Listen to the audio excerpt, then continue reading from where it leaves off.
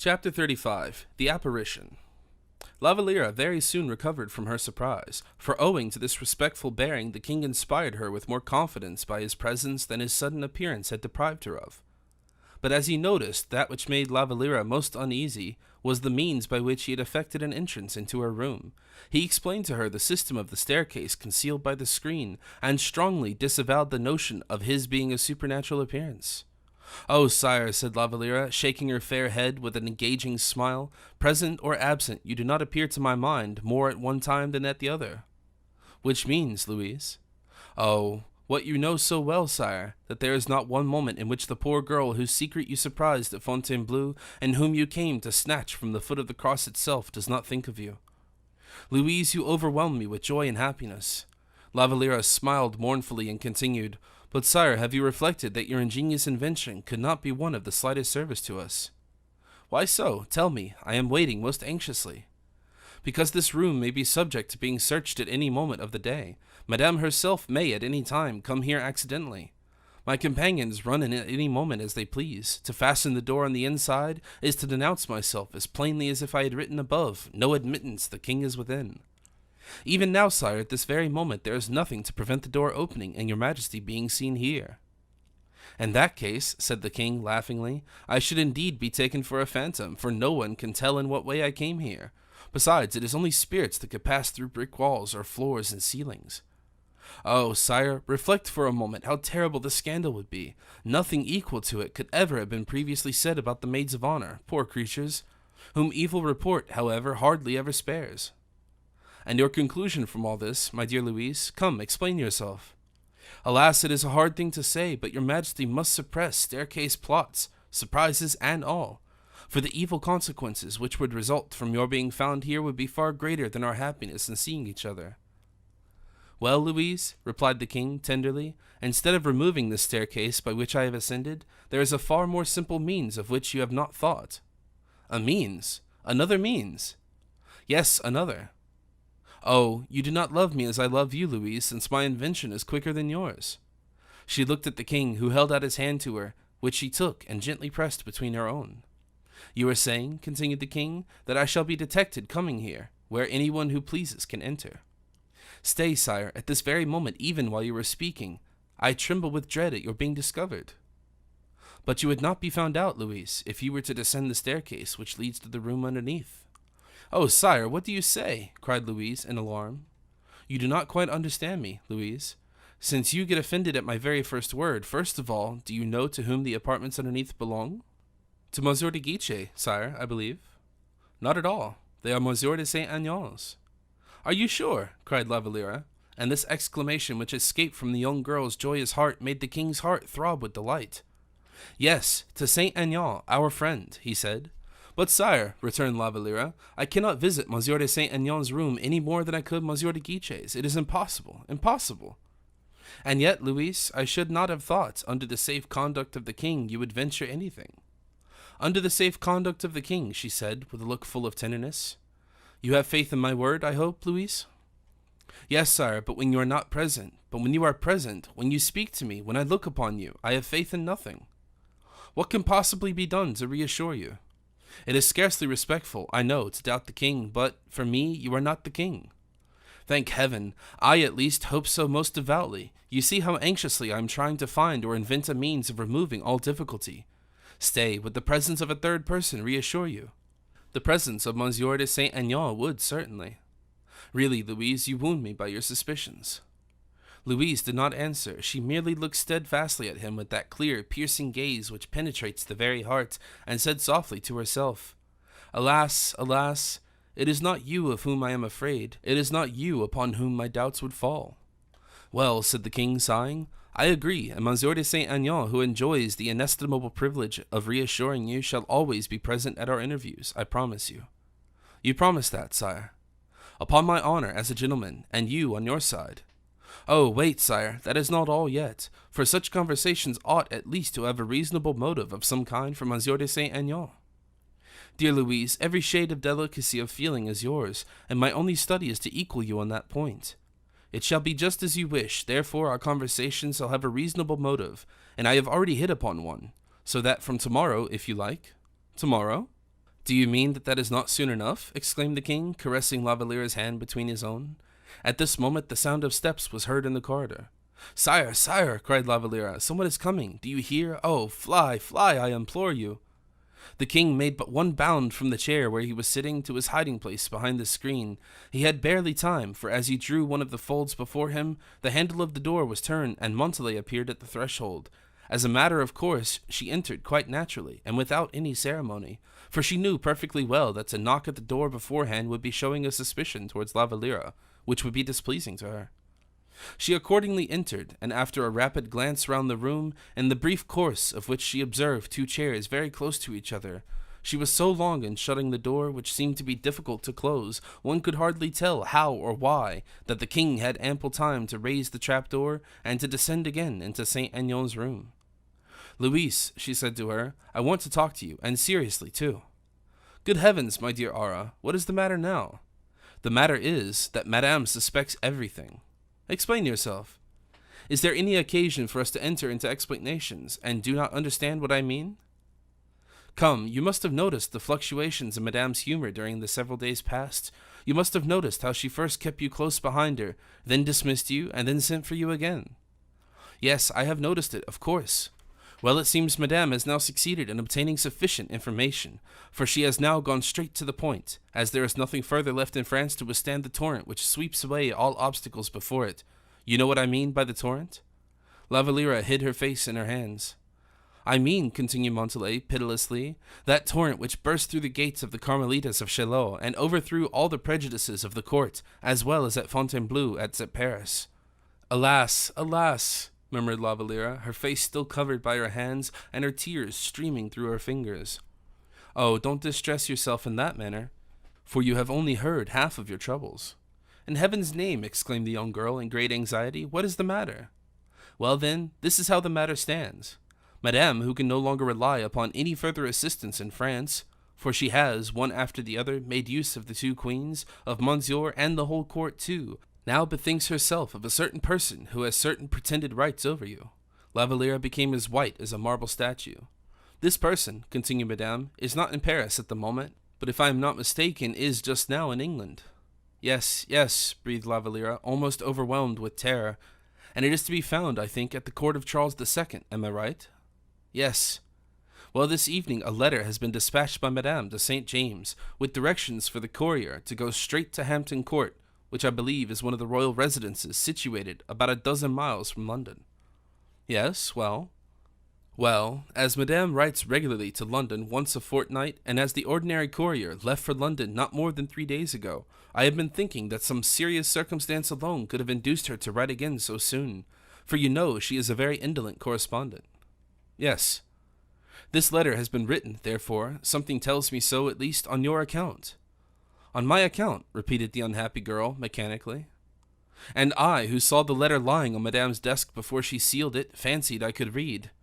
"What did you fancy you could read?" "I might possibly have been mistaken, though." "Tell me, what was it?" "The name of Bragelonne." La Valliere rose hurriedly from her chair, a prey to the most painful agitation. "Montalais," she said, her voice broken by sobs, "all my smiling dreams of youth and innocence have fled already. I have nothing now to conceal, either from you or anyone else. My life is exposed to everyone's inspection, and I can be opened like a book, in which all the world can read, from the king himself to the first passer-by. Aura, dearest Aura, what can I do? What will become of me?" Montalais approached close to her and said, "Consult your own heart, of course." "Well, I do not love Monsieur de Bragelonne. When I say I do not love him, understand that I love him as the most affectionate sister could love the best of brothers, but that is not what he requires, nor what I promised him." "In fact, you love the king," said Montalais, "and that is a sufficiently good excuse." "Yes, I do love the king," hoarsely murmured the young girl, "and I have paid dearly enough for pronouncing those words. And now, Montalais, tell me, what can you do either for me or against me in my position?" "You must speak more clearly still." "What am I to say, then?" "And so you have nothing very particular to tell me?" "No," said Louise in astonishment. "Very good, and so all you have to ask me is my advice respecting Monsieur Rao." "Nothing else." "It is a very delicate subject," replied Montalais. "No, it is nothing of the kind. Ought I to marry him in order to keep the promise I made, or ought I continue to listen to the king?" You have really placed me in a difficult position, said Montalais, smiling. If you ask me, you ought to marry Raoul, whose friend I am, and whom I shall mortally offend in giving you my opinion against him. And then you ask me if you should cease to listen to the king, whose subject I am, and whom I shall offend if I were to advise you in a particular way. Ah, Louise, you seem to hold a difficult position at a very cheap rate. You have not understood me, Ara, said La Valliere, wounded by the slightly mocking tone of her companion. If I were to marry Monsieur de Bragelonne, I should be far from bestowing on him the happiness he deserves, but for the same reason, if I listened to the king, he would become the possessor of one indifferent in very many aspects. I admit, but one whom his affection confers an appearance of value. What I ask you, then, is to tell me some means of disengaging myself honorably, either from one or from the other. Or rather, I ask you from which side you think I can free myself most honorably. My dear Louise, replied Montalais after a pause, I am not one of the 7 wise men of Greece, and I have no perfectly invariable rules of conduct to govern me. But on the other hand, I have a little experience, and I can assure you that no woman ever asks for advice of the nature which you have just asked me without being in a terrible state of embarrassment. Besides, you have made a solemn promise, which every principle of honor requires you to fulfill. If, therefore, you are embarrassed in consequence of having undertaken such an engagement, it is not a stranger's advice. Everyone is a stranger to a heart full of love. It is not my advice, I repeat, that can extricate you from your embarrassment. I shall not give it. Therefore, and for a greater reason still, because were I in your place, I should feel much more embarrassed after the advice than before it. All I can do is to repeat what I have already told you. Shall I assist you? Yes, yes. Very well, that is all. Tell me in what way you wish me to help you. Tell me for and against whom. In this way we shall not make any blunders. But first of all, said La Valliere, pressing her companion's hand, for whom or against whom do you decide? For you, if you are really and truly my friend. Are you not Madame's confidant? A greater reason for being in service to you. If I were not to know what is going on in that direction, I should not be of any service at all, and consequently you would not obtain any advantage from my acquaintance. Friendships live and thrive upon a system of reciprocal benefits. The result is then that you will remain at the same time Madame's friend also. Evidently, do you complain of that? I hardly know, sighed La Valliere thoughtfully, for this cynical frankness appeared to her an offense both to the woman and the friend. All well and good then, said Montalais, for if you did, you would be very foolish. You wish to serve me then? Devotedly, if you will serve me in return. One would almost say that you do not know my heart, said La Valliere, looking at Montalais with her eyes wide open. Why, the fact is that since we have belonged to the court, my dear Louise, we are very much changed. In what way? It is very simple. Were you the second Queen of France yonder at Blois? La Valliere hung down her head and began to weep. Montalais looked at her in an indefinable manner and murmured, Poor girl, and then adding, Poor king, she kissed Louise on the forehead and returned to her apartment where Malicorne was waiting for her.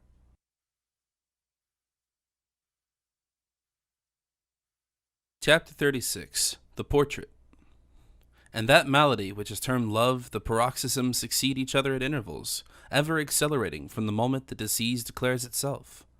By and by, the paroxysms are less frequent, in proportion as the cure approaches. This being laid down as a general axiom, and as the leading article of a particular chapter, we will now proceed with our recital. The next day, the day fixed by the king for the first conversation in Saint Aignan's room, La Valliere, on opening one of the folds of the screen, found upon the floor a letter in the king's handwriting. The letter had been passed through a slit in the floor, from the lower apartment to her own. No indiscreet hand or curious gaze could have brought or did bring this paper. This, too, was one of Malicorne's ideas, having seen how very serviceable Saint Aignan would become to the king on account of his apartment. He did not wish that the courtier should become still more indispensable as a messenger, and so he had, on his own private account, reserved this last post for himself. La Valliere most eagerly read the letter, which fixed 2 o'clock that same afternoon for the rendezvous, and which indicated the way of raising the trap door which was constructed out of the flooring. Make yourself look as beautiful as you can, added the postscript of the letter, words which astonished the young girl but at the same time reassured her. The hours passed away very slowly, but the time fixed, however, arrived at last.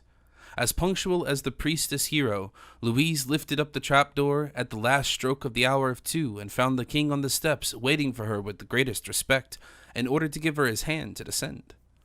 The delicacy and deference shown in this attention affected her very powerfully. At the foot of the staircase, the two lovers found the Comte, who with a smile and a low reverence distinguished by the best taste, expressed his thanks to La Valliere for the honor she conferred upon him. Then, turning towards the king, he said, "Sire, our man is here." La Valliere looked at the king with some uneasiness. "Mademoiselle," said the king, "if I have begged you to do me the honor of coming down here, it was from an interested motive. I have procured a most admirable portrait painter, who is celebrated for the fidelity of his likenesses, and I wish you to be kind enough to authorize him to paint yours. Besides, if you positively wish it, the portrait shall remain in your own possession." La Valliere blushed. "You see," said the king to her, "we shall not be 3 as you wish, but 4 instead, and so long as we are not alone, there can be as many present as you please." La Valliere gently pressed her lover's hand. "Shall we pass into the next room, sire?" said Saint Aignan, opening the door to let his guest precede him. The king walked behind La Valliere, and fixed his eyes lingeringly and passionately upon that neck as white as snow, upon which her long fair ringlets fell in heavy masses. La Valliere was dressed in a thick silk robe of pearl gray color, with a tinge of rose and jet ornaments, which displayed to greater effect the dazzling purity of her skin, holding in her slender and transparent hands a bouquet of heartsease, Bengal roses, and clematis, surrounded with leaves of the tenderest green, above which uprose like a tiny goblet spilling magic influence a Harlem tulip of gray, and violet tints of a pure and beautiful species, which had cost the gardener 5 years' toil of combinations, and the king 5,000 francs. Louis had placed this bouquet in La Valliere's hand as he saluted her. In the room, the door of which Saint Aignan had just opened, a young man was standing, dressed in a purple velvet jacket, with beautiful black eyes and long brown hair. It was the painter. His canvas was quite ready, and his palette prepared for use. He bowed to La Valliere with the grave curiosity of an artist who is studying his model, saluted the king discreetly, as if he did not recognize him, and as he would, consequently, have saluted any other gentleman. Then, leading Mademoiselle de La Valliere to the seat he had arranged for her, he begged her to sit down. The young girl assumed an attitude graceful and unrestrained, her hands occupied and her limbs reclining on cushions. And in that order, that her gaze might not assume a vague or affected expression, the painter begged her to choose some kind of occupation so as to engage her attention. Whereupon, Louis XIV, smiling, sat down on the cushions at La Valliere's feet, so that she, in the reclining posture she had assumed, leaning back in the armchair, holding her flowers in her hand, and he with his eyes raised towards her and fixed devouringly on her face. They both together formed so charming a group that the artist contemplated painting it with professional delight, while on his side, Saint Aignan regarded them with feelings of envy. The painter sketched rapidly, and very soon, beneath the earliest touches of the brush, there started into life, out of the gray background, the gentle poetry-breathing face, with its soft, calm eyes and delicately tinted cheeks, and framed in the masses of hair which fell about her neck. The lovers, however, spoke but little, and looked at each other a great deal. Sometimes their eyes became so languishing in their gaze that the painter was obliged to interrupt his work in order to avoid representing an Erycina instead of a La Valliere. It was on such occasions that Saint Aignan came to the rescue and recited verses, or repeated one of those little tales such as Patru related, and Tallemant des Reaux wrote so cleverly. Or it might be that La Valliere was fatigued, and the sitting was, therefore, suspended for a while, and immediately a tray of precious porcelain, laden with the most beautiful fruits which could be obtained, and rich wines distilling their bright colors in silver goblets beautifully chased, served as accessories to the picture of which the painter could but retrace the most ephemeral resemblance. Louis was intoxicated with love, La Valliere with happiness, Saint Aignan with ambition, and the painter was storing up recollections for his old age. 2 hours passed away in this manner, and 4 o'clock having struck, La Valliere rose and made a sign to the king. Louis also rose, approached the picture, and addressed a few flattering remarks to the painter. Saint Aignan also praised the picture, which, as he pretended, was already beginning to assume an accurate resemblance. La Valliere in her turn blushingly thanked the painter and passed into the next room, where the king followed her, after having previously summoned Saint Aignan. "Will you not come tomorrow?" he said to La Valliere. "Oh, sire, pray think that someone will sure come to my room and not find me there." "Well, what will become of me in that case?" "You are very apprehensive, Louise. But at all events, suppose Madame were to send for me?" "Oh," replied the king, "will the day never come when you yourself will tell me to brave everything so that I may not have to leave you again?" "On that day, sire, I shall quite be out of my mind, and you must not believe me." Tomorrow, Louise. La Valliere sighed, but without the courage to oppose her royal lover's wish, she repeated, Tomorrow, then, since you so desire it. And with these words, she ran lightly up the stairs and disappeared from her lover's gaze. Well, sire, inquired Saint Aignan when she had left. Well, Saint Aignan, yesterday I thought myself the happiest of men. And does your majesty then regard yourself today, said the Comtesse smiling, as the unhappiest of men? No, but my love for her is an unquenchable thirst. In vain do I drink, in vain do I swallow the drops of water which your industry procures for me. The more I drink, the more unquenchable it becomes. Sire, that is in some degree your own fault, and your majesty alone has made the position such as it is. You are right. In that case, therefore, the means to be happy is to fancy yourself satisfied and to wait. Wait? You know that word, then? There, sire, do not despair. I have already been at work on your behalf. I still have other resources in store. The king shook his head in a despairing manner. What, sire, have you not been satisfied hitherto? Oh, yes, indeed, yes, my dear Saint Aignan. But invent, for heaven's sake, invent some further project yet. Sire, I undertake to do my best, and that is all that anyone can do. The king wished to see the portrait again, as he was unable to see the original. He pointed out several alterations to the painter and left the room, and then Saint Aignan dismissed the artist. The easel, paints, and painter himself had scarcely gone when Malicorne showed his head in the doorway. He was received by Saint Aignan with open arms, but still with a little sadness, for the cloud which had passed across the royal sun veiled in its turn the most faithful satellite, and Malicorne at a glance perceived the melancholy that brooded on Saint Aignan's face. "Oh, Monsieur le Comte," he said, "how sad you seem." "And good reason, too, my dear Monsieur Malicorne. Will you believe that the king is still dissatisfied?" "With his staircase, do you mean?" "Oh, no, on the contrary, he is delighted with the staircase." "The decorations of the apartment, I suppose, don't please him?" "Oh, he has not even thought of that. No, indeed, it seems what has dissatisfied the king. I will tell you, Monsieur le Comte, he is dissatisfied at finding himself the fourth person at a rendezvous of this kind. How is it possible you could not have guessed that?" "Why, how is it likely I could have done so? Dear Monsieur Malicorne, when I followed the king's instructions to the very letter." "Does His Majesty really insist on your being present?" "Positively." "And also required that the painter whom I met downstairs just now should be here too?" "He insisted upon it." "In that case, I can easily understand why His Majesty is dissatisfied." "What? Dissatisfied that I have so punctually and so literally obeyed his orders? I don't understand you." Malicorne began to scratch his ear as he asked, "What time did the king fix for the rendezvous in your apartments?" 2 o'clock. "And you were waiting for the king?" "Ever since 1:30. It would have been a fine thing, indeed, to have been unpunctual with His Majesty." Malicorne, notwithstanding his respect for Saint Aignan, could not help smiling. "And the painter," he said, "did the king wish him to be here at 2 o'clock also?" "No, but I had him waiting here from midday. Far better, you know, for a painter to be kept waiting a couple hours than the king a single minute." Malicorne began to laugh aloud. "Come, dear Monsieur Malicorne," said Saint Aignan, "laugh less at me and speak a little more freely, I beg." "Well then, Monsieur le Comte, if you wish the king to be a little more satisfied the next time he comes." "Ventre Saint Gris, as the grandfather used to say, of course I wish it." "Well then, all you have to do is when the king comes tomorrow to be obliged to go away on a most pressing matter of business, which cannot possibly be postponed, and stay away for 20 minutes. "What, leave the king alone for 20 minutes?" cried Saint Aignan in alarm. "Very well, do as you like. Don't pay any attention to what I say," said Malicorne, moving towards the door. Nay, dear Monsieur Malicorne, on the contrary, go on, I begin to understand you. But the painter?" "Oh, the painter must be a half an hour late." "Half an hour? Do you really think so?" "Yes, I do, decidedly." "Very well, then, I will do as you tell me." "And my opinion is that you will be doing perfectly right. Will you allow me to call upon you for the latest news tomorrow?" "Of course." "I have the honor to be your most respectful servant, Monsieur de Saint Aignan," said Malicorne, bowing profoundly and retiring from the room backwards. "There is no doubt that fellow has more invention than I have," said Saint Aignan, as if compelled by his conviction to admit it.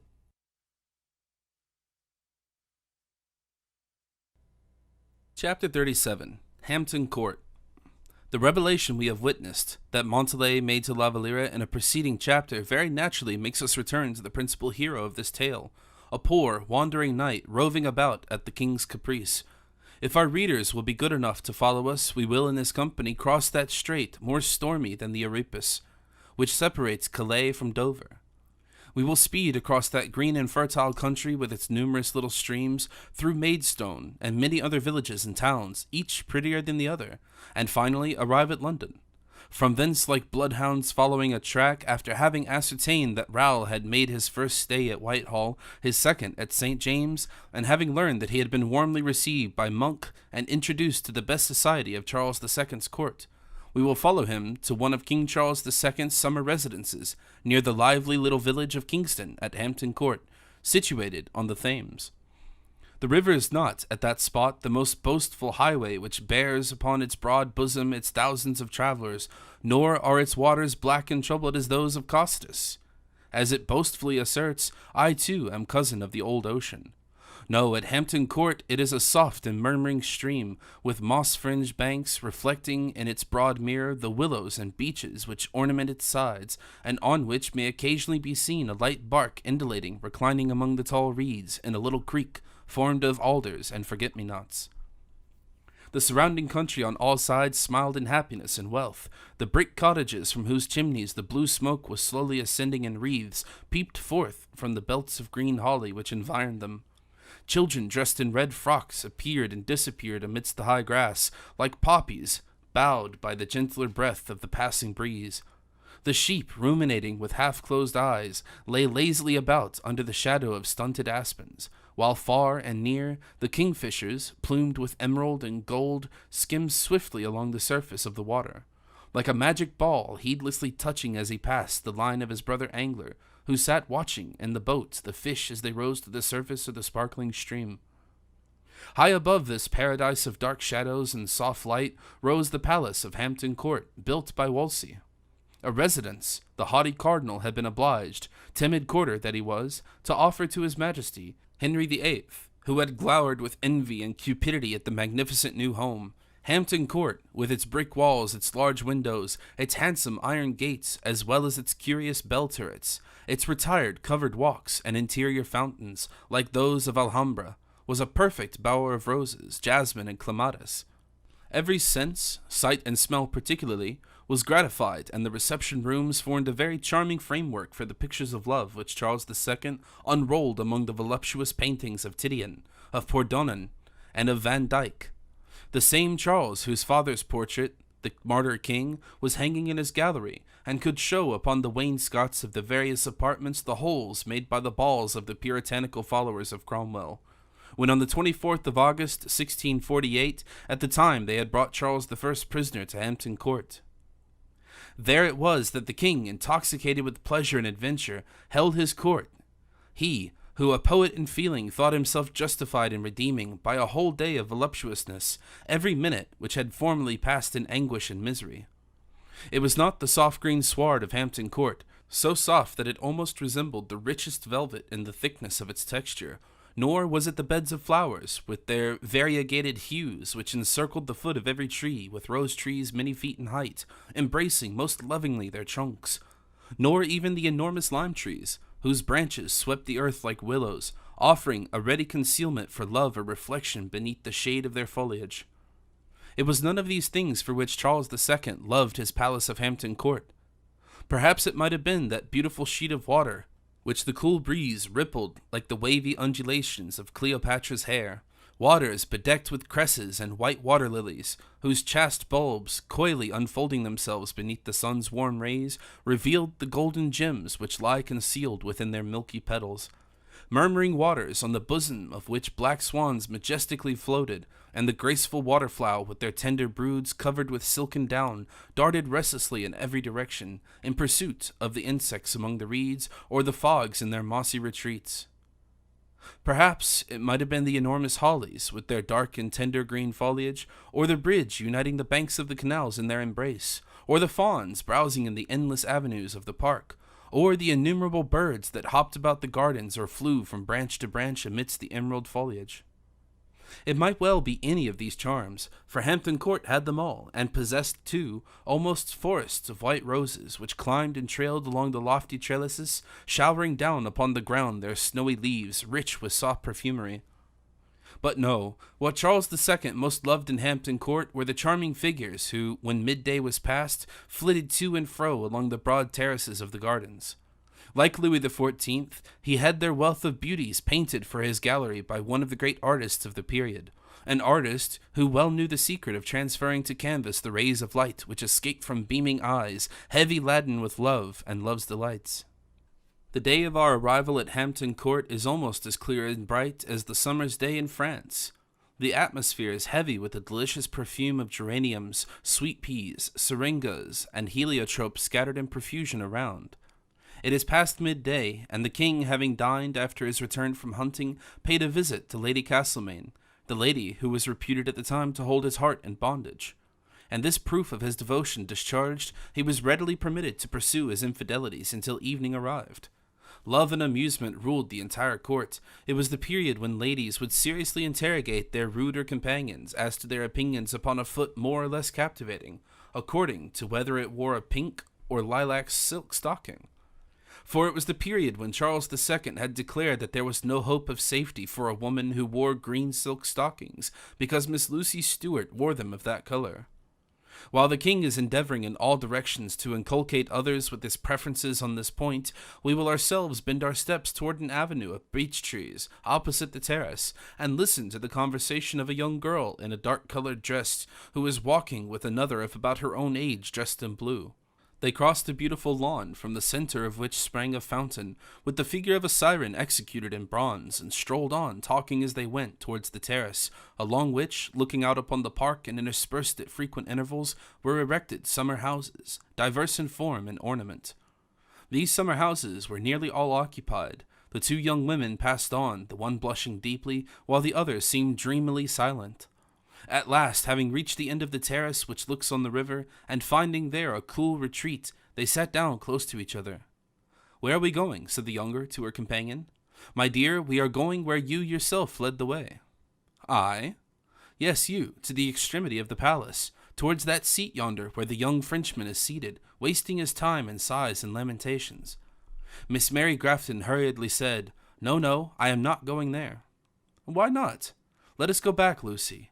"Nay, on the contrary, let us go on and have an explanation." "What about?" "About how it happens that the Vicomte de Bragelonne always accompanies you in all your walks, as you invariably accompany him in his." "And you conclude either that he loves me or that I love him?" "Why not? He is a most agreeable and charming companion. No one hears me, I hope," said Lucy Stuart, as she turned round with a smile, which indicated, moreover, that her uneasiness on the subject was not extreme. No, said Mary. "The king is engaged in his summer house with the Duke of Buckingham." "Ah, apropos of the Duke, Mary, it seems he has shown you great attention since his return from France. How is your own heart in that direction?" Mary Grafton shrugged her shoulders with seeming indifference.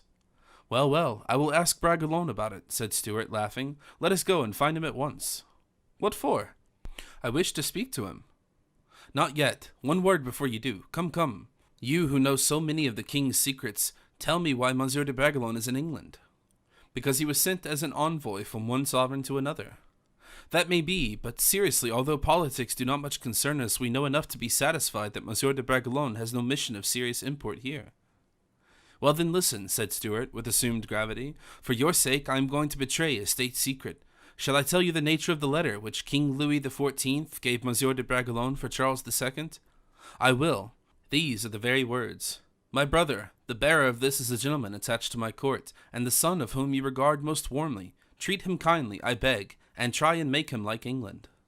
"Did it say that?" "Word for word, or something very like it. I will not answer for the form, but the substance I am sure of." "Well, and what conclusion do you, or rather what conclusion does the king draw from that?" "That the King of France has his own reasons for removing Monsieur de Bragelonne, and for getting him married anywhere else than in France." "So that, then, in consequence of this letter, King Charles received Monsieur de Bragelonne, as you are aware, in the most distinguished and friendly manner. The handsomest apartments in Whitehall were allotted to him, and as you are the most valuable and precious person in his court, inasmuch as you have rejected his heart, nay, do not blush, he wished you to take a fancy to this Frenchman, as he was desirous to confer upon him so costly a prize. And this is the reason why you, the heiress of £300,000, a future duchess, so beautiful, so good, had been thrown in Bragelonne's way in all the promenades and parties of pleasure to which he was invited. In fact, it was a plot, a kind of conspiracy. Mary Grafton smiled with that charming expression which was habitual to her, and pressing her companion's arm, said, "Thank the king, Lucy." "Yes, yes, but the Duke of Buckingham is jealous, so take care." Hardly had she pronounced these words when the Duke appeared from one of the pavilions on the terrace, and approaching the two girls with a smile, said, "You are mistaken, Miss Lucy. I am not jealous. And the proof, Miss Mary is yonder, in the person of Monsieur de Bragelonne himself, who ought to be the cause of my jealousy, but who is dreaming in pensive solitude. Poor fellow! Allow me to leave you for a few minutes, while I avail myself of those few minutes to converse with Miss Lucy Stewart, to whom I have something to say." And then, bowing to Lucy, he added, "Will you do me the honor to accept my hand, in order that I may lead you to the king who is awaiting us?" With these words, Buckingham, still smiling, took Miss Stewart's hand and led her away. When by herself, Mary Grafton, her head gently inclined towards her shoulder, with that indolent gracefulness of action which distinguishes young English girls, remained for a moment with her eyes fixed on Raoul, but as if uncertain what to do. At last, after first blushing violently and then turning deadly pale, thus revealing the internal combat which assailed her heart, she seemed to make up her mind to adopt a decided course, and with a tolerably firm step, advanced towards the seat on which Raoul was reclining, buried in the profoundest meditation, as we have already said. The sound of Miss Mary's steps, though they could be hardly heard, upon the green sward, awakened Raoul from his musing attitude. He turned round, perceived the young girl, and walked forward to meet the companion whom his happy destiny had thrown away. "I have been sent to you, monsieur," said Mary Grafton. "Will you take care of me?" "To whom is my gratitude due for so great a happiness?" inquired Raoul. "To the Duke of Buckingham," replied Mary, affecting a gaiety she did not really feel. "To the Duke of Buckingham, do you say? He who so passionately seeks your charming society. Am I really to believe you are serious, mademoiselle?" "The fact is, monsieur, you perceive that everything seems to conspire to make us pass the best, or rather the longest part of your days together. Yesterday it was the king who desired me to beg you to seat yourself next to me at dinner. Today it is the Duke of Buckingham who begs me to come and place myself near you on this seat." "And he has gone away in order to leave us together?" asked Raoul with some embarrassment. "Look yonder, at the turning of that path. He is just out of sight with Miss Stewart.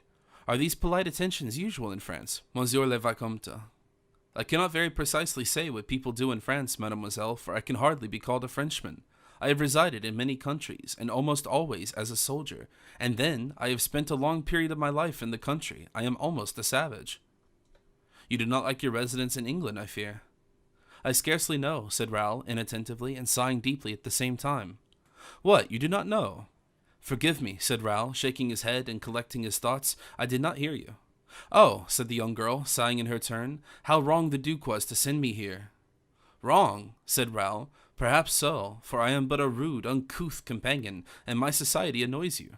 The Duke did, indeed, very wrong to send you here." "It is precisely," replied Mary Grafton, in a clear, calm voice, "because your society does not annoy me that the Duke was wrong to send me to you." It was now Raoul's turn to blush.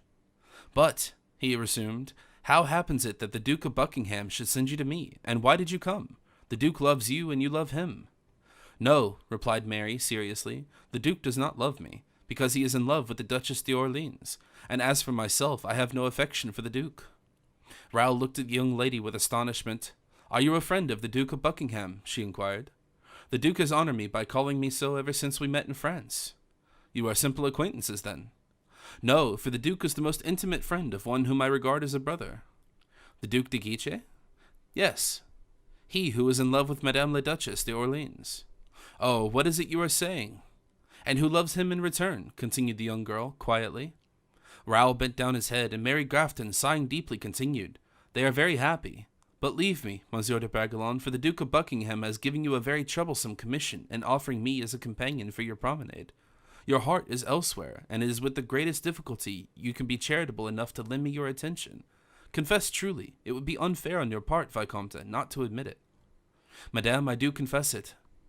She looked at him steadily. He was so noble and so handsome in his bearing, his eyes revealed so much gentleness, candor, and resolution, that the idea could not possibly enter her mind that he was either rudely discourteous or a mere simpleton. She only perceived clearly enough that he loved another woman, and not herself, with the whole strength of his heart. Ah, I now understand you, she said. You have left your heart behind you in France. Raoul bowed. The Duke is aware of your affection? No one knows it, replied Raoul. Why, therefore, do you tell me? Nay, answer me. I cannot.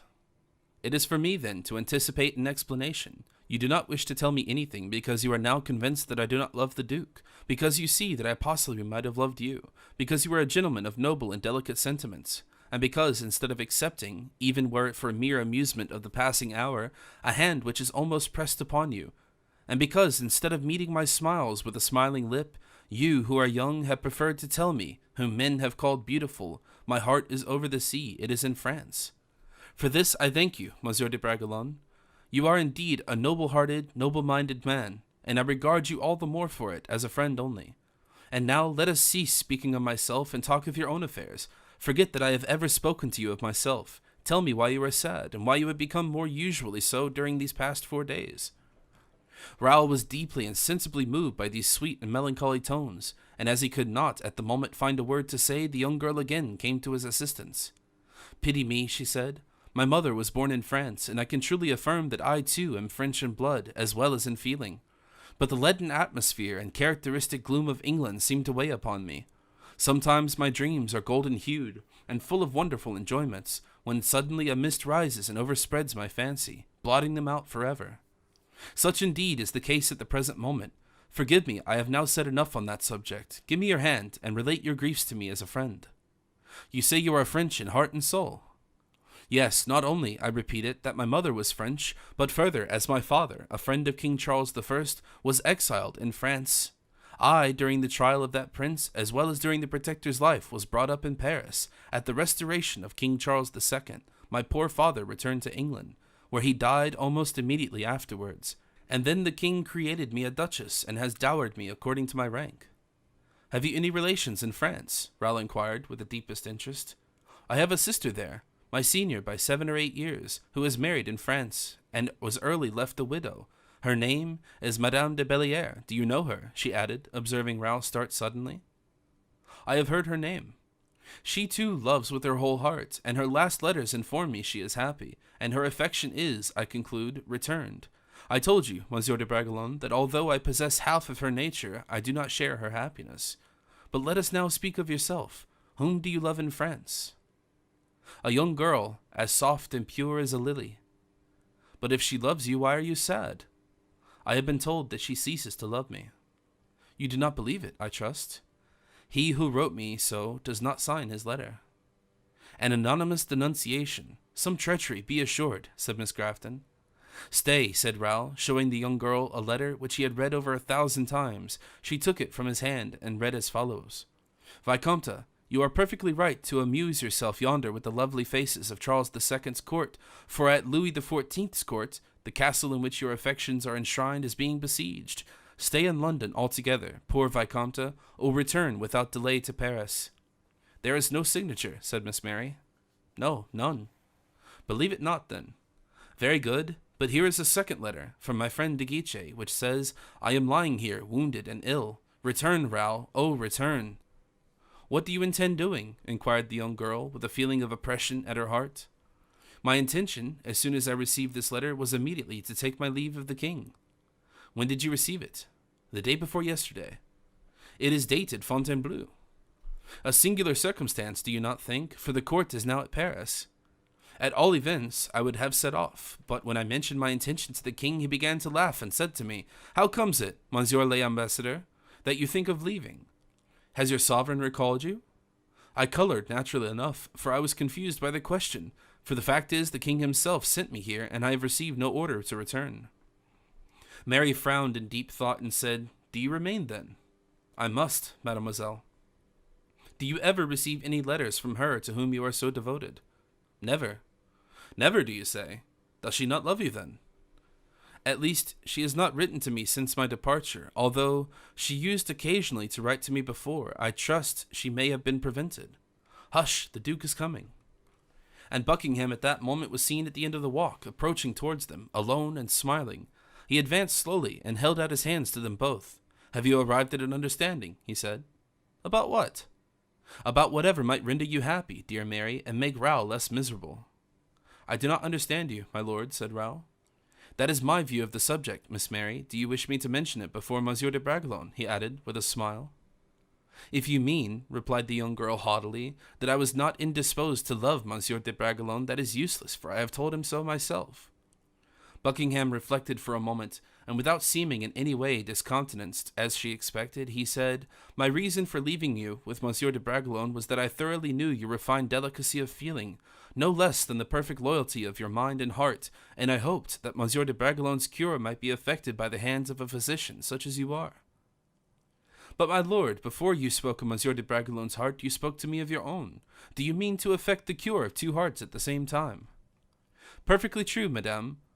But you will do me the justice to admit that I have long discontinued a useless pursuit, acknowledging that my own wound is incurable.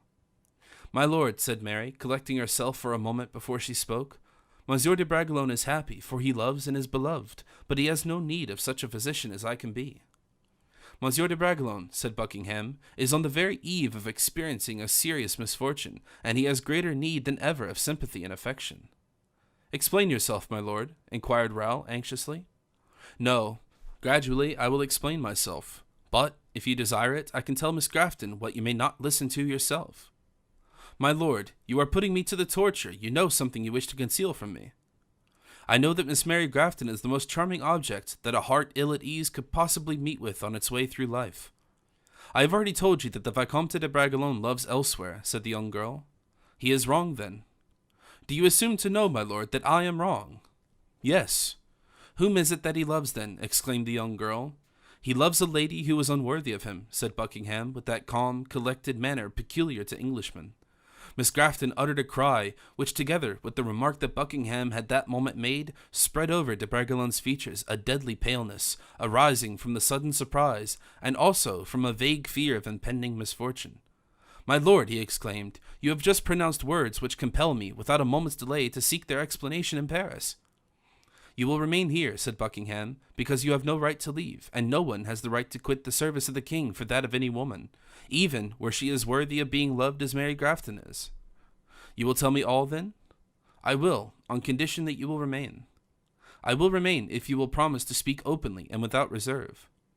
Thus far had their conversation proceeded, and Buckingham, in all probability, was on the point of revealing, not indeed all that had taken place, but at least all that he was aware of, when one of the king's attendants appeared at the end of the terrace and advanced toward the summer house where the king was sitting with Lucy Stuart. A courier followed him, covered with dust from head to foot, and who seemed as if he had but few minutes before dismounted from his horse. The courier from France, Madame's courier, exclaimed Raoul, recognizing the princess's livery, and while the attendant and the courier advanced toward the king, Buckingham and Miss Grafton exchanged a look full of intelligence with each other.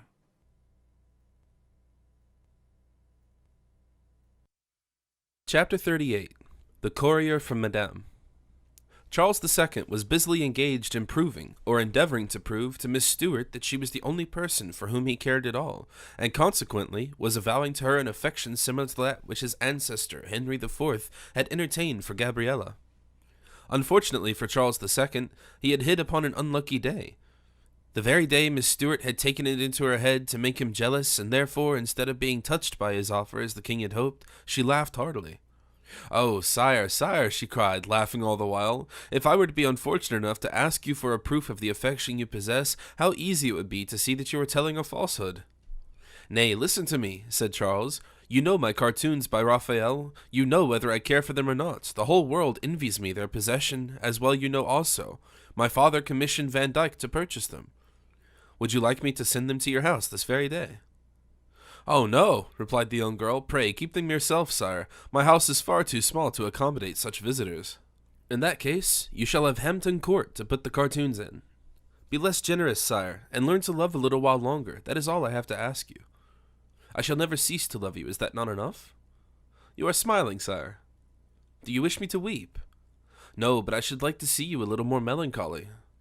"Thank heaven, I have been so long enough. 14 years of exile, poverty, and misery. I think I may well regard it as a debt discharged. Besides, melancholy makes people look so plain." "Far from that, for look at the young Frenchman." "What, the Vicomte de Bragelonne? Are you smitten too?" By heaven, they will all grow mad over him, one after the other, but he, on the contrary, has a reason for being melancholy. Why so?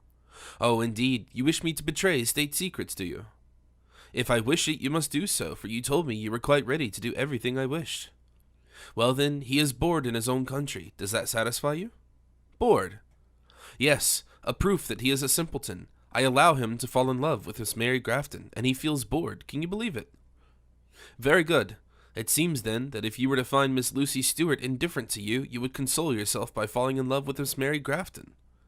I don't say that. In the first place, you know that Mary Grafton does not care for me. Besides, a man can only console himself for a lost affection by the discovery of a new one. Again, however, I repeat, the question is not of myself, but of that young man. One might almost be tempted to call the girl he has left behind him a Helen before the little ceremony she went through at Paris. Of course. He has left someone, then. That is to say, someone has left him. Poor fellow, so much the worse. Why do you mean by so much the worse? Why not? Why did he leave? Do you think it was of his own wish or will that he left? Was he obliged to leave, then? He left Paris under orders, my dear Stuart, and prepare to be surprised, by express orders of the king. Ah, I begin to see now. At least say nothing at all about it. You know very well that I am just as discreet as anybody else, and so the king sent him away. Yes, and during his absence he takes his sweetheart from him. Yes, and will you believe it, the silly fellow, instead of thanking the king, is making himself miserable. What? Thank the king for depriving him of the woman he loves. Really, sire, yours is a most ungallant speech. But pray, understand me. If she whom the king had run off with was either a Miss Grafton or a Miss Stewart, I should not be of his opinion. Nay, I should even thank him not half wretched enough. But she is a little, thin, lame thing. Deuce take such fidelity as that. Surely one can hardly understand how a man can refuse a girl who is rich for one who is poverty itself, a girl who loves him for one who deceives and betrays him. Do you think that Mary seriously wishes to please the Vicomte, sire? I do indeed. Very good. The Vicomte will settle down in England, for Mary has a clear head, and when she fixes her mind upon anything, she does so thoroughly.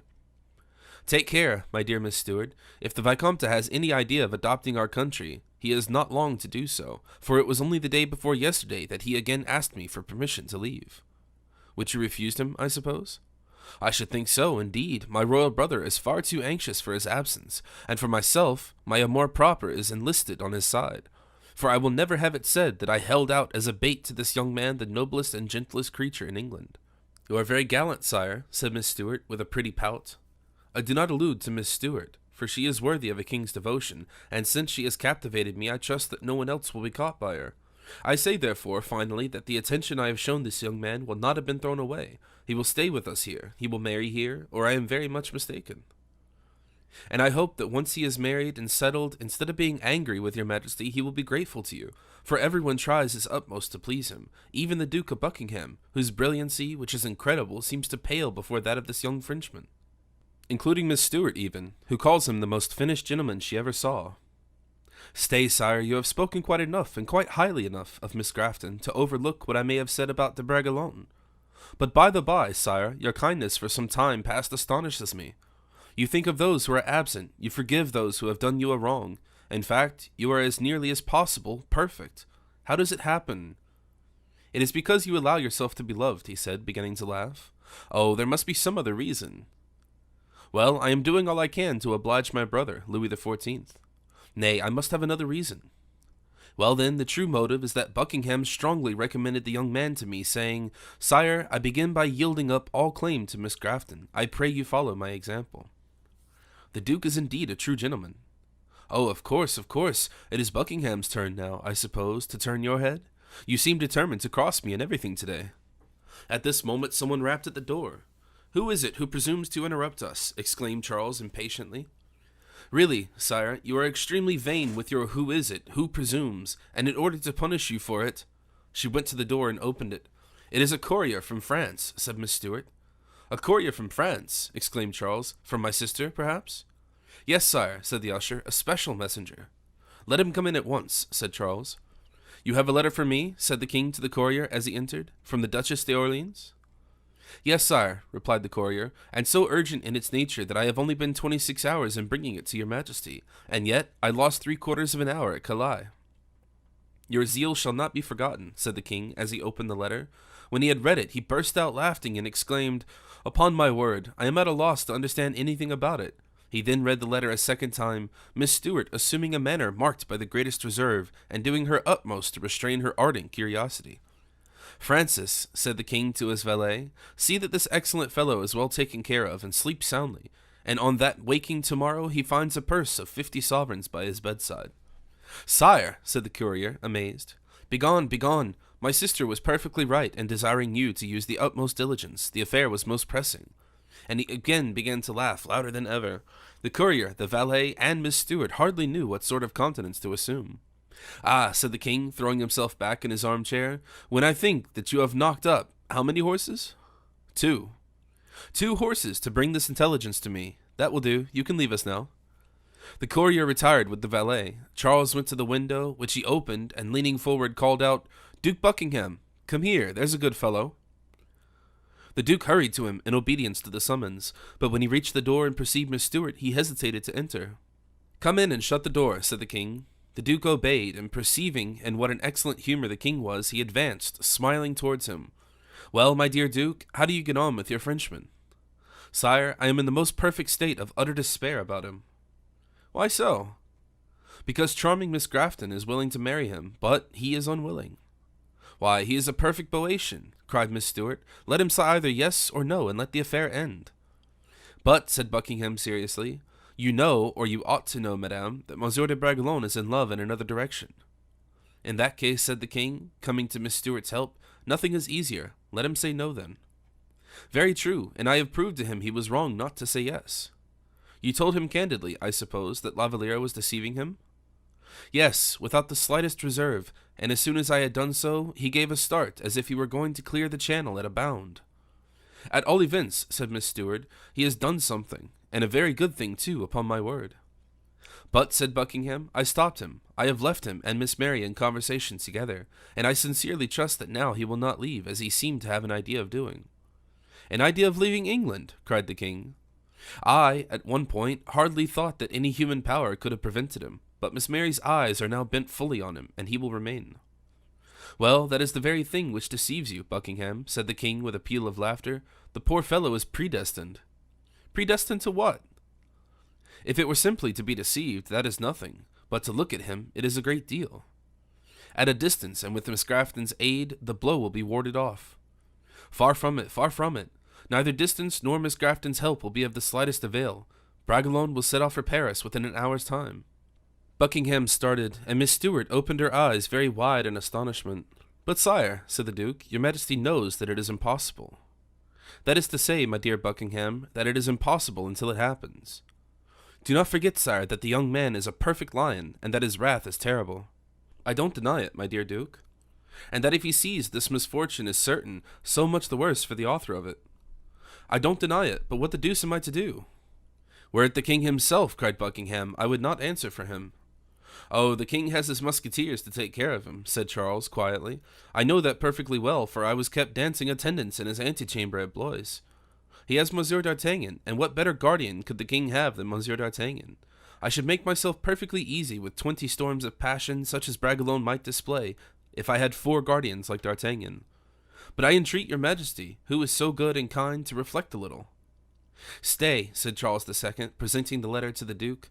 Read and answer yourself what you would do in my place. Buckingham slowly took hold of Madame's letter, and trembling with emotion read the following words. For your own sake, for mine, for the honor and safety of everyone, send Monsieur de Bragelonne back to France immediately. Your devoted sister, Henrietta. Well, Valliere, what do you say? Really, sire, I have nothing to say, replied the Duke, stupefied. Nay, would you, of all persons, said the king artfully, advise me not to listen to my sister when she writes so urgently? Oh, no, no, sire, and yet... You have not read the postscript, Valliere. It is under the fold of the letter, and escaped me at first. Read it.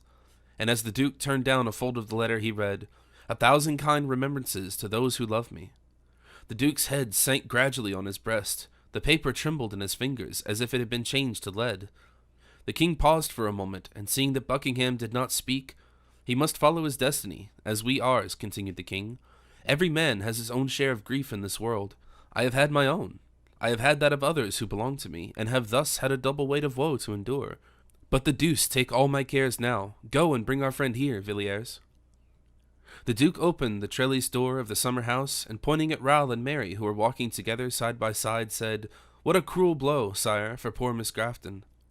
"Nonsense, call him," said Charles II, knitting his black brows together. "Everyone seems to be sentimental here. There, look at Miss Stuart, who is wiping her eyes. Now deuce take the French fellow." The Duke called to Raoul, and taking Miss Grafton by the hand, he led her towards the king. "Monsieur de Bragelonne," said Charles II, "did you not ask me the day before yesterday for permission to return to Paris?" "Yes, sire," replied Raoul, greatly puzzled by this address. "And I refused you, I think?" "Yes, sire." "For which you were angry with me." "No, sire, your majesty had no doubt excellent reasons for withholding it, for you are so wise and so good that everything you do is well done." "I alleged, I believe, as a reason that the King of France had not recalled you." "Yes, sire, that was the reason you assigned." "Well, Monsieur de Bragelonne, I have reflected over the matter since. If the king did not, in fact, fix your return, he begged me to render your sojourn in England as agreeable as possible. Since, however, you ask my permission to return, it is because your residence in England is no longer agreeable to you." "I do not say that, sire." "No, but your request, at least," said the king, "signified that another place of residence would be more agreeable to you than this." At this moment Raoul turned towards the door, against which Miss Grafton was leaning, pale and sorrow-stricken. Her other hand was passed through the Duke's arms. "You do not reply," pursued Charles. "The proverb is plain enough that silence gives consent." "Very good, Monsieur de Bragelonne, I am now in a position to satisfy you. Whenever you please, therefore, you can leave for Paris, which you have my authority." "Sire," exclaimed Raoul, while Mary stifled an exclamation of grief which rose to her lips, unconsciously pressing Buckingham's arm. "You can be at Dover this evening," continued the king. "The tide serves at 2 o'clock in the morning." Raoul, astounded, stammered out a few broken sentences, which equally answered the purpose both of thanks and of excuse.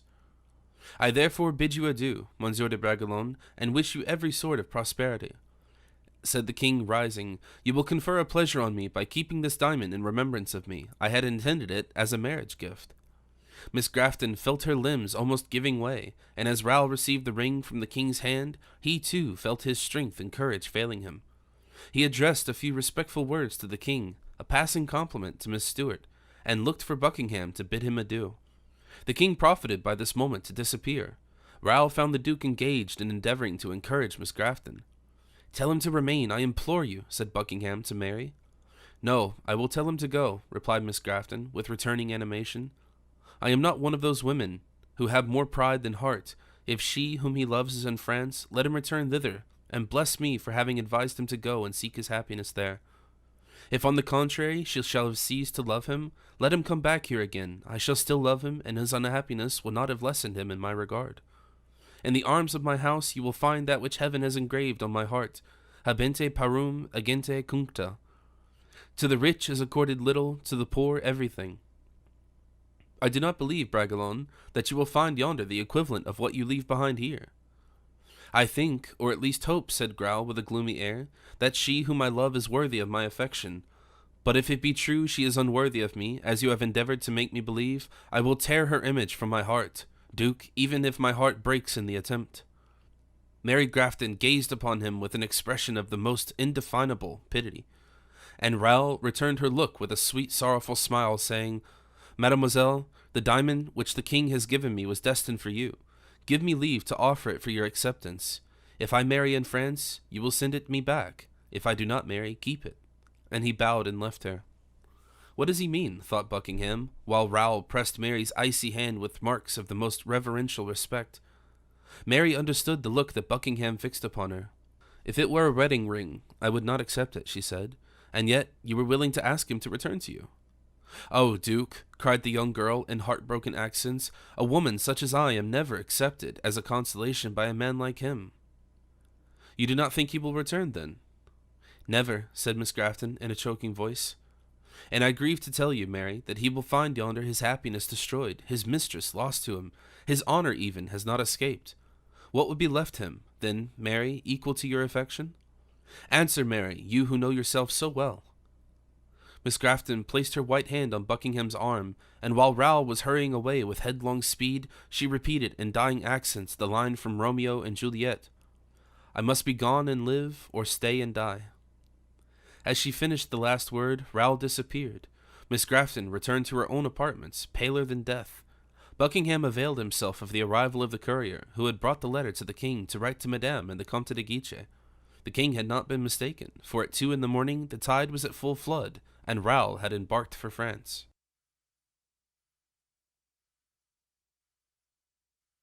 Chapter 39. Saint Aignan follows Malicorne's advice. The king most assiduously followed the progress which was made in La Valliere's portrait, and did so with a care and attention arising as much from a desire that it should resemble her as from the wish that the painter should prolong the period of its completion as much as possible. It was amusing to observe him follow the artist's brush, awaiting the completion of a particular plan or the result of a combination of colors, and suggesting various modifications to the painter, which the latter consented to adopt with the most respectful docility. And again, when the artist, following Malicorne's advice, was a little late in arriving, and when Saint Aignan had been obliged to be absent for some time, it was interesting to observe that no one witnessed them, those moments of silence, full of deep expression, which united in one sigh two souls most disposed to understand each other, and who by no means objected to the quiet meditation they enjoyed together. The minutes flew rapidly by as if on wings, and as the king drew closer to Louise and bent his burning gaze upon her, a noise was suddenly heard in the anteroom. It was the artist who had just arrived. Saint Aignan, too, had returned, full of apologies, and the king began to talk, and La Valliere to answer him very hurriedly, their eyes revealing to Saint Aignan what they had enjoyed a century of happiness during his absence. In a word, Malicorne, philosopher that he was, though he knew it not, had learned how to inspire the king with an appetite in the midst of plenty, and with desire in the assurance of possession. La Valliere's fears of interruption had never been realized, and no one imagined she was absent from her apartment 2 or 3 hours every day. She pretended that her health was very uncertain. Those who went into her room always knocked before entering. And Malicorne, the man of so many ingenious inventions, had constructed an acoustic piece of mechanism, by means of which La Valliere, when in Saint Aignan's apartment, was always forewarned of any visits which were paid to the room she usually inhabited. In this manner, therefore, without leaving her room, and having no confidant, she was able to return to her apartment, thus removing by her appearance, a little tardy, perhaps, the suspicions of the most determined skeptics. Malicorne having asked Saint Aignan the next morning what news he had to report, the latter was obliged to confess that the quarter of an hour's liberty had made the king in the most excellent humor. "We must double the dose," replied Malicorne, "but by insensible degrees. Wait until they seem to wish it." They were so desirous for it, however, that on the evening of the 4th day, at the moment when the painter was packing up his implements, during Saint Aignan's continued absence, Saint Aignan on his return noticed upon La Valliere's face a shade of disappointment and vexation, which she could not conceal. The king was less reserved, and exhibited his annoyance by a very significant shrug of the shoulders, at which La Valliere could not help blushing. "Very good," thought Saint Aignan to himself. "Monsieur Malicorne will be delighted this evening, as he, in fact, was when it was reported to him. It is very evident," he remarked to the Comte, "that Mademoiselle de Valliere hoped that you would be at least 10 minutes later." "And the king that I should be at half an hour later, dear Monsieur Malicorne." "You would show but very indifferent devotion to the king," replied the latter, "if you were to refuse his majesty that half-hour satisfaction." "But the painter," objected Saint Aignan. "I will take care of him," said Malicorne, "only I must study faces and circumstances a little better before I act. Those are my magical inventions and contrivances. And while sorcerers are enabled by means of their astrolabe to take the altitude of the sun, moon, and stars, I am satisfied merely by looking into people's faces, in order to see if their eyes are encircled with dark lines, and if the mouth describes a convex or concave arc." And the cunning Malicorne had every opportunity of watching narrowly and closely, for the very same evening the king accompanied the queen to Madame's apartments, and made himself so remarked by his serious face and his deep sigh, and looked at La Valliere with such a languishing expression, that Malicorne said to Montalais during the evening, "Tomorrow," and he went off to the painter's house in the street of the Jardin Saint Paul to request him to postpone the next sitting for a couple of days. Saint Aignan was not within, when La Valliere, who was now quite familiar with the lower story, lifted up the trap-door and descended. The king, as usual, was waiting for her on the staircase, and held a bouquet in his hand. As soon as he saw her, he clasped her tenderly in his arms. La Valliere, much moved at the action, looked around the room, but as she saw the king was alone, she did not complain of it. They sat down, the king reclining near the cushions on which Louise was seated, and with his head supported by her knees, placed there as an asylum whence no one could banish him. He gazed ardently upon her, and as if the moment had arrived when nothing could interpose between their two hearts, she too gazed with similar passion upon him.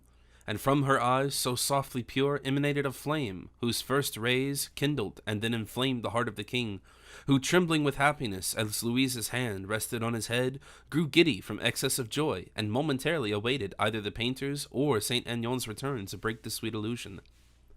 But the door remained closed, and neither Saint Aignan nor the painter appeared, nor did the hangings even move. A deep, mysterious silence reigned in the room, a silence which seemed to influence even the songbirds in their gilded prisons. The king, completely overcome, turned round his head and buried his burning lips in Lavaliere's hands, who, herself faint with excess of emotion, pressed her trembling hands against her lover's lips. Louis threw himself upon his knees, and Lavaliere did not move her head. The king's forehead being within reach of her lips, she furtively passed her lips across the perfumed locks which caressed her cheeks. The king seized her in his arms and was unable to resist the temptation. They exchanged their first kiss, that burning kiss which changes love into delirium. Suddenly, a noise upon the upper floor was heard, which had in fact continued, though it had remained unnoticed for some time. It had at last aroused Lavaliere's attention, though but slowly so. As the noise, however, continued, as it forced itself upon the attention, and recalled the poor girl from her dreams of happiness to the sad realities of life, she rose in a state of utter bewilderment, though beautiful in her disorder, saying, "Someone is waiting for me above. Louis, Louis, do you not hear?" "Well, and am I not waiting for you also?" said the king with infinite tenderness of tone. "Let others henceforth wait for you." But she gently shook her head as she replied, "Happiness hidden, power concealed. My pride should be as silent as my heart." The noise was again resumed. "I hear Montalais's voice," she said, and she hurried up the staircase. The king followed her, unable to let her leave his sight, and covering her hand with his kisses. "Yes, yes," repeated Lavaliere, who had passed halfway through the opening. "Yes, it is Montalais who is calling me. Something important must have happened." "Go then, dearest love," said the king, "but return quickly." "No, no, not today, sire. Adieu, adieu," she said, as she stooped down once more to embrace her lover, and escaped. Montalais was, in fact, waiting for her, very pale and agitated. "Quick, quick! He is coming," she said. Who is coming?" "Raoul," murmured Montalais. "It is I, said a joyous voice, upon the last steps of the grand staircase. Lavaliere uttered a terrible shriek and threw herself back. "I am here, dear Louise," said Raoul, running towards her. "I knew but too well that you had not ceased to love me." Lavaliere, with a gesture partly of extreme terror and partly as if invoking a blessing, attempted to speak, but could not articulate one word. "No, no," she said, as she fell into Montalais's arms, murmuring, "Do not touch me, do not come near me." Montalais made a sign to Raoul, who stood almost petrified at the door, and did not even attempt to advance another step into the room. Then, looking towards the side of the room where the screen was, she exclaimed, "Imprudent girl, she has not even closed the trap door." And she advanced toward the corner of the room to close the screen, and also, behind the screen, the trap door. But suddenly, the king, who had heard Louise's exclamation, darted through the opening and hurried forward to her assistance. He threw himself on his knees before her, as he overwhelmed Montalais with questions, who hardly knew where she was.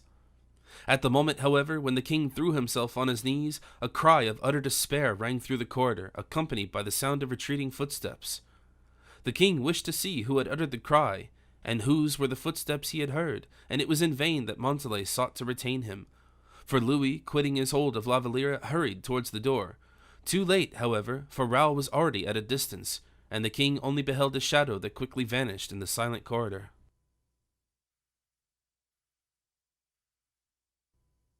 Chapter 40. Two Old Friends.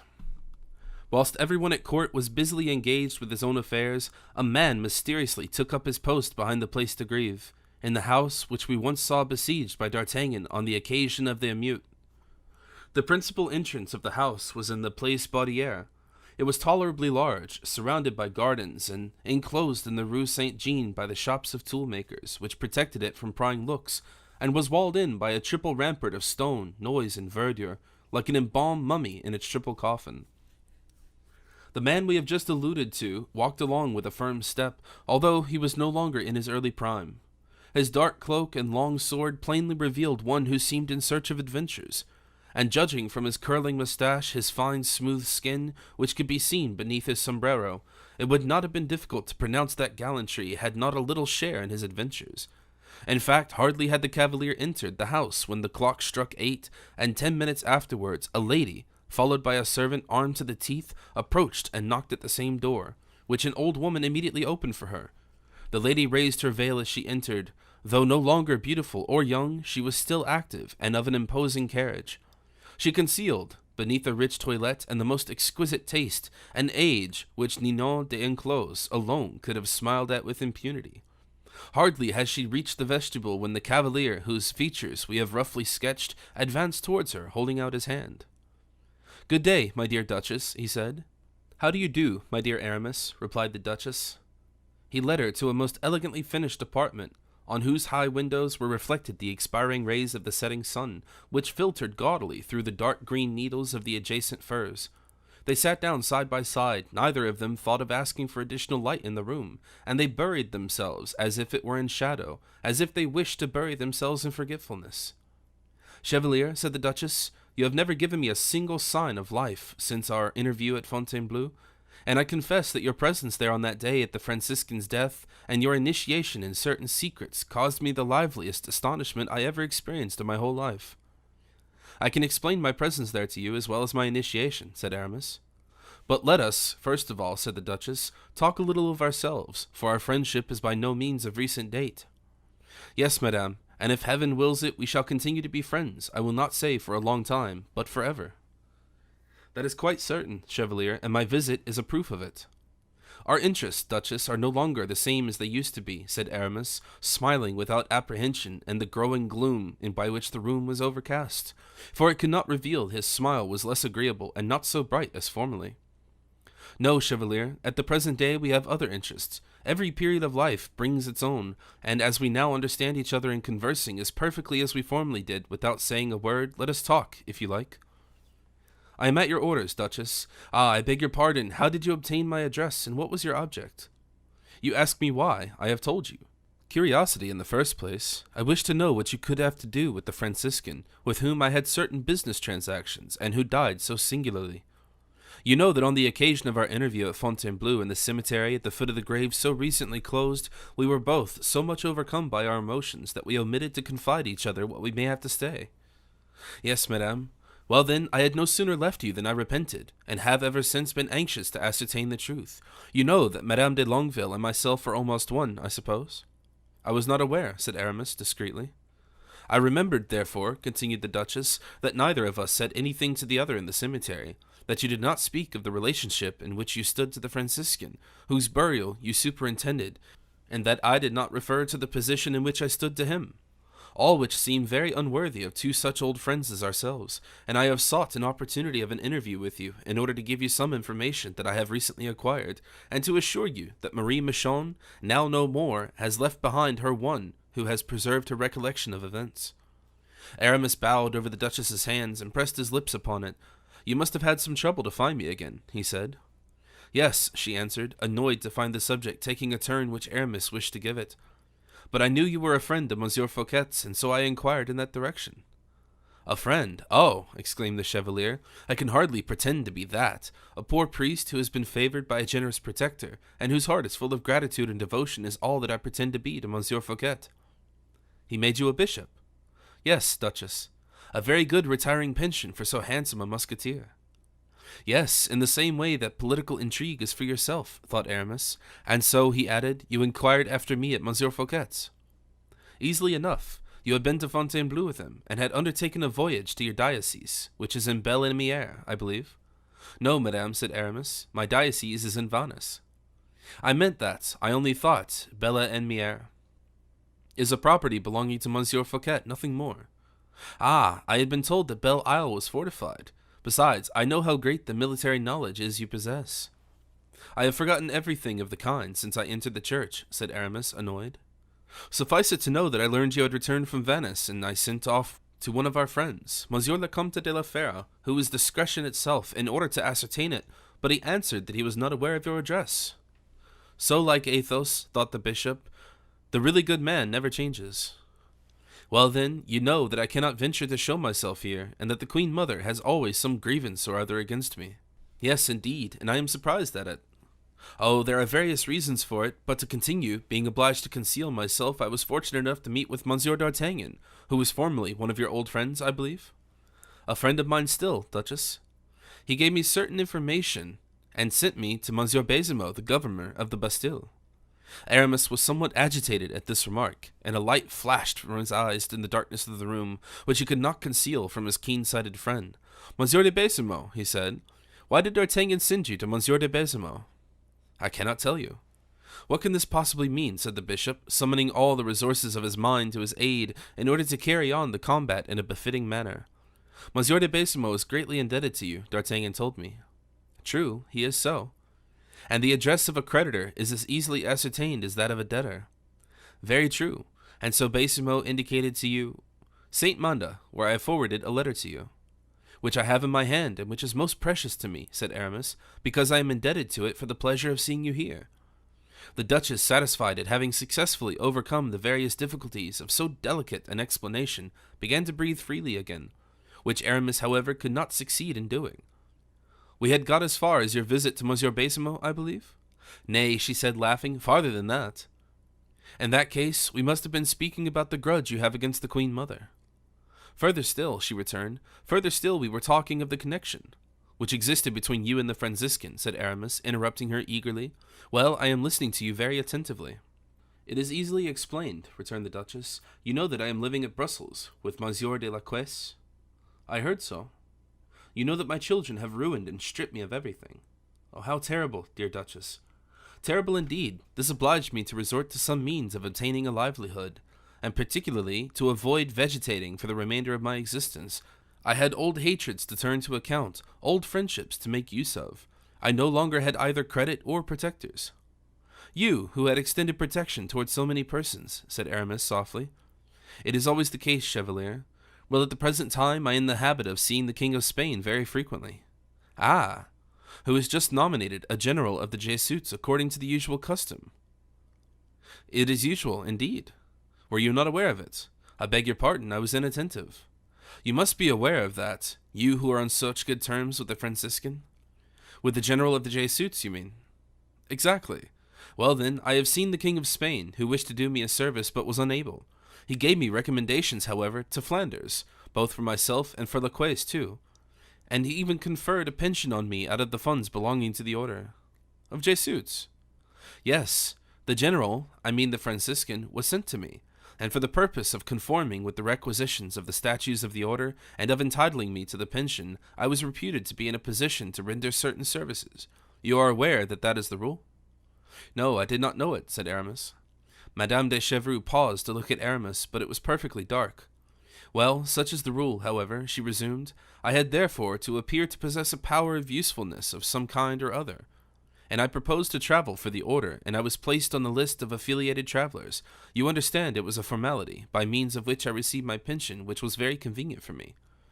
Good heavens, Duchess, what you tell me is like a dagger thrust. You obliged to receive a pension from the Jesuits? No, Chevalier, from Spain. Except for a conscientious scruple, Duchess, you will admit that it is pretty nearly the same thing. No, not at all. But surely of your magnificent fortune there must remain. Dampierre is all that remains. And that is handsome enough. Yes, but Dampierre is burdened, mortgaged, and almost fallen to ruin like its owner. And can the Queen Mother know and see all that without shedding a tear? Said Aramis, with a penetrating look which encountered nothing but darkness. Yes, she has forgotten everything. You, I believe, attempted to get restored to favor? Yes, but most singularly, the young king inherits the antipathy his dear father had for me. You will perhaps tell me that I am indeed a woman to be hated, that I am no longer one who can be loved. Dear Duchess, pray come quickly to the cause that brought you here, for I think we can be of service to each other. Such has been my own thought. I came to Fontainebleau with a double object in view. In the first place, I was summoned there by the Franciscan whom you knew. By the by, how did you know him? For I have told you my story and have not yet heard yours. I knew him in a very natural way, Duchess. I studied theology with him at Parma. We became fast friends, and it happened from time to time that business or travel or war separated us from each other. You were, of course, aware that he was the general of the Jesuits? I expected it. But by what extraordinary chance did it happen that you were at the hotel when the affiliated travelers met together? Oh, said Aramis in a calm voice, it was the merest chance in the world. I was going to Fontainebleau to see Monsieur Fouquet for the purpose of obtaining an audience of the king. I was passing by unknown. I saw the poor dying monk in the road and recognized him immediately. You know the rest. He died in my arms. Yes, but bequeathing to you so vast a power that you issue your sovereign orders and directions like a monarch. He certainly did leave me a few commissions to settle. And what for me? I have told you, a sum of 12,000 livres was to be paid to you. I thought I had given you the necessary signature to enable you to receive it. Did you not get the money? Oh, yes, yes, you give your orders, I am informed, with so much mystery and such majestic presence, that it is generally believed you are a successor of the defunct chief. Aramis colored impatiently, and the Duchess continued, I have obtained my information, she said, from the King of Spain himself, and he cleared up some of my doubts on the point. Every general of the Jesuits is nominated by him, and must be a Spaniard, according to the statutes of the order. You are not a Spaniard, nor have you been nominated by the King of Spain. Aramis did not reply to this remark, except to say, You see, Duchess, how greatly you were mistaken, since the King of Spain told you that. Yes, my dear Aramis, but there was something else which I had been thinking of. And what is that? You know, I believe, something about most things, and it occurred to me that you know the Spanish language. Every Frenchman who has been actively engaged in the Fronde knows Spanish. You have lived in Flanders? Well, 3 years. And have stayed at Madrid? 15 months. You are in a position, then, to become a naturalized Spaniard when you like. Really, said Aramis, with a frankness which deceived the Duchess. Undoubtedly, 2 years' residence and an acquaintance with the language are indispensable. You have upwards of 4 years, more than double the time necessary. What are you driving at, Duchess? At this. I am on good terms with the King of Spain. And am I not on bad terms? Thought Aramis to himself. Shall I ask the king, continued the Duchess, to confer the succession of the Franciscan's post upon you? Oh, Duchess, you have it already, perhaps, she said. No, upon my honor. Very well, then, I can render you that service. Why did you not render the same service to Monsieur de la Cuesse, Duchess? He is a very talented man, and the one you love, besides. Yes, no doubt, but at all events, putting la Cuesse aside, will you have it? No, I thank you, Duchess. She paused. He is nominated, she thought, and then resumed aloud, If you refuse me in this manner, it is not very encouraging for me, supposing I should have something to ask of you. Oh, ask, pray ask. Ask, I cannot do so, if you have not the power to grant what I want. However limited my power and ability, ask all the same. I need a sum of money to restore Dampierre. Ah, replied Aramis coldly, money? Well, Duchess, how much would you require? Oh, a tolerably round sum. So much the worse, you know I am not rich. No, no, but the order is, and if you had been the general. You know I am not the general, I think. In that case, you have a friend who must be very wealthy, Monsieur Fouquet. Monsieur Fouquet, he is more than half ruined, madame. So it is said, but I did not believe it. Why, Duchess? Because I have, or rather, la Cuesse has, certain letters in his possession from Cardinal Mazarin, which establish the existence of very strange accounts. What accounts? Relative to various sums of money borrowed and disposed of. I cannot very distinctly remember what they are, but they establish the fact that the superintendent, according to these letters, which are signed by Mazarin, had taken 13 millions of francs from the coffers of the state. The case is a very serious one. Aramis clenched his hands in anxiety and apprehension. Is it possible, he said, that you have such letters as you speak of, and have not communicated them to Monsieur Fouquet? Ah, replied the Duchess, I keep such trifling matters as these in reserve. The day may come when they will be of service, and they can be withdrawn from the safe custody in which they now remain. And that day has arrived, said Aramis. Yes. And you are going to show these letters to Monsieur Fouquet? I prefer to talk about them with you instead. You must be in sad want of money, my poor friend, to think of such things as these. You, too, who held Monsieur de Mazarin's prose effusions in such indifferent esteem. The fact is, I am in want of money. And then, continued Aramis, in cold accents, it must have been very distressing to you to be obliged to have recourse to such a means. It is cruel. Oh, if I had wished to do harm instead of good, said Madame de Chevreuse, instead of asking the general of the order, or Monsieur Fouquet, for the 500,000 francs I require, 500,000 francs? Yes, no more. Do you think it much? I require at least as much as that to restore Dampierre. Yes, madame. I say, therefore, that instead of asking for this amount, I should have gone to see my old friend, the Queen Mother. The letters from her husband, Signor Mazzarini, would have served me as an introduction, and I should have begged this mere trifle of her, saying to her, I wish, madame, to have the honor of receiving you at Dampierre. Permit me to put Dampierre in a fit state for that purpose. Aramis did not return a single word. Well, she said, what are you thinking about? I am making certain additions, said Aramis, and Monsieur Fouquet subtractions. I, on the other hand, am trying my hand at the art of multiplication. What excellent calculators we all three are. How well we might understand one another. Will you allow me to reflect? Said Aramis. No, for with such an opening between people like ourselves, yes or no is the only answer, and that an immediate one. It is a snare, thought the bishop. It is impossible that Anne of Austria would listen to such a woman as this. Well, said the duchess. Well, madame, I should be very much astonished if Monsieur Fouquet had 500,000 francs at his disposal at this very moment. It is no use speaking of it then, said the duchess, and Dampierre must get restored how best it may. Oh, you are not embarrassed to such an extent as that, I suppose? No, I am never embarrassed. And the queen, continued the bishop, will certainly do for you what the superintendent is unable to do? Oh, certainly, but tell me, do you think it would be better that I should speak myself to Monsieur Fouquet about these letters? Nay, duchess, you will do precisely whatever you please in that respect. Monsieur Fouquet either feels or does not feel himself to be guilty. If he really be so, I know he is proud enough to not confess it. If he not be so, he will so exceedingly be offended at your menace. As usual, you reason like an angel, said the duchess, as she rose from her seat. And so, you are now going to denounce Monsieur Fouquet to the queen, said Aramis. Denounce? Oh, what a disgraceful word! I shall not denounce, my dear friend. You know matters of policy too well to be ignorant how easily these affairs are arranged. I shall merely side against Monsieur Fouquet, and nothing more. And in a war of party against party, a weapon is always a weapon. No doubt. And once on friendly terms again with the Queen Mother, I may be dangerous towards some persons. You are at liberty to prove so, Duchess, a liberty of which I shall avail myself. You are not ignorant, I suppose, Duchess, that Monsieur Fouquet is on the best terms with the King of Spain. I suppose so. If, therefore, you begin a party warfare against Monsieur Fouquet, he will reply in the same way, for he too is at perfect liberty to do so, is he not? Oh, certainly. And as he is on good terms with Spain, he will make use of that friendship as a weapon of attack. You mean that he is, naturally, on good terms with the general of the Order of the Jesuits, my dear Aramis? That may be the case, Duchess. And that, consequently, the pension I've been receiving from the order will be stopped. I am greatly afraid it might be. Well, I must contrive to console myself in the best way I can, for after Richelieu, after the Fronde, after exile, what is there left for Madame de Chevreuse to be afraid of? The pension, you are aware, is 48,000 francs. Alas, I am quite aware of it. Moreover, in party contests, you know the friends of one's enemies do not escape. Ah, you mean that poor Louise will have to suffer. I am afraid it is almost inevitable, Duchess. Oh, he only receives 12,000 francs pension. Yes, but the King of Spain has some influence left. Advised by Monsieur Fouquet, he might get Monsieur Louise shut up in prison for a little while.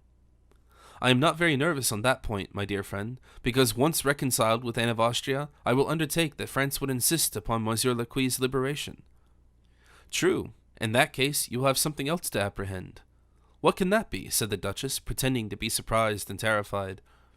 You will learn indeed, you must know it already, that having once been an affiliated member of the order, it is not easy to leave it, for the secrets that any particular member may have acquired are unwholesome, and carry with them the germs of misfortune for whosoever may reveal them. The Duchess paused and reflected for a moment, and then said, That is more serious. I will think it over. And notwithstanding the profound obscurity, Aramis seemed to feel a basilisk glance like a white-hot iron escape from his friend's eyes and plunge into his heart. Let us recapitulate, said Aramis, determined to keep himself on his guard, and gliding his hand into his breast where he had a dagger concealed. Exactly. Let us recapitulate. Short accounts make long friends. The suppression of your pension. 48,000 francs, and that of Louise 12 make together 60,000 francs. That is what you mean, I suppose? Precisely. And I was trying to find out what would be your equivalent for that. 500,000 francs, which I shall get from the Queen. Or which you will not get. I know a means of procuring them, said the Duchess thoughtlessly. This remark made the Chevalier prick up his ears, and from the moment his adversary had committed this error, his mind was so thoroughly on its guard that he seemed every moment to gain the advantage more and more, and she, consequently, to lose it. "I will admit for argument's sake that you obtain the money," he resumed. "You will lose twice as much, having 100,000 francs pension to receive instead of 60,000, and that for a period of 10 years. "Not so, for I shall only be subject to this reduction of my income during the period of Monsieur Fouquet's remaining in power, a period which I estimate at 2 months. "Ah," said Aramis, "I am frank, you see." "I thank you for it, Duchess, but you would be wrong to suppose that after Monsieur Fouquet's disgrace the order would resume the payment of your pension. I know a means of making the order pay, as I know a means of forcing the Queen Mother to concede what I require. In that case, Duchess, we are all obliged to strike our flags to you. The victory is yours, and the triumph also. Be clement, I entreat you." "But is it possible," resumed the Duchess, without taking notice of the irony, "that you really draw back from a miserable sum of 500,000 francs, when it is a question of sparing you, I mean your friend, I beg your pardon, I ought rather to say your protector, the disagreeable consequences which a party contest produces? Duchess, I tell you why. Supposing the 500,000 francs were to be given to you, Monsieur Lequesne would require his share, which will be another 500,000 francs, I presume, and then, after Monsieur de Lequesne's and your own portions have been arranged, the portions which your children, your poor pensioners, and various other persons will require will start up as fresh claims, and these letters, however compromising they may be in their nature, are not worth from 3 to 4 millions. Can you have forgotten the Queen of France's diamonds? They were surely worth more than these bits of waste paper signed by Mazarin, and yet their recovery did not cost a fourth part of what you ask for yourself. Yes, that is true, but the merchant values his goods at his own price, and it is for the purchaser to buy or refuse. Stay a moment, Duchess. Would you like me to tell you why I will not buy your letters? Pray, tell me. Because the letters you claim to be Mazarin's are false. What an absurdity! I have no doubt of it. For it would, to say the least, be very singular that after you had quarrelled with the Queen through Monsieur Mazarin's means, you should have kept up any intimate acquaintance with the latter. It would look as if you had been acting as a spy, and upon my word, I do not like to make use of the word. Oh, pray do. Your great complacence would seem suspicious, at all events. That is quite true, but the contents of the letter are even more so. I pledge you my word, Duchess, that you will not be able to make use of it with the Queen. Oh, yes indeed, I can make use of everything with the Queen. Very good, thought Aramis. Croak on, old owl. Hiss, Beldam viper. But the Duchess had said enough, and advanced a few steps toward the door. Aramis, however, had reserved one exposure for which she did not expect. He rang the bell. Candles immediately appeared in the adjoining room, and the bishop found himself completely encircled by lights, which shone upon the worn, haggard face of the Duchess, revealing every feature but too clearly. Aramis fixed a long, ironical look upon her pale, thin, withered cheeks, her dim, dull eyes, and upon her lips, which she kept carefully closed over her discolored, scanty teeth. He, however, had thrown himself into a graceful attitude, with his haughty and intelligent head thrown back. He smiled so as to reveal teeth still brilliant and dazzling. The antiquated coquette understood the trick that had been played her. She was standing immediately before a large mirror, in which her decrepitude, so carefully concealed, was only made more manifest. And thereupon, without even saluting Aramis, who bowed with the ease and grace of the musketeer of early days, she hurried away with trembling steps, which her very precipitation only the more impeded. Aramis sprang across the room like a zephyr to lead her to the door. Madame de Chevreuse made a sign to her servant, who resumed his musket, and she left the house where such tender friends had not been able to understand each other, only because they had understood each other too well.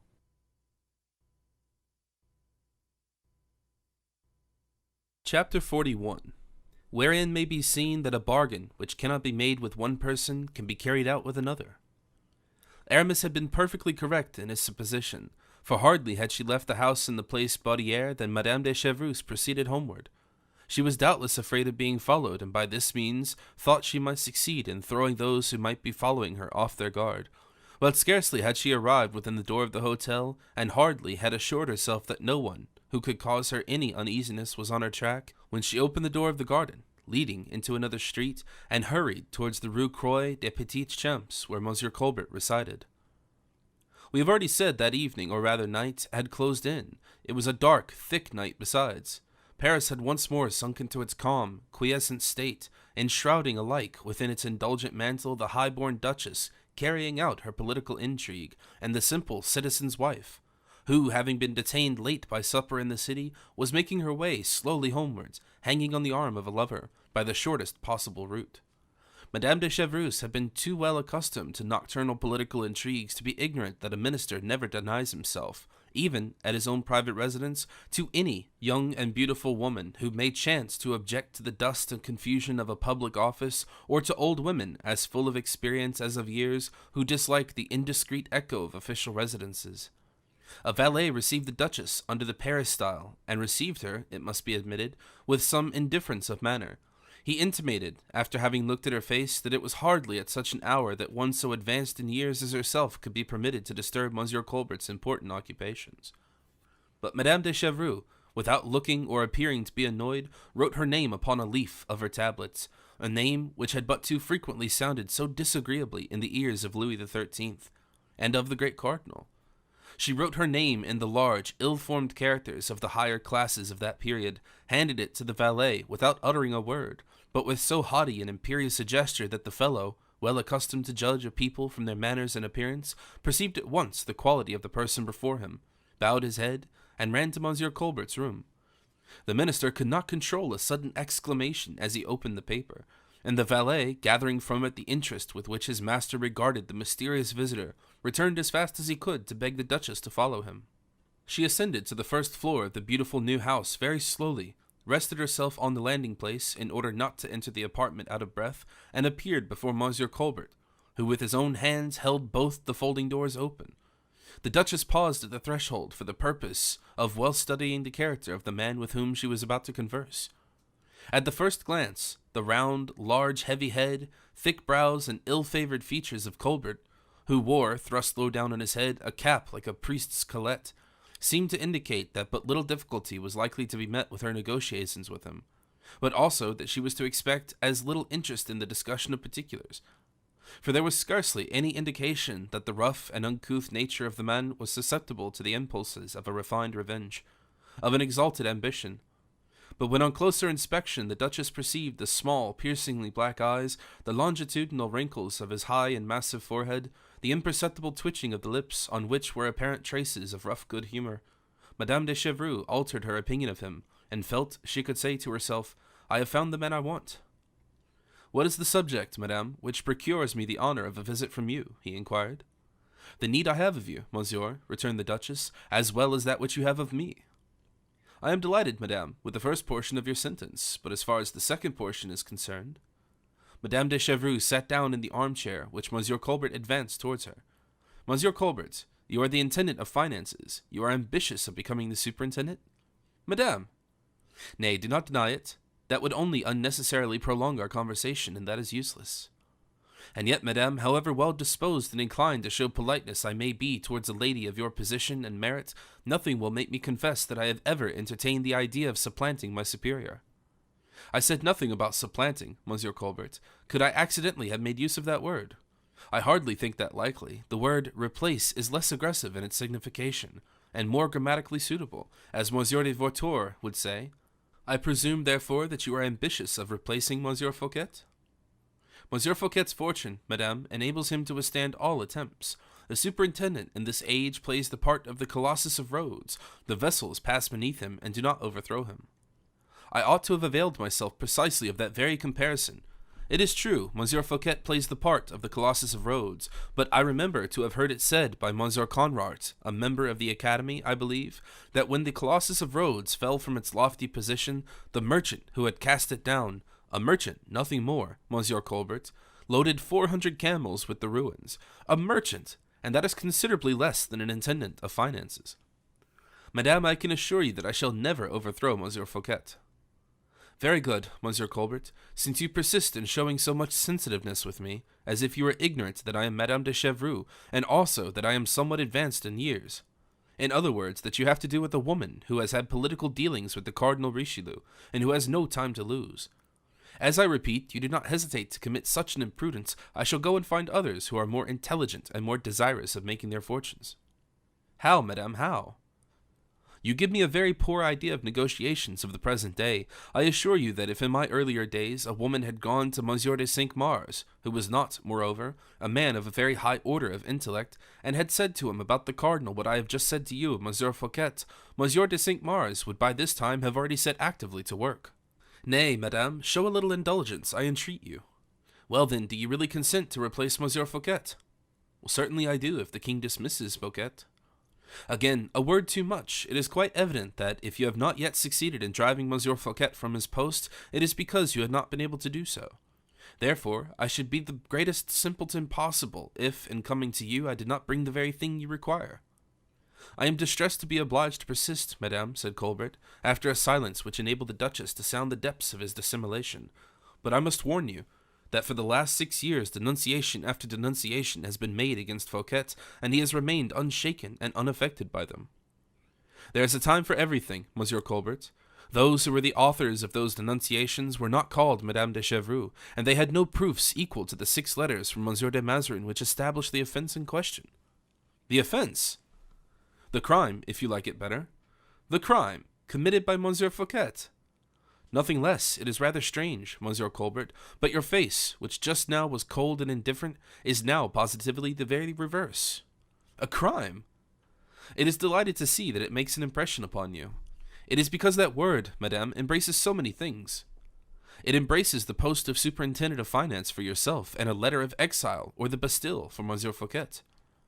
Forgive me, Madame la Duchess, but it is almost impossible that Monsieur Fouquet can be exiled. To be imprisoned or disgraced, that is already a great deal. Oh, I am perfectly aware of what I am saying, returned Madame de Chevreuse coldly.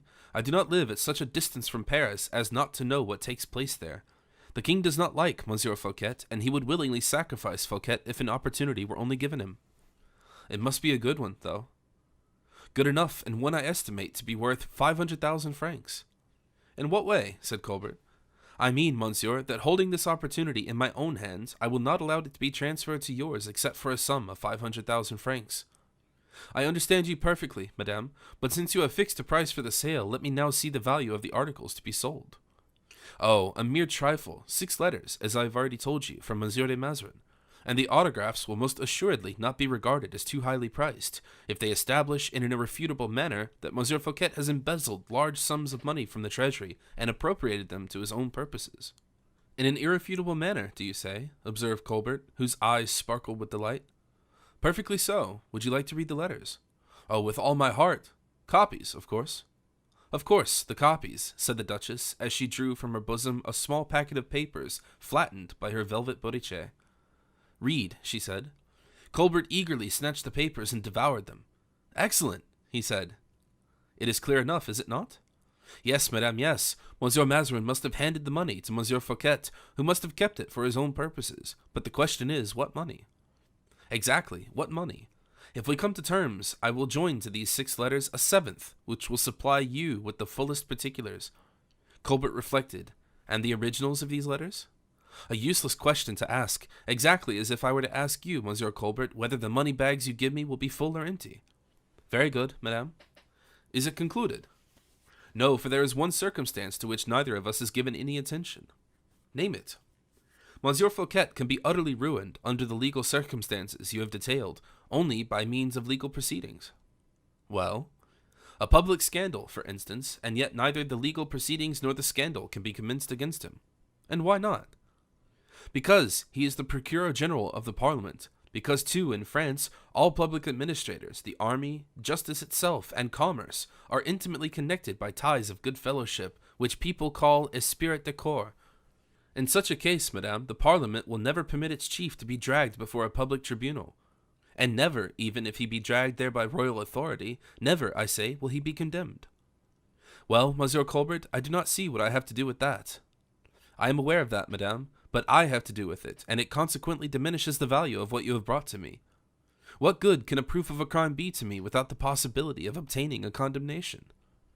Even if he be only suspected, Monsieur Fouquet will lose his post of superintendent. Is that all? Exclaimed Colbert, whose dark, gloomy features were momentarily lighted up by an expression of hate and vengeance. Aha, Monsieur Colbert, said the Duchess, forgive me, but I did not think you were so impressionable. Very good. In that case, since you need more than I have to give you, there is no occasion to speak of the matter at all. Yes, madame, we will go on talking of it, only as the value of your commodities had decreased, you must lower your pretensions. You are bargaining, then? Every man who wishes to deal loyally is obliged to do so. And how much will you offer me? 200,000 francs, said Colbert. The Duchess laughed in his face, and then said suddenly, Wait a moment, I have another arrangement to propose. Will you give me 300,000 francs? No, no. Oh, you can either accept or refuse my terms. Besides, that is not all. More still, you are becoming too impracticable to deal with, madame. Less so than you think, perhaps, for it is not money I am going to ask for. What is it, then? A service.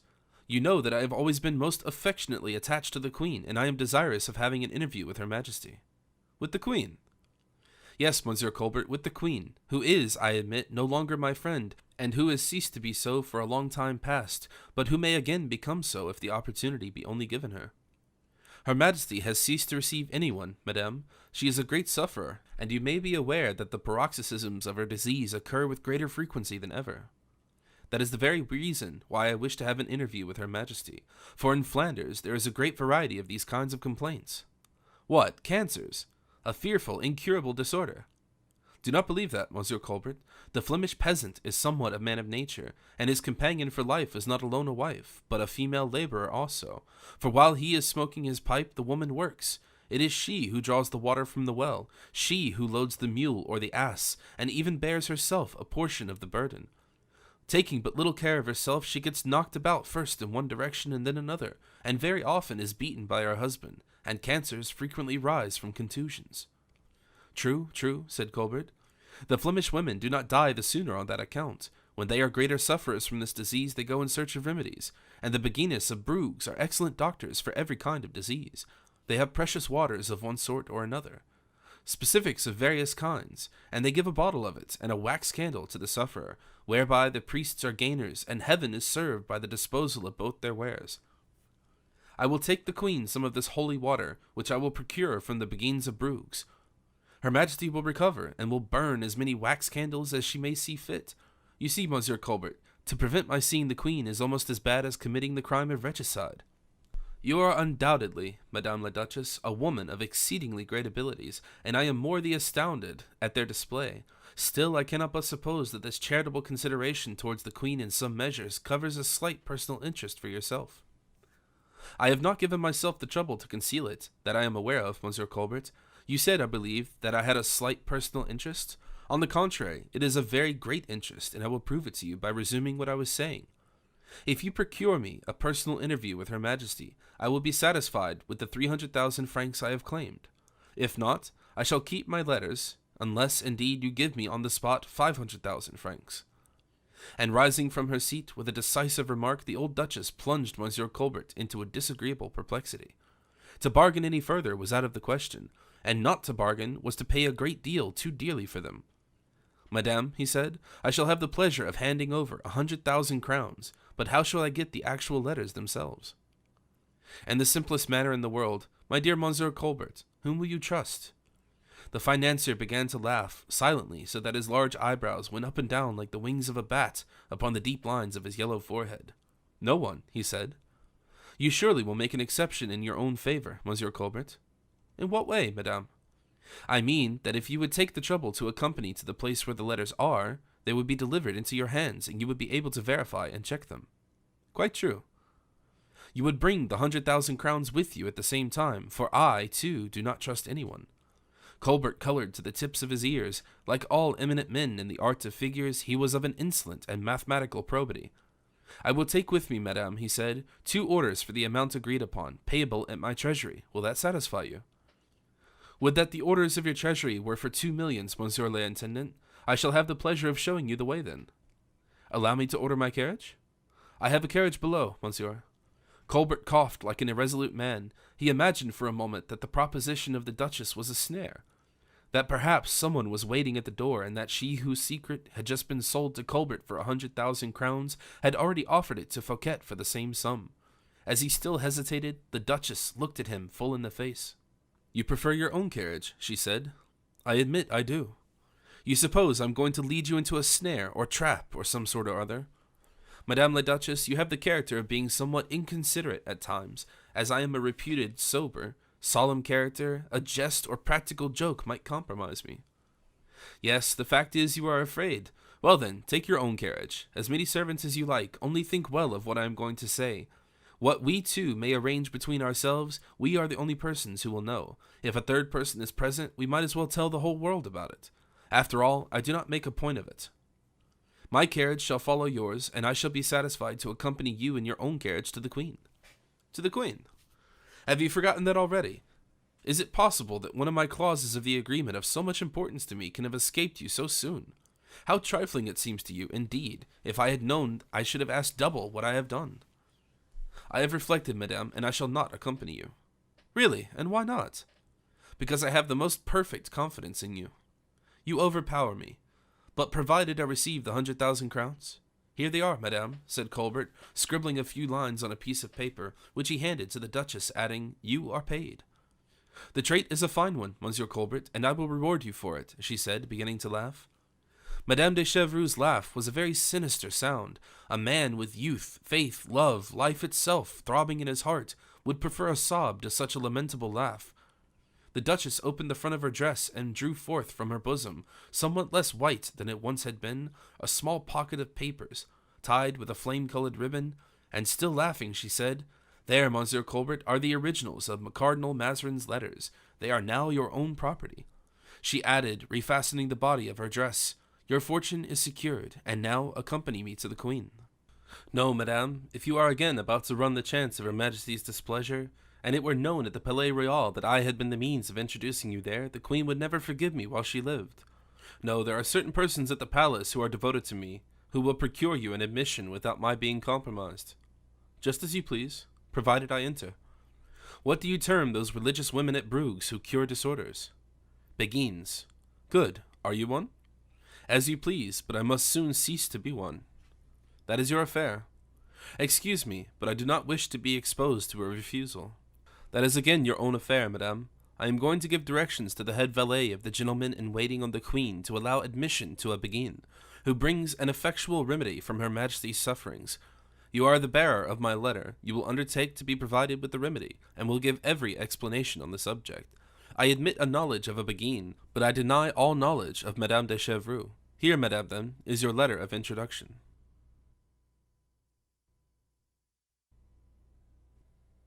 Chapter 42. The Skin of the Bear.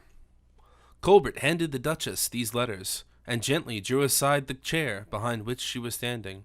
Madame de Chevreuse, with a very slight bow, immediately left the room. Colbert, who had recognized Mazarin's handwriting and had counted the letters, rang to summon his secretary, whom he enjoined to go in immediate search of Monsieur Vanel, a councillor of the Parliament. The secretary replied that according to his usual practice, Monsieur Vanel had just that moment entered the house, in order to give the intendant an account of the principal details of the business which had been transacted during the day in Parliament. Colbert approached one of the lamps, read the letters of the deceased cardinal over again, smiled repeatedly as he recognized the great value of the papers Madame de Chevreuse had just delivered, and burying his head in his hands for a few minutes, reflected profoundly.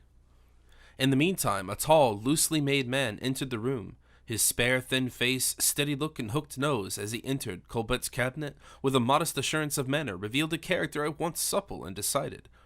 Supple towards the master who could throw him the prey, firm towards the dogs who might possibly be disposed to dispute his possession. Monsieur Vanel carried a voluminous bundle of papers in his arms, and placed it on the desk in which Colbert was leaning both his elbows, and he supported his head. "Good day, Monsieur Vanel," said the latter, rousing himself from his meditation. "Good day, Monseigneur," said Vanel, naturally. "You should say Monsieur, not Monseigneur," replied Colbert, gently. "We give the title of Monseigneur to ministers," replied Vanel, with extreme self-possession, "and you are a minister." "Not yet." "You are so in point of fact, and I call you Monseigneur accordingly. Besides, you are a Seigneur for me, and that is sufficient. If you dislike my calling you Monseigneur before others, allow me at least to call you so in private." Colbert raised his head as if to read, or tried to read, upon Vanel's face how much or how little sincerity entered into this protestation of devotion. But the councillor knew perfectly well how to sustain the weight of such a look, even backed with the full authority of the title he had conferred. Colbert sighed. He could not read anything in Vanel's face, and Vanel might possibly be honest in his professions, but Colbert recollected that this man, inferior to himself in every respect, was actually his master in virtue of the fact of his having a wife. As he was pitying this man's lot, Vanel coldly drew from his pocket a perfumed letter, sealed with Spanish wax, and held it towards Colbert, saying, "A letter from my wife, Monseigneur." Colbert coughed, took, opened, and read the letter, and then put it carefully away in his pocket, while Vanel turned over the leaves of the paper he had brought with him, with an unmoved and unconcerned air. "Vanel," he said suddenly to his protégé, "you are a hard-working man, I know. Would 12 hours daily labor frighten you?" "I work 15 hours every day." "Impossible! A councillor need not work more than 3 hours a day in Parliament." "Oh, I am working up some returns for a friend of mine in the Department of Accounts, and as I still have spare time on my hands, I am studying Hebrew." "Your reputation stands high in the Parliament, Vanel." "I believe so, Monseigneur." "You must not grow rusty in your post of councillor." "What must I do to avoid it?" "Purchase a high place. Mean and low ambitions are very difficult to satisfy. Small purses are the most difficult ones to fill, Monseigneur." "What post have you in view?" said Colbert. "I see none, not one." "There is one, certainly, but one need almost be the king himself to be able to buy it without inconvenience, and the king will not be inclined, I suppose, to purchase the post of Procureur General." At these words, Vanel fixed a peculiar, humble, dull look upon Colbert, who could hardly tell whether Vanel comprehended him or not. "Why do you speak to me, Monseigneur," said Vanel, "of the post of Procureur General to the Parliament? I know no other post than the one Monsieur Fouquet fills." "Exactly so, my dear councillor." "You are not over fastidious, Monseigneur, but before the post can be bought, it must be offered for sale." "I believe, Monsieur Vanel, that it will be for sale before long." "For sale? What, Monsieur Fouquet's post of Procureur General?" "So it is said." "The post which renders him so perfectly invincible, for sale." "Ha ha ha," said Vanel, beginning to laugh. "Would you be afraid, then, of the post?" said Colbert gravely. "Afraid? No, but—" "Are you desirous of obtaining it?" "You are laughing at me, Monseigneur," replied Vanel. "It is likely that a councillor of the Parliament would be desirous of becoming Procureur General." "Well, Monsieur Vanel, since I tell you that the post, as report goes, will shortly be for sale, I cannot help repeating, Monseigneur, that it is impossible. A man never throws away the buckler, behind which he maintains his honor, his fortune, his very life. There are certain men mad enough, Vanel, to fancy themselves out of reach of all mischances." "Yes, Monseigneur, but such men can never commit their mad acts for the advantage of the poor Vanels of the world." "And why not?" "For the very reason that those poor Vanels are poor. It is true that Monsieur Fouquet's post might cost a good round sum. What would you bid for it, Monsieur Vanel?" "Everything I am worth." "Which means—" 300,000 or 400,000 francs." "And the post is worth—" 1,500,000 at the very lowest. I know persons who have offered 1,700,000 francs without being able to persuade Monsieur Fouquet to sell. Besides, supposing it were to happen that Monsieur Fouquet wished to sell, which I do not believe, in spite of what I have been told." "Ah, you have heard something about it then. Who told you?" "Monsieur de Gorville, Monsieur Pelisson, and others." "Very good. If, therefore, Monsieur Fouquet did wish to sell—" "I could not buy it just yet, since the superintendent will only sell for ready money, and no one has 1,500,000 to put down at once." Colbert suddenly interrupted the councillor by an imperious gesture. He had begun to meditate. Observing his superior's serious attitude and his perseverance in continuing the conversation on the subject, Vanel awaited the solution without venturing to precipitate it. "Explain to me the privileges which this post confers." "The right of impeaching every French subject who is not a prince of the blood, the right of quashing all proceedings taken against any Frenchman who is neither king nor prince. The Procureur General is the king's right hand to punish the guilty. The office is the means whereby also he can evade the ministration of justice. Monsieur Fouquet, therefore, would be able, by stirring up Parliament, to maintain himself even against the king, and the king could as easily, by humoring Fouquet, get his edicts registered in spite of every opposition and objection. The Procureur General can be made a very useful or a very dangerous instrument." "Vanel, would you like to be Procureur General?" said Colbert suddenly, softening both his look and his voice. "Ah," exclaimed the latter, "I have already had the honor to represent to you that I want about 1,100,000 francs to make up for the amount." "Borrow that sum from your friends." "I have no friends richer than myself." "You are an honest and honorable man, Vanel." "Ah, Monseigneur, if the world would only think as you do." "I think so, and that is quite enough. and if it should be needed, I will be your security. Do not forget the proverb, Monseigneur. What is it? That he who becomes responsible for another has to pay for his fancy. Let that make no difference. Vanel rose, bewildered by this offer which had been so suddenly and unexpectedly made to him. You are not trifling with me, Monseigneur, he said. Stay, you say that Monsieur Gorville has spoken to you about Monsieur Fouquet's post. Yes, and Monsieur Pelisson also. Officially so, or only through their own suggestion. These were their very words. The Parliament members are as proud as they are wealthy. They ought to club together 2 or 3 millions among themselves to present to their protector and leader, Monsieur Fouquet. And what did you reply? I said that for my own part I would give 10,000 francs if necessary. Ah, you like Monsieur Fouquet then, exclaimed Colbert with a look of hatred. No, but Fouquet is our chief. He is in debt, is on the high road to ruin, and we ought to save the honor of the body of which we are members. Exactly, and that explains why Fouquet will always be safe and sound so long as he occupies his present post, replied Colbert. Thereupon, said Vanel, Monsieur Gorville added, if we were to do anything out of charity to Fouquet, it could not be otherwise than most humiliating to him, and he would be sure to refuse it. Let the Parliament subscribe among themselves to purchase, in a proper manner, the post of Procureur General. In that case, all would go well. The honor of our body would be saved and Monsieur Fouquet's pride spared. That is an opening. I considered it so, Monseigneur. Well, Monsieur Vanel, you will go at once and find out either Monsieur Gorville or Monsieur Pelisson. Do you know any other friend of Monsieur Fouquet? I know Monsieur de La Fontaine very well. La Fontaine, the rhymester. Yes, he used to write verses to my wife when Monsieur Fouquet was one of our friends. Go to him then, and try and procure an interview with the superintendent. Willingly, but the sum itself? On the day and hour you arrange to settle the matter, Monsieur Vanel, you shall be supplied with the money, so do not make yourself uneasy on that account. Monseigneur, such munificence, you eclipse kings even, surpass Monsieur Fouquet himself. Stay a moment. Do not let us mistake each other. I do not make you a present of 1,400,000 francs, Monsieur Vanel, for I have children to provide for, but I will lend you that sum. Ask whatever interest, whatever security you please, Monseigneur, I am quite ready. And when all your requisitions are satisfied, I will still repeat that you surpass kings and Monsieur Fouquet in munificence. What conditions do you impose? The repayment in 8 years, and a mortgage upon the appointment itself. Certainly. Is that all? Wait a moment. I reserve to myself the right of purchasing the post from you at 150,000 francs profit for yourself, if, in your mode of filling the office, you do not follow out of line of conduct in conformity with the interest of the king and my projects. Ah, said Vanel in an altered tone. Is there anything in that which can possibly be objectionable to you, Monsieur Vanel? Said Colbert coldly. Oh, no, replied Vanel nervously. Very good. We will sign an agreement to that effect whenever you like. And now go as quickly as you can to Monsieur Fouquet's friend. Obtain an interview with the superintendent. Do not be too difficult in making whatever concessions may be required of you, and when once the arrangements are all made, I will press him to sign. Be most careful to do nothing of the kind. Do not speak of signatures with Fouquet, nor of deeds, nor even ask him to pass his word. Understand this, otherwise you will lose everything. All you have to do is to get Monsieur Fouquet to give you his hand on the matter. Go, go.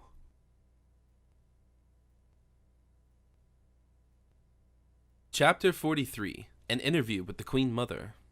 The Queen Mother was in the bedroom at the Palais Royal with Madame de Motteville and Signora Melina.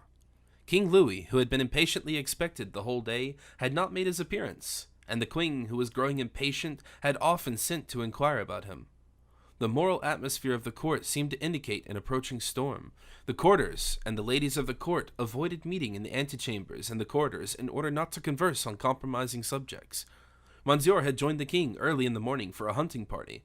Madame remained in her own apartment, cool and distant to everyone, and the Queen Mother, after she had said her prayers in Latin, talked of domestic matters with her 2 friends in pure Castilian. Madame de Motteville, who understood the language perfectly, answered her in French. When the 3 ladies had exhausted every form of dissimulation and of politeness, as a circuitous mode of expressing that the king's conduct was making the Queen and the Queen Mother pine away through sheer grief and vexation, and when in the most guarded and polished phrases they had fulminated every variety of imprecation against Mademoiselle de la Valliere, the Queen Mother terminated her attack by an exclamation indicative of her own reflections and character. Estos hijos, said she to Melina, which means these children. Words full of meaning on a mother's lips, words full of terrible significance in the mouth of a queen who, like Anne of Austria, hid many curious secrets in her soul. "Yes," said Melina, "children, children, for whom every mother becomes a sacrifice." "Yes," replied the queen, "a mother sacrifices everything, certainly." She did not finish her phrase, for she fancied, when she raised her eyes towards the full-length portrait of the pale Louis XIII, that light once more flashed from her husband's dull eyes, and his nostrils grew livid with wrath. The portrait seemed animated by a living expression. Speak it did not, but it seemed to threaten. A profound silence succeeded the queen's last remark. La Melina began to turn over ribbons and laces on a large work table. Madame de Motteville, surprised at the look of mutual intelligence which had been exchanged between the confidant and her mistress, cast down her eyes like a discreet woman, and pretending to be observant of nothing that was passing, listened with the utmost attention to every word. She heard nothing, however, but a very insignificant hum on the part of the Spanish duenna, who was the incarnation of caution, and a profound sigh on that of the queen. She looked up immediately. "You are suffering," she said. "No, Motteville, no. Why do you say that? Your Majesty almost groaned just now." "You are right. I did sigh, in truth. Monsieur Valliere is not far off. I believe he is in Madame's apartment." "Why is he with Madame?" "Madame is troubled with nervous attacks." "A very fine disorder, indeed. There is little good in Monsieur Valliere being there, when a very different physician would quickly cure Madame." Madame de Motteville looked up with an air of great surprise, as she replied, "Another doctor instead of Monsieur Valliere? Whom do you mean?" "Occupation, Motteville, occupation. If anyone is really ill, it is my poor daughter." "And your Majesty too. Well, less so this evening, though." "Do not believe that too confidently, Madame," said de Motteville, and as if to justify her caution, a sharp, acute pain seized the queen, who turned deadly pale, and threw herself back in the chair, with every symptom of a sudden fainting fit. Melina ran to a richly gilded tortoise-shell cabinet, with which she took a large rock-crystal bottle of scented salts, and held it to the queen's nostrils, who inhaled it wildly for a few minutes, and murmured, "It is hastening my death, but heaven's will be done." "Your Majesty's death is not so near at hand," added Melina, replacing the smelling bottle in the cabinet.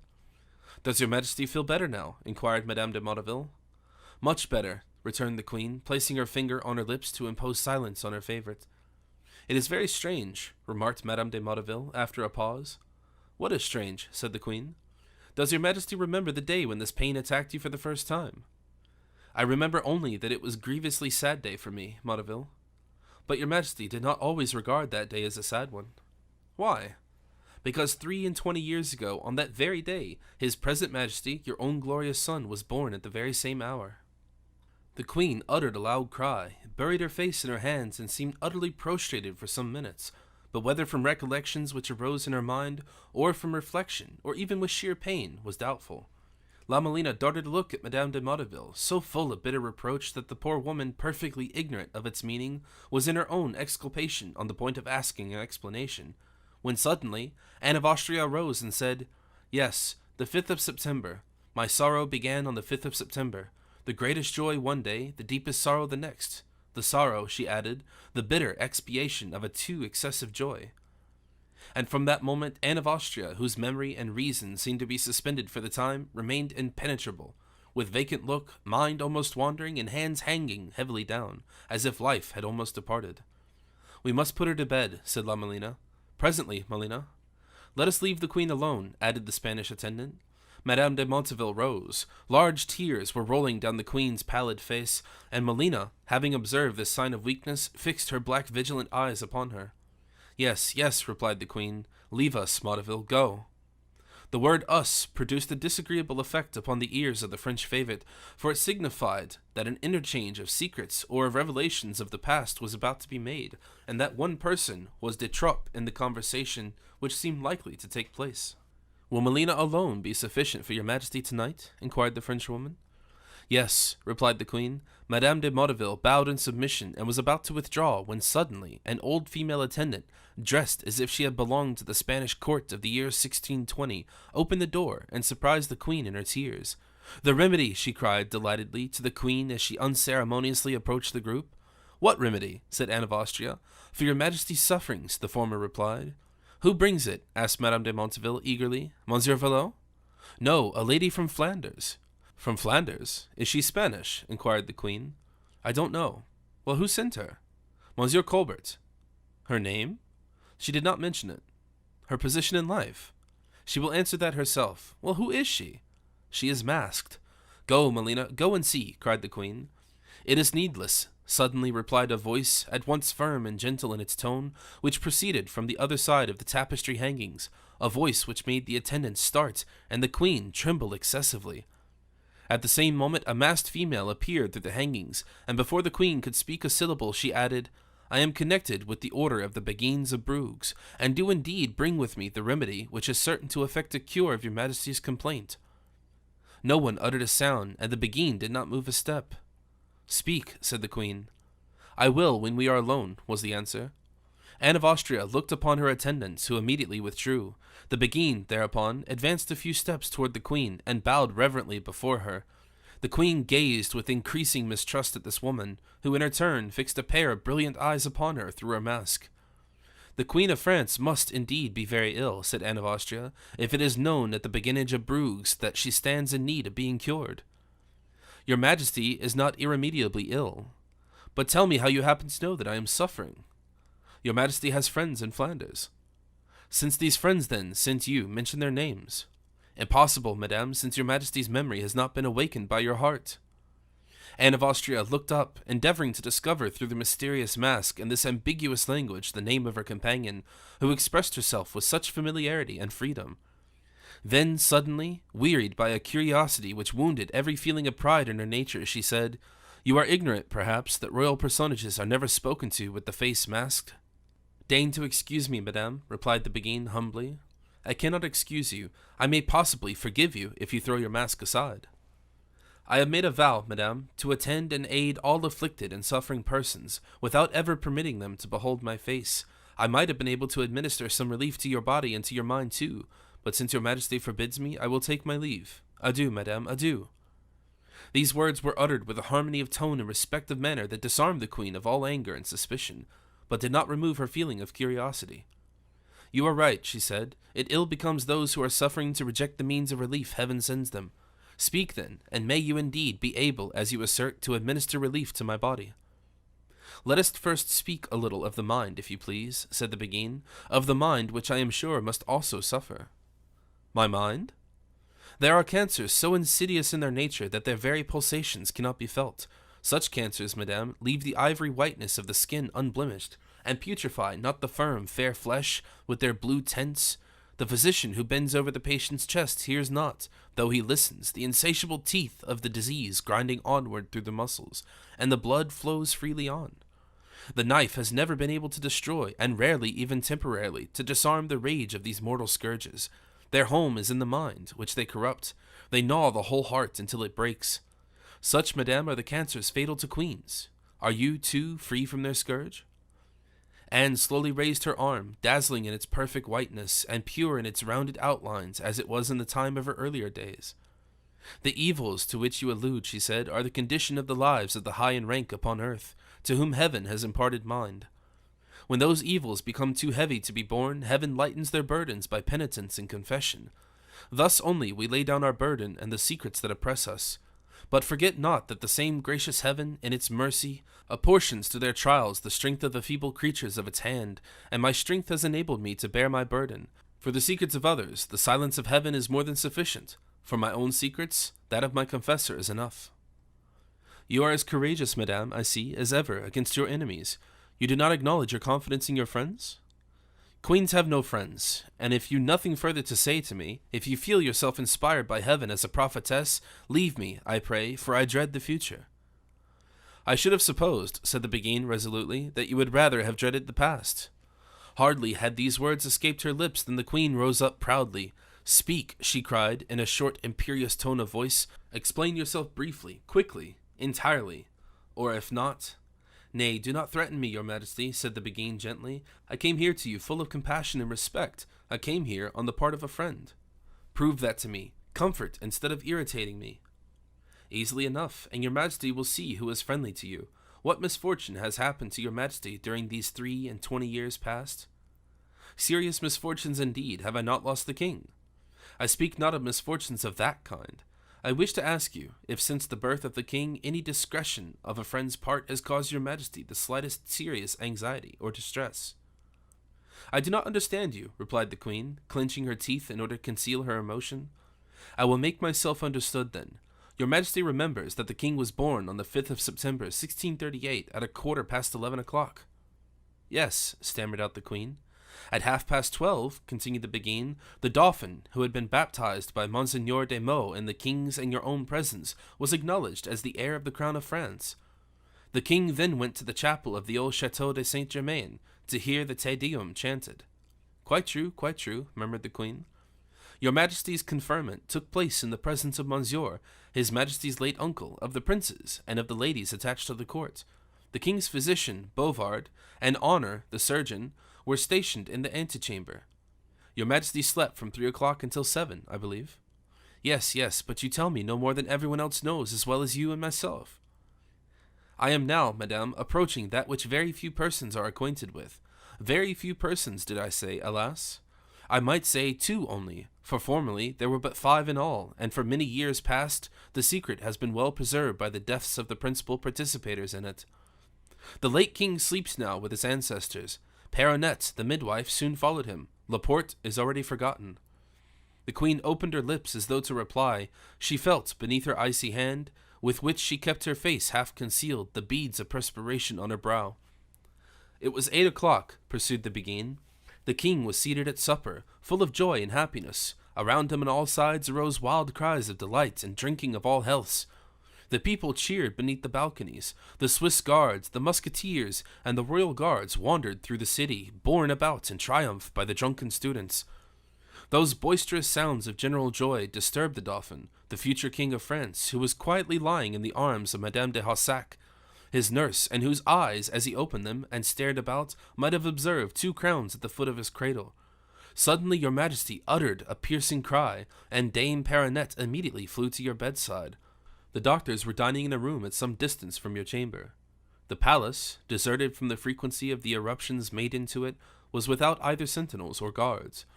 The midwife, having questioned and examined your majesty, gave a sudden explanation, as if in wild astonishment, and taking you in her arms, bewildered almost out of her senses from sheer distress of mind, dispatched Laporte to inform the king that her majesty, the queen mother, wished to see him in her room. Laporte, you are aware, madame, was a man of the most admirable calmness and presence of mind.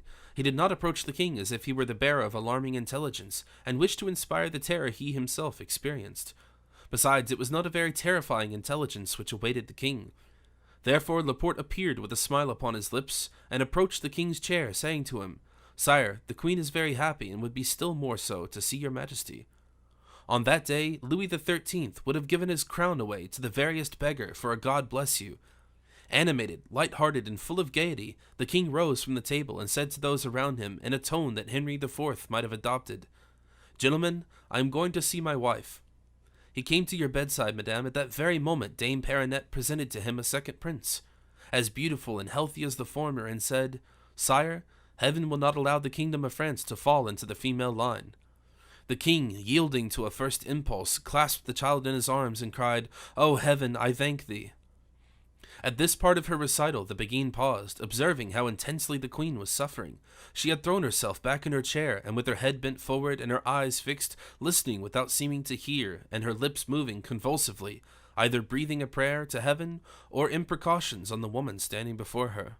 "Ah, I do not believe that, if, because there could be but one dauphin in France," exclaimed the Beguine, "the queen allowed the child to vegetate, banished from his royal parents' presence. She was on that account an unfeeling mother. Oh, no, there are those alive who have known and witnessed the passionate kisses she imprinted on that innocent creature in exchange for a life of misery and gloom to which state policy condemned the twin brother of Louis XIV.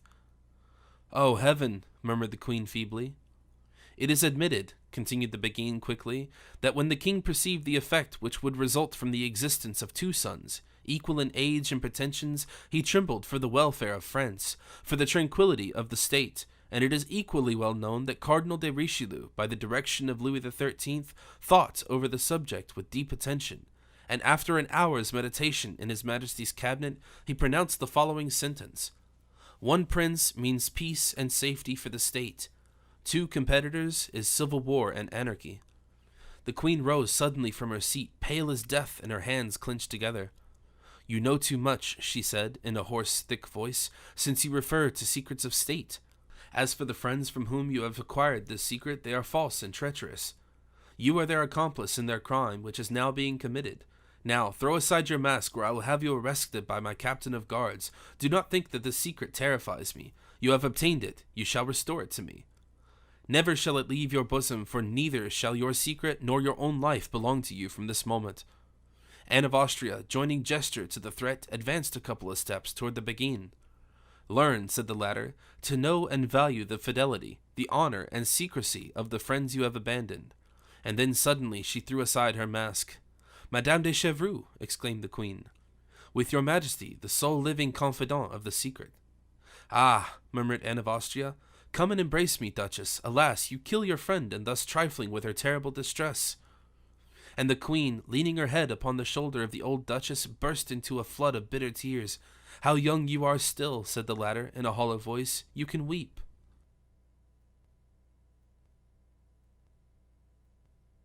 Chapter 44. Two Friends. The queen looked steadily at Madame de Chevreuse and said, "I believe you just now made use of the word happy in speaking of me. Hitherto, Duchess, I had thought it impossible that a human creature could anywhere be found more miserable than the Queen of France. Your afflictions, madame, have indeed been terrible enough, but by the side of those great and grand misfortunes to which we, two old friends, separated by men's malice, were just now alluding, you possess sources of pleasure, slight enough in themselves, it may be, but greatly envied by the world." "What are they?" said Anne of Austria, bitterly. "What can induce you to pronounce the word pleasure, Duchess, you who just now admitted that my body and my mind both stood in need of remedies?" Madame de Chevreuse collected herself for a moment, and then murmured, "How far removed kings are from other people." "What do you mean?" "I mean that they are far so removed from the vulgar herd that they forget that others often stand in need of the bare necessities of life. They are like the inhabitant of the African mountains, who, gazing from the verdant tableland, refreshed by the rills of melted snow, cannot comprehend that the dwellers in the plains below are perishing from hunger and thirst in the midst of the desert, burnt up by the heat of the sun." The queen colored, for she now began to perceive the drift of her friend's remark. "It was very wrong," she said, "to have neglected you. Oh, madame, I know the king has inherited the hatred his father bore me. The king would exile me if he knew I were in the Palais Royal." "I cannot say that the king is very well disposed towards you, Duchess," replied the queen, "but I could, secretly, you know." The Duchess's disdainful smile produced a feeling of uneasiness in the queen's mind. "Duchess," she hastened to add, "you did perfectly right to come here, even were it only to give us the happiness of contradicting the report of your death." "Has it been rumored, then, that I was dead?" "Everywhere. And yet my children did not go into mourning." "Ah, you know, Duchess, the court is very frequently moving about from place to place. We see Monsieur Albert de Linus but seldom, and many things escape our minds in the midst of the preoccupations that constantly beset us." "Your Majesty ought not to believe the report of my death." "Why not? Alas, we are all mortal, and you may perceive how rapidly I, your younger sister, as we used to formerly say, am approaching the tomb. If your Majesty believed me dead, you ought in that case to have been astonished not to have received the news." "Death, not unfrequently, takes us by surprise, Duchess." "Oh, your Majesty, those who are burdened with secrets such as we have just now discussed, must, as a necessity of their nature, satisfy their craving desire to divulge them, and they must gratify that desire before they die. Among the various preparations for their final journey, the task of placing their papers in order is not omitted." The queen started. "Your Majesty will be sure to learn in a particular manner the day of my death." "In what way?" "Because your Majesty will receive the next day, under several coverings, everything connected with our mysterious correspondence of former times." "Did you not burn them?" cried Anne in alarm. "Traitors only," replied the Duchess, "destroy a royal correspondence." "Traitors, do you say?" "Yes, certainly, or rather they pretend to destroy, instead of which they keep or sell it. Faithful friends, on the contrary, most carefully secret their treasures, for it may happen that some day or other they would wish to seek out their queen in order to say to her, 'Madame, I am getting old, my health is fast failing me, in the presence of the danger of death, for there is a risk for your Majesty that this secret may be revealed. Take, therefore, this paper, so fraught with menace for yourself, and trust not to another to burn it for you.'" "What paper do you refer to?" "As far as I am concerned, I have but one, it is true, but that is indeed most dangerous in its nature." Oh, Duchess, tell me what it is. A letter dated Tuesday, the 2nd of August, 1644, in which you beg me to go to Noisy-le-Sec to see that unhappy child. In your own handwriting, madame, there are those words, that unhappy child. A profound silence ensued. The queen's mind was busy in the past. Madame de Chevreuse was watching the progress of her scheme. Yes, unhappy, most unhappy, murmured Anne of Austria. How sad the existence he led, poor child, to finish it in so cruel a manner. Is he dead? Cried the Duchess suddenly, with a curiosity whose genuine accents the queen instinctively detected.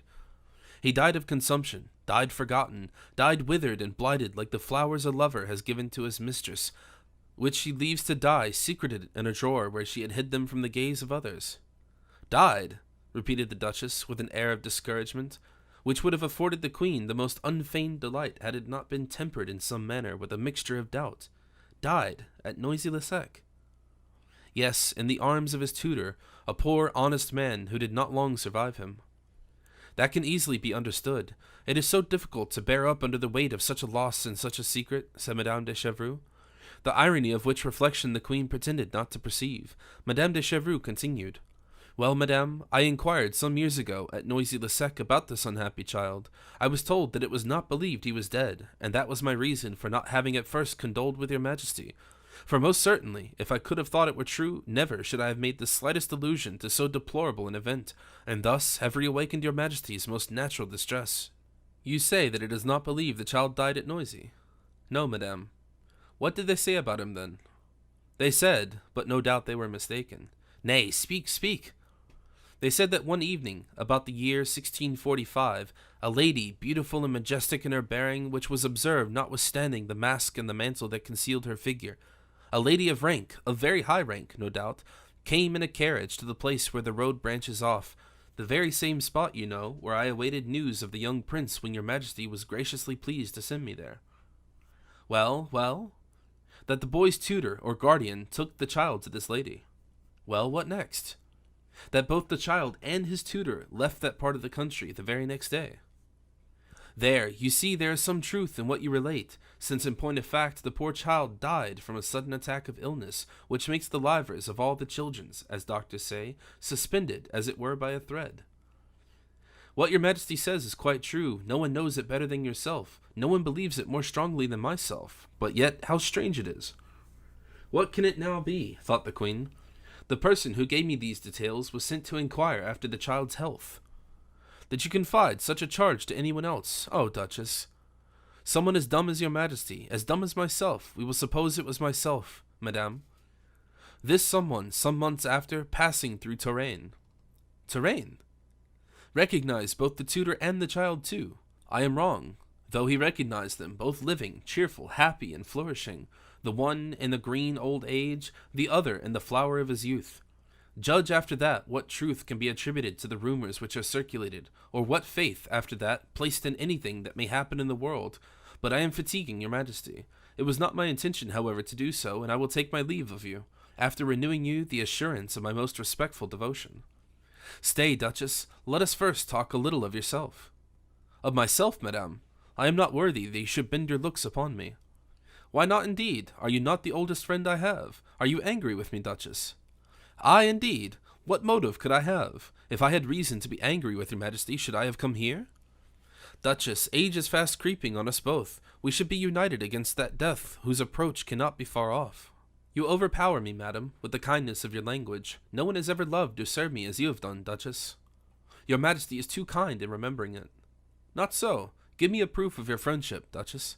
My whole being is devoted to you, madame. The proof I require is that you should ask something of me. Ask? Oh, I know you well. No one is more disinterested, more noble, and truly loyal. Do not praise me too highly, madame, said the Duchess, somewhat anxiously. I can never praise you as much as you deserve to be praised, and yet age and misfortune effect a terrible change in people, madame. So much the better, for the beautiful, the haughty, the adored Duchess of former days might have answered me ungratefully. I do not wish for anything from you. Heaven be praised, the misfortunes you speak of have indeed worked a change in you, for you will now perhaps answer me. I accept. The Duchess's look and smile soon changed at this conclusion, and she no longer attempted to act a false part. Speak, dearest, what do you want? I must first explain to you. Do so, unhesitatingly. Well then, your majesty can confer the greatest, the most ineffable pleasure upon me. And what is it? Said the queen, a little distant in her manner from an uneasiness of feeling produced by this remark. But do not forget, my good Chevreau, that I am quite as much under my son's influence as I was formerly under my husband's. I will not be too hard, madame. Call me as you used to. It will be a sweet echo of our happy youth. Well then, my dear mistress, my darling Anne, do you know Spanish still? Yes. Ask me in Spanish, then. Will your majesty do me the honor to pass a few days with me at Dampierre? Is that all? Said the queen, stupefied. Nothing more than that? Good heavens! Can you possibly imagine that in asking you that, I am not asking you the greatest conceivable favor? If that really be the case, you do not know me. Will you accept? Yes, gladly, and I shall be happy, continued the queen, with some suspicion, if my presence can in any way be useful to you. Useful! Exclaimed the duchess, laughing. Oh, no, agreeable, delightful, if you like, and you promise me, then? I swear it, said the queen, whereupon the duchess seized her beautiful hand and covered it with kisses. The queen could not help murmuring to herself, she is a good-hearted woman, and very generous, too. Will your majesty consent to wait a fortnight before you come? Certainly, but why? Because, said the duchess, knowing me to be in disgrace, no one would lend me the 100,000 francs which I require to put Dampierre into a state of repair. But when it is known that I require that sum for the purpose of perceiving your majesty at Dampierre properly, all the money in Paris will be at my disposal. Ah, said the queen, gently nodding her head in a sign of intelligence, 100,000 francs. You want 100,000 francs to put Dampierre into repair. Quite as much as that. And no one will lend you them. No one. I will lend them to you, if you like, duchess. Oh, I hardly dare accept such a sum. You would be wrong if you did not. Besides, 100,000 francs is really not much. I know too well that you never set a right value upon your silence and secrecy. Push that table a little towards me, duchess, and I will write you an order on Monsieur Colbert.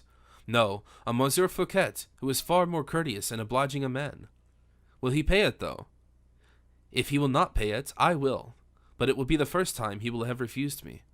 The queen wrote and handed the duchess the order, and afterwards dismissed her with a warm embrace.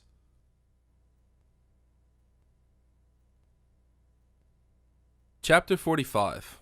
How Jean de La Fontaine came to write his first tale. All these intrigues are exhausted. The human mind, so variously complicated, has been enabled to develop itself at its ease in the 3 outlines with which our recital has supplied it. It is not unlucky that in the future we are now preparing, a question of politics and intrigues may still arise, but the springs by which they work will so carefully be concealed that no one will be able to see aught but flowers and paintings, just as at a theater, where a colossus appears upon the scene, walking along, moved by the small legs and slender arms of a child concealed within the framework. We now return to St. Manda, where the superintendent was in the habit of receiving his select confederacy of Epicureans. For some time past the host had met with nothing but trouble. Everyone in the house was aware of and felt for the minister's distress. No more magnificent or recklessly improvident reunions.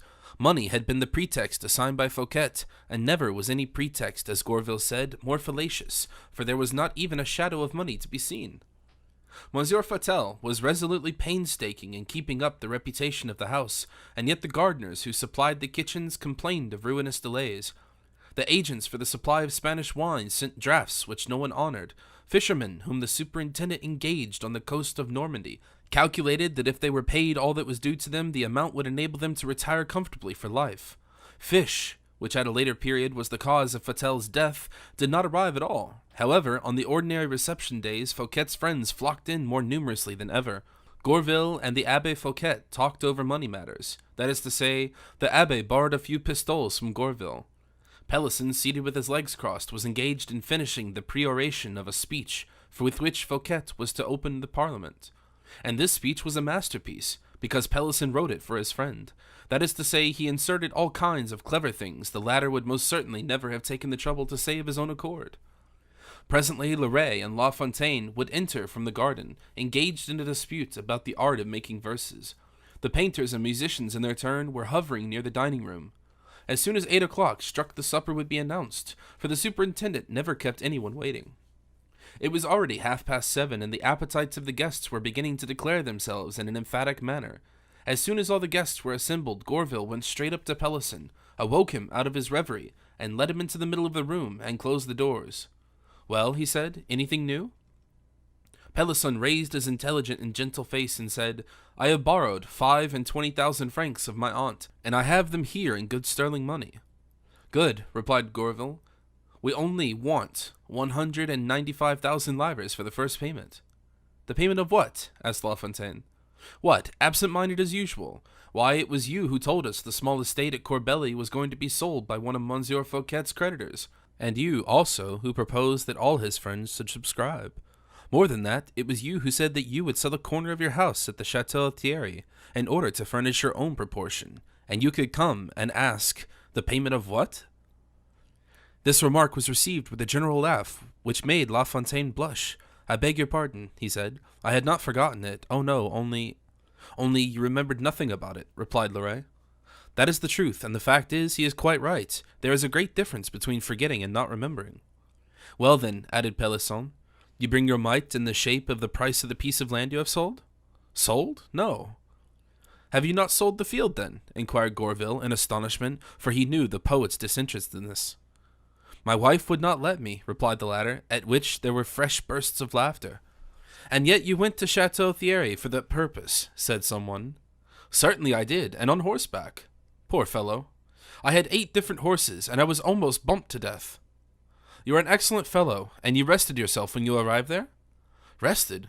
Oh, of course I did, for I had an immense deal of work to do. How so? My wife had been flirting with the man to whom I wished to sell the land. The fellow drew back from his bargain, and so I challenged him. Very good. And you fought? It seems not. You know nothing about it, I suppose. No, my wife and her relations interfered in the matter. I was kept a quarter of an hour with my sword in my hand, but I was not wounded. And your adversary? Oh, he wasn't wounded either, for he never came in the field. Capital, cried his friends from all sides. You must have been terribly angry. Oh, exceedingly so. I caught cold. I returned home, and then my wife began to quarrel with me. In real earnest? Yes, in real earnest. She threw a loaf of bread at my head, a large loaf. And what did you do? Oh, I upset the table over her and her guests, and then I got on my horse, and here I am. Everyone had great difficulty in keeping his countenance at the exposure of this heroic comedy, and when the laughter had subsided, one of the guests present said to La Fontaine, Is that all you have brought back?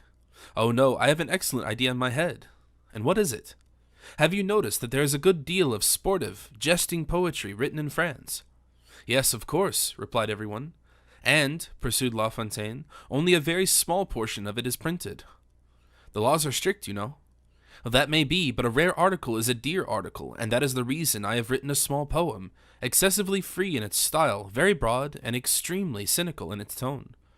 The deuce you have. Yes, continued the poet with assumed indifference, and I have introduced the greatest freedom of language I could possibly employ. Peals of laughter again broke forth while the poet was thus announcing the quality of his wares. And, he continued, I have tried to excel everything that Boccaccio, Aretin, and other masters of their craft have written in the same style. Its fate is clear, said Pelisson. It will be suppressed and forbidden. Do you think so? Said La Fontaine simply. I assure you, I did not do it on my own account so much as Monsieur Fouquet's. This wonderful conclusion again raised the mirth of all present. And I have sold the first edition of this little book for 800 livres, exclaimed La Fontaine, rubbing his hands together. Serious and religion's books sell at about half that rate. It would have been better, said Gourville, to have written 2 religious books instead. It would have been too long and not amusing enough, replied La Fontaine tranquilly. My 800 livres are in this little bag, and I beg to offer them as my contribution. As he said this, he placed his offering in the hands of their treasurer. It was then Loret's turn, who gave 150 livres. The others stripped themselves in the same way, and the total sum in the purse amounted to 40,000 livres. The money was still being counted over when the superintendent noiselessly entered the room. He had heard everything.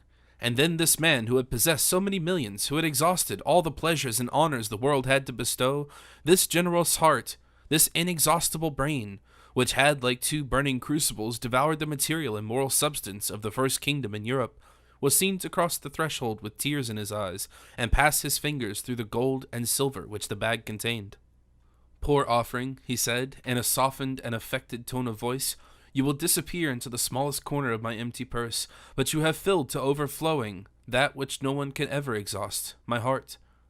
Thank you, my friends, thank you.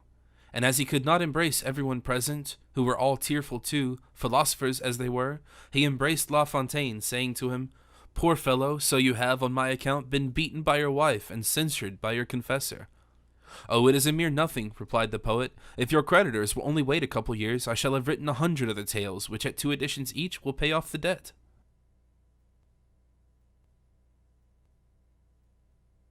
Chapter 46. La Fontaine and the Character of a Negotiator. Fouquet pressed La Fontaine's hand most warmly, saying to him, My dear poet, write 100 other tales, not only for the 80 pistoles which each of them will produce you, but still more to enrich our language with 100 new masterpieces of composition. Oh, said La Fontaine, with a little air of pride, you must not suppose that I have only brought this idea and the 80 pistoles to the superintendent. Oh, indeed, was the general acclamation from all parts of the room. Monsieur de La Fontaine is in funds today. Exactly, replied La Fontaine. Quick, quick, cried the assembly. Take care, said Pelisson in La Fontaine's ear. You have had a most brilliant success up to the present moment. Do not go beyond your depth. Not at all, Monsieur Pelisson, and you, who are a man of decided taste, will be the first to approve of what I have done. We are talking of millions, remember, said Gourville. I have 1,500,000 livres, right here. Monsieur Gourville, he replied, striking himself on the chest. The deuce take this Gascon from Chateau Thierry, cried Loret. It is not the pocket you must tap, but the brain, said Fouquet. Stay a moment, Monsieur le Surintendant, added La Fontaine. You are not Procureur General, you are a poet. True, true, cried Loret, Conrart, and every other person present connected with literature. You are, I repeat, a poet and a painter, a sculptor, a friend of the arts and sciences, but acknowledge that you are no lawyer. Oh, I do acknowledge it, replied Fouquet, smiling. If you were to be nominated at the Academy, you would refuse, I think. I think I should, with all due reference to the academicians. Very good. If, therefore, you do not wish to belong to the Academy, why do you allow yourself to form one of the Parliament? Oh, said Pelisson, we are talking politics. I wish to know whether the barrister's gown does or does not become Monsieur Fouquet. There is no question of the gown at all, retorted Pelisson, annoyed at the laughter of those who were present. On the contrary, it is the gown, said Loret. Take the gown away from the Procureur General, said Conrart, and we have Monsieur Fouquet left us still, of whom we have no reason to complain. But as he is no Procureur General without his gown, we agree with Monsieur de La Fontaine and pronounce the gown to be nothing but a bugbear. Fugiant risus leporesque, said Loret. The smiles and the graces, said someone present. That is not the way, said Pelisson gravely, that I translate leporus. How do you translate it? Said La Fontaine. Thus, the hares run away as soon as they see Monsieur Fouquet. A burst of laughter in which the superintendent joined followed this sally. But why hares? Objected Conrart, vexed. Because the hare will be the very one who would not be overpleased to see Monsieur Fouquet surrounded by all the attributes which his parliamentary strength and power confer on him. Oh, oh, murmured the poets. Quo non ascendum, said Conrart, seems impossible to me when one is fortunate enough to wear the gown of the Procureur General. On the contrary, it seems so to me without that gown, said the obstinate Pelisson. What is your opinion, Gourville? I think the gown in question is a very good thing, replied the latter, but I equally think that 1.5 million is far better than the gown. And I am of Gourville's opinion, exclaimed Fouquet, stopping the discussion by the expression of his own opinion, which would necessarily bear down all the others. 1.5 million, Pelisson grumbled out. Now I happen to know an Indian fable. Tell it to me, said La Fontaine. I ought to know it too. Tell it, said the others. There was a tortoise, which was, as usual, well protected by its shell, said Pelisson. Whenever its enemies threatened it, it took refuge within its covering. One day someone said to it, You must feel very hot in such a house as that in the summer, and you are altogether prevented showing off your graces. There is a snake here who will give you 1.5 million for your shell. Good, said the superintendent, laughing. Well, what next? Said La Fontaine, more interested in the apologue than in the moral. The tortoise sold his shell and remained naked and defenseless. A vulture happened to see him, and being hungry, broke the tortoise's back with a blow of his beak and devoured it. The moral is that Monsieur Fouquet should take very good care to keep his gown. La Fontaine understood the moral seriously. You forget, Achelous, he said to his adversary. What do you mean? Achelous was bald-headed, and a vulture, your vulture probably, who was a great amateur in tortoises, mistook at a distance his head for a block of stone, and let a tortoise, which was shrunk up in his shell, fall upon it. Yes, La Fontaine is right, resumed Fouquet, who had become very thoughtful. Whenever a vulture wishes to devour a tortoise, he well knows how to break his shell. But happy is that tortoise, a snake who pays $1.5 million for his envelope. If anyone were to bring me a generous-hearted snake like the one in your favor, Pelisson, I would give him my shell. Rara avis in terras, cried Conrart. And like a black swan, is he not? Added La Fontaine.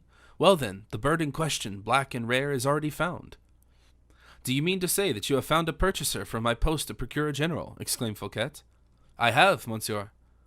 But the superintendent never said that he wished to sell, resumed Pelisson. I beg your pardon, said Conrart. You yourself spoke about it, even. Yes, I am a witness to that, said Gourville. He seems very tenacious about his brilliant idea, said Fouquet, laughing. Well, La Fontaine, who is the purchaser? A perfect blackbird, for he is a councillor belonging to the Parliament, an excellent fellow. What is his name? Vanel. Vanel, exclaimed Fouquet. Vanel, the husband of... Precisely, her husband. Yes, monsieur. Poor fellow, said Fouquet, with an expression of great interest. He wishes to be everything that you have been, monsieur, said Gourville, and to do everything that you have done.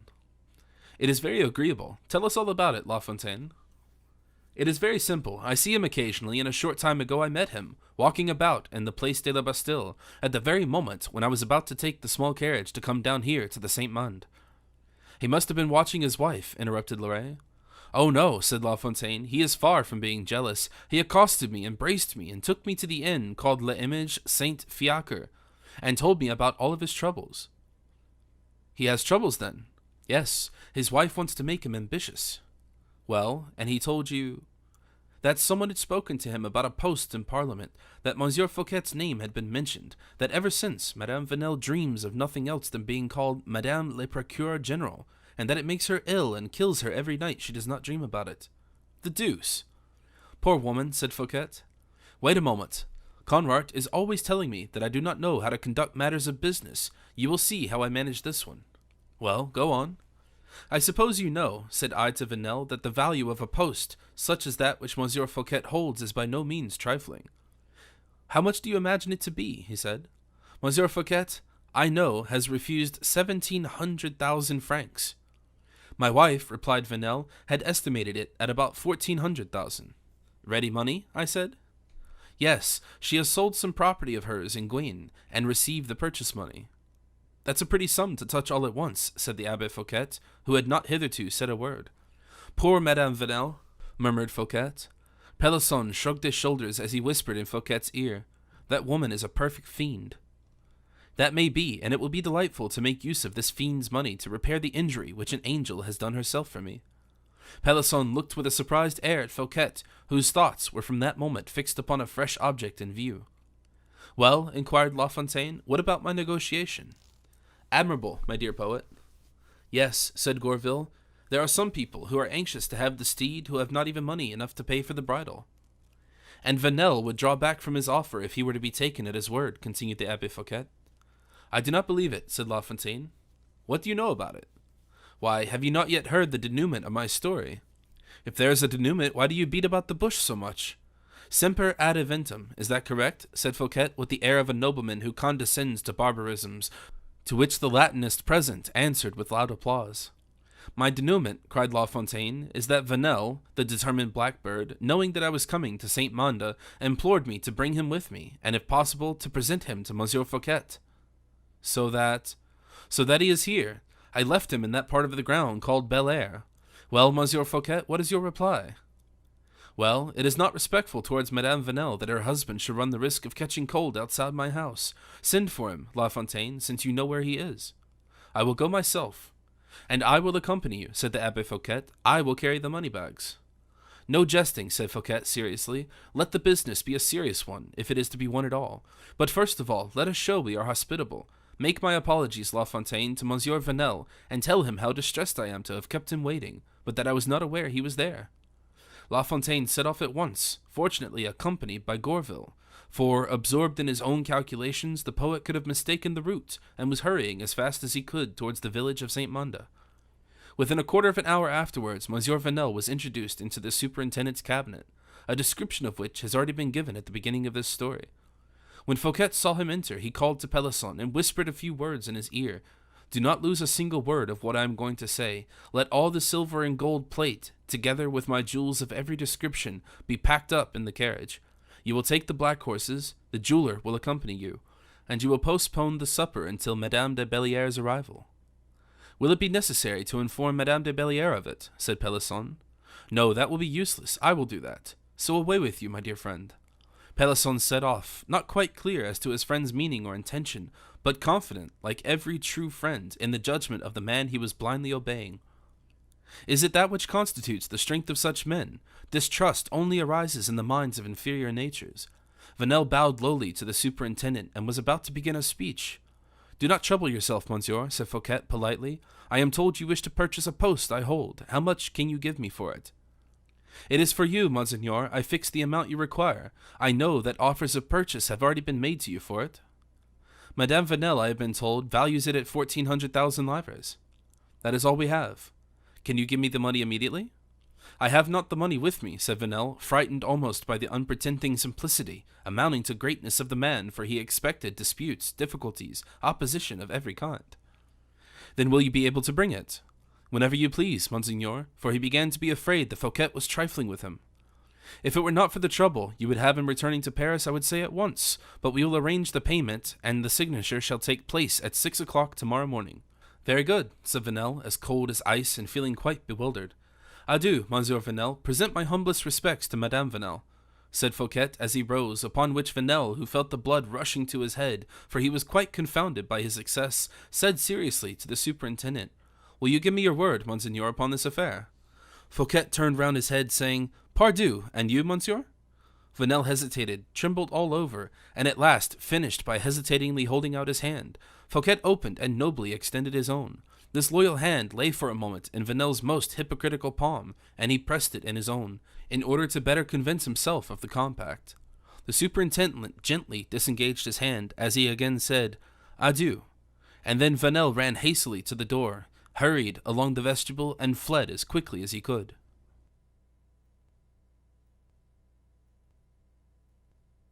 Chapter 47. Madame de Belliere's Plate and Diamonds. Fouquet had no sooner diminished Vanel than he began to reflect for a few moments. A man never can do too much for the woman he has once loved. Marguerite wishes to be the wife of a procureur general, and why not confer this pleasure upon her? And now that the most scrupulous and sensitive conscience will be unable to reproach me with anything, let my thoughts be bestowed on her who has shown so much devotion for me. Madame de Belliere ought to be there by this time, he said, as he turned towards the secret door. After he had locked himself in, he opened the subterranean passage and rapidly hastened towards the means of communicating between the house at Vincennes and his own residence. He had neglected to apprise his friend of his approach by ringing the bell, perfectly assured that she would never fail to be exact at the rendezvous, as indeed was the case, for she was already waiting. The noise the superintendent made aroused her. She ran to take from under the door the letter he had thrust there, and which simply said, "Come, Marquis, we are waiting supper for you." With her heart filled with happiness, Madame de Belliere ran to her carriage in the Avenue de Vincennes, and in a few minutes she was holding out her hand to Gourville, who was standing at the entrance, where in order to better please his master, he had stationed himself to watch her arrival. She had not observed that Fouquet's black horse arrived at the same time, all steaming and foam-flaked, having returned to Saint Mande with Pelisson and the very jeweler to whom Madame de Belliere had sold her plate and her jewels. Pelisson introduced the goldsmith into the cabinet, which Fouquet had not yet left. The superintendent thanked him for having been good enough to regard as simple deposit in his hands the valuable property which he had every right to sell, and he cast his eyes on the total of the account, which amounted to 1,300,000 francs. Then, going for a few moments to his desk, he wrote an order for 1,400,000 francs, payable at sight at his treasury before 12 o'clock the next day. 100,000 francs profit, cried the goldsmith. Oh, monseigneur, what generosity! Nay, not so, monsieur, said Fouquet, touching him on the shoulder. There are certain kindnesses which can never be repaid. This profit is only what you have earned, but the interest of your money still remains to be arranged. And saying this, he unfastened from his sleeve a diamond button, which the goldsmith himself had often valued at 3,000 pistoles. Take this, he said to the goldsmith, in remembrance of me. Farewell, you are an honest man. And you, monseigneur, cried the goldsmith, completely overcome, are the noblest man that ever lived. Fouquet let the worthy goldsmith pass out of the room by the secret door, and then went to receive Madame de Belliere, who was already surrounded by all the guests. The marquise was always beautiful, but now her loveliness was more dazzling than ever. "Do you not think, gentlemen," said Fouquet, "that Madame is more than usually beautiful this evening, and do you happen to know why?" "Because Madame really is the most beautiful of all women," said someone present. "No, but because she is the best, and yet—" "Yet?" said the Marquis, smiling. "And yet all the jewels which Madame is wearing this evening are nothing but false stones."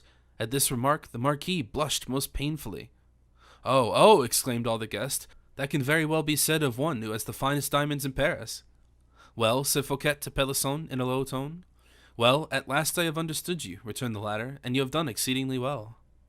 "Supper is ready, monseigneur," said Fatel with majestic air and tone. The crowd of guests hurried, more quickly than is usually the case with ministerial entertainments, towards the banqueting room, where a magnificent spectacle presented itself.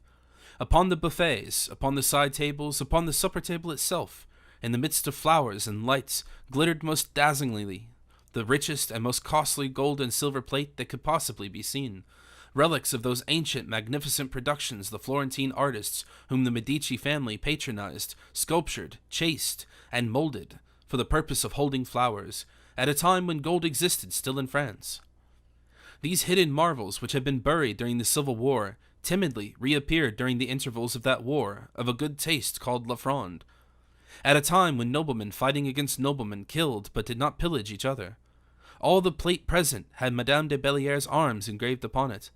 "Look," cried La Fontaine, "here is a P and a B." But the most remarkable object present was the cover which Fouquet had assigned to the Marquis. Near her was a pyramid of diamonds, sapphires, emeralds, antique cameos, sardonyx stones carved by the old Greeks of Asia Minor, with mountings of Mysian gold, curious mosaics of ancient Alexandria set in silver, massive Egyptian bracelets lay heaped on a large plate of Palissy ware, supported by a tripod of gilt bronze, sculptured by Benvenuto Cellini. The Marquis turned pale as she recognized what she had never expected to see again.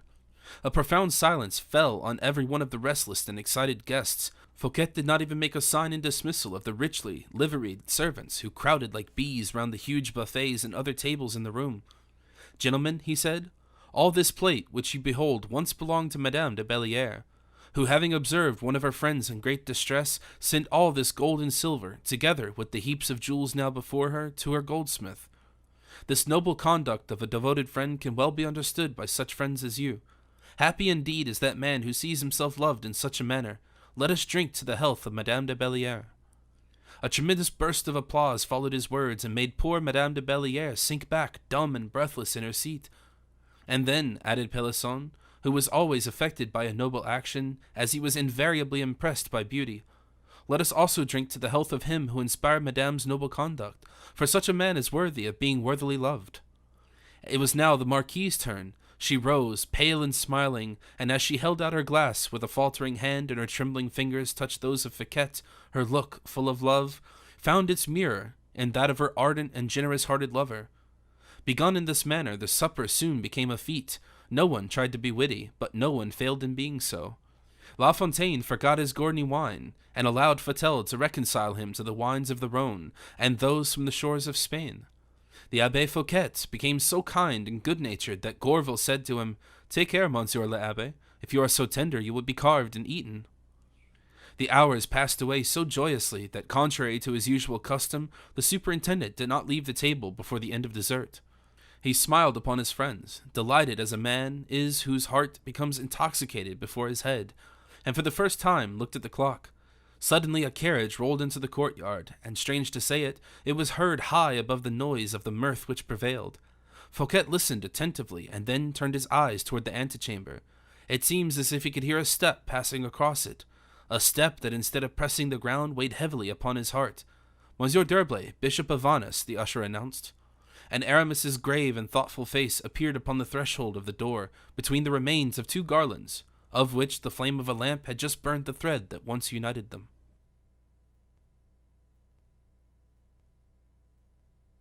Chapter 48. Monsieur de Mazarin's Receipt. Fouquet would have uttered an exclamation of delight on seeing another friend arrive if the cold air and averted aspect of Aramis had not restored all his reserve. "Are you going to join us at dessert?" he asked. "And yet you would be frightened, perhaps, at the noise which our wild friends here are making." "Monseigneur," replied Aramis respectfully, I will begin by begging you to excuse me for having interrupted this merry meeting, and then I will beg you to give me, as soon as your pleasure is attended to, a moment's audience on matters of business." As the word business had aroused the attention of some of the Epicureans present, Fouquet rose, saying, "Business first of all, Monsieur d'Herblay. We are too happy when matters of business arrive only at the end of a meal." As he said this, he took the hand of Madame de Valliere, who looked at him with a kind of uneasiness, and then led her to an adjoining salon, after having recommended her to the most reasonable of his guests. And then, taking Aramis by the arm, he led him towards his cabinet. As soon as Aramis were there, throwing aside the respectful air he had assumed, he threw himself into a chair, saying, "Guess whom I have seen this evening. My dear Chevalier, every time you begin in that manner, I am sure to hear you announce something disagreeable." "Well, and this time you will not be mistaken either, my dear friend," replied Aramis. "Do not keep me in suspense," added Fouquet phlegmatically. "Well, then, I have seen Madame de Chevreuse." "The old Duchess, do you mean?" "Yes." "Her ghost, perhaps?" "No, no, the old she-wolf herself." "Without teeth?" "Possibly, but not without claws." "Well, what harm can she meditate against me? I am no miser with women who are not prudes, a quality always prized, even by the women who no longer presumes to look for love. Madame de Chevreuse knows very well that you are not avaricious, since she wishes to draw some money of you." "Indeed, under what pretext?"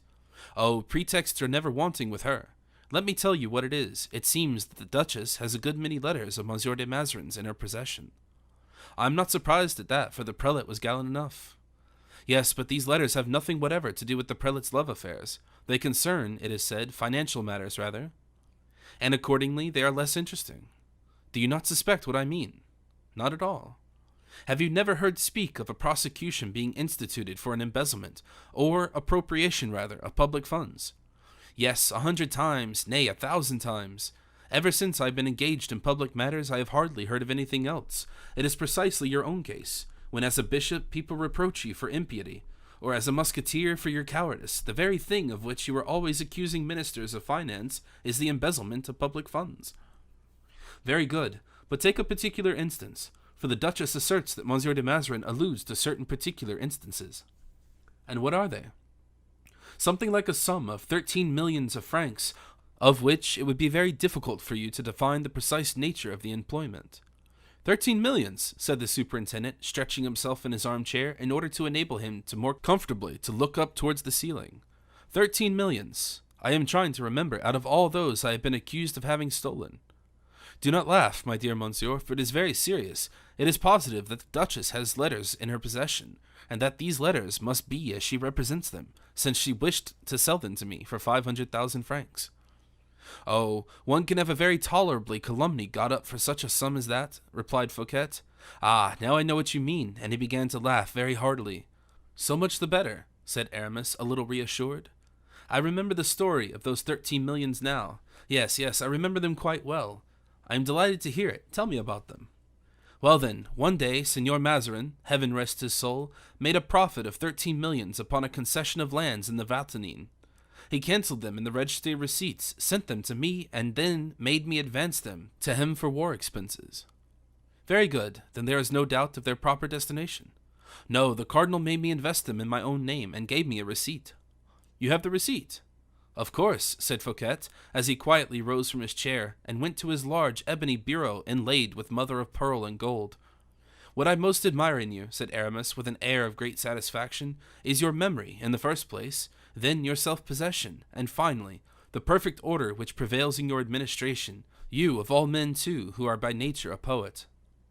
"Yes," said Fouquet, "I am orderly out of a spirit of idleness to save myself the trouble of looking after things, and so I know that Mazarin's receipt is in the third drawer under the letter M. I open the drawer and I place my hand upon the very paper I need. In the night, without a light, I could find it." And with a confident hand he felt the bundle of papers which were piled in the open drawer. "Nay, more than that," he continued, "I remember the paper as if I saw it. It is thick, somewhat crumpled, with gilt edges. Mazarin had made a blot upon the figure of the date. 'Ah,' he said, 'the paper knows we are talking about it, and that we want it very much, and so it hides itself out of the way.'" And as the superintendent looked into the drawer, Aramis rose from his seat. "This is very singular," said Fouquet. "Your memory is treacherous, my dear Monseigneur. Look in another drawer." Fouquet took out the bundle of papers and turned them over once more. He then grew very pale. Don't confine your search to that drawer, said Aramis. Look elsewhere. Quite useless. I've never made a mistake. No one but myself arranges any papers of mine in this nature. No one but myself ever opens this drawer, of which, besides, no one, myself excepted, is aware of the secret. What do you conclude, then? Said Aramis, agitated. That Mazarin's receipt has been stolen from me. Madame de Chevreuse was right, Chevalier. I have appropriated the public funds. I have robbed the state coffers of 13 millions of money. I am a thief, Monsieur d'Herblay. Nay, nay, do not get irritated. Do not get excited. And why not, Chevalier? Surely there is every reason for it. If legal proceedings are well arranged and a judgment given in accordance with them, your friend the superintendent will soon follow Montfaucon, his colleague Enguerrand de Marigny, and his predecessor Semblanquet. Oh, said Aramis, smiling, not so fast as that. And why not? Why not so fast? What do you suppose Madame de Chevreuse has done with those letters? For you refused them, I suppose? Yes, at once. I suppose that she went and sold them to Monsieur Colbert. Well? I said I suppose so. I might have said I was sure of it, for I had her followed, and when she left me, she returned to her own house, went out by a back door, and proceeded straight to the intendant's house in the Rue Croix des Petits Champs. Legal proceedings will be instituted then, scandal and dishonor will follow, and all will fall upon me like a thunderbolt, blindly and pitilessly. Aramis approached Fouquet, who sat trembling in his chair. Close to the open drawers he placed his hand on his shoulder, and in an affectionate tone of voice said, Do not forget that the position of Monsieur Fouquet can in no way be compared to that of the Semblanquet, or of Marigny. And why not, in heaven's name? Because the proceedings against those ministers were determined, completed, and sentence carried out, whilst in your case the same thing cannot take place. Another blow, why not? A peculator is, under any circumstances, a criminal. Criminals who know how to find a safe asylum are never in danger. What, make my escape? Fly? No, I do not mean that. You forget that all such proceedings originate in the Parliament, and that they are instituted by the Procureur General, and that you are the Procureur General. You see that unless you wish to condemn yourself— Oh, cried Fouquet suddenly, dashing his fist upon the table. Well, what? What is the matter? I am Procureur General no longer. Aramis, at this reply, became as livid as death. He pressed his hands together convulsively, and with a wild, haggard look which almost annihilated Fouquet, he said, laying a stress on every distinct syllable, You are Procureur General no longer, do you say? No. Since when? Since the last 4 or 5 hours. Take care, interrupted Aramis coldly. I do not think you are in full possession of your senses, my friend. Collect yourself. I tell you, returned Fouquet, that a little while ago someone came to me, brought by my friends, to offer me 1,400,000 francs for the appointment, and that I sold it. Aramis looked as though he had been struck by lightning. The intelligent and mocking expression of his countenance assumed an aspect of such profound gloom and terror that it had more effect upon the superintendent than all the exclamations and speeches in the world. You had need of money, then, he said, at last. Yes, to discharge a debt of honor. And in a few words he gave Aramis an account of Madame de Belliere's generosity, and the manner of which he had thought it but right to discharge that act of generosity. Yes, said Aramis, that is indeed a fine trait. What has it cost? Exactly the 1,400,000 francs, the price of my appointment, which you received in that manner without reflection. Oh, imprudent man! I have not yet received the amount, but I shall tomorrow. It is not yet completed, then? It must be carried out, though, for I have given the goldsmith for 12 o'clock tomorrow an order upon my treasury, into which the purchaser's money will be paid at 6 or 7. Heaven be praised, cried Aramis, clapping his hands together. Nothing is yet completed, since you have not yet been paid. But the goldsmith? You shall receive the 1,400,000 francs from me at 12:15. Stay a moment. It is 6 o'clock this very morning that I am to sign. Oh, I will answer that you do not sign. I have given my word, Chevalier. If you have given it, you will take it back again, that is all. Can I believe what I hear? Cried Fouquet, in a most expressive tone. Fouquet recall his word, after it has been once pledged. Aramis replied to the almost stern look of the minister by a look full of anger. Monsieur, he said, I believe I have deserved to be called a man of honor. As a soldier, I have risked my life 500 times. As a priest, I have rendered still greater services, both to the state and to my friends. The value of a word once passed is estimated according to the worth of the man who gives it. So long as it is in his own keeping, it is of the purest, finest gold. So when his wish to keep it has passed away, it is a two-edged sword. With that word, therefore, he defends himself as with an honorable weapon. considering that, when he disregards his word, he endangers his life and incurs an amount of risk far greater than that which his adversary is likely to derive a profit. In such a case, monsieur, he appeals to heaven and to justice." Fouquet bent down his head, as he replied, "I am a poor, self-determined man, a true Breton born. My mind admires and fears yours.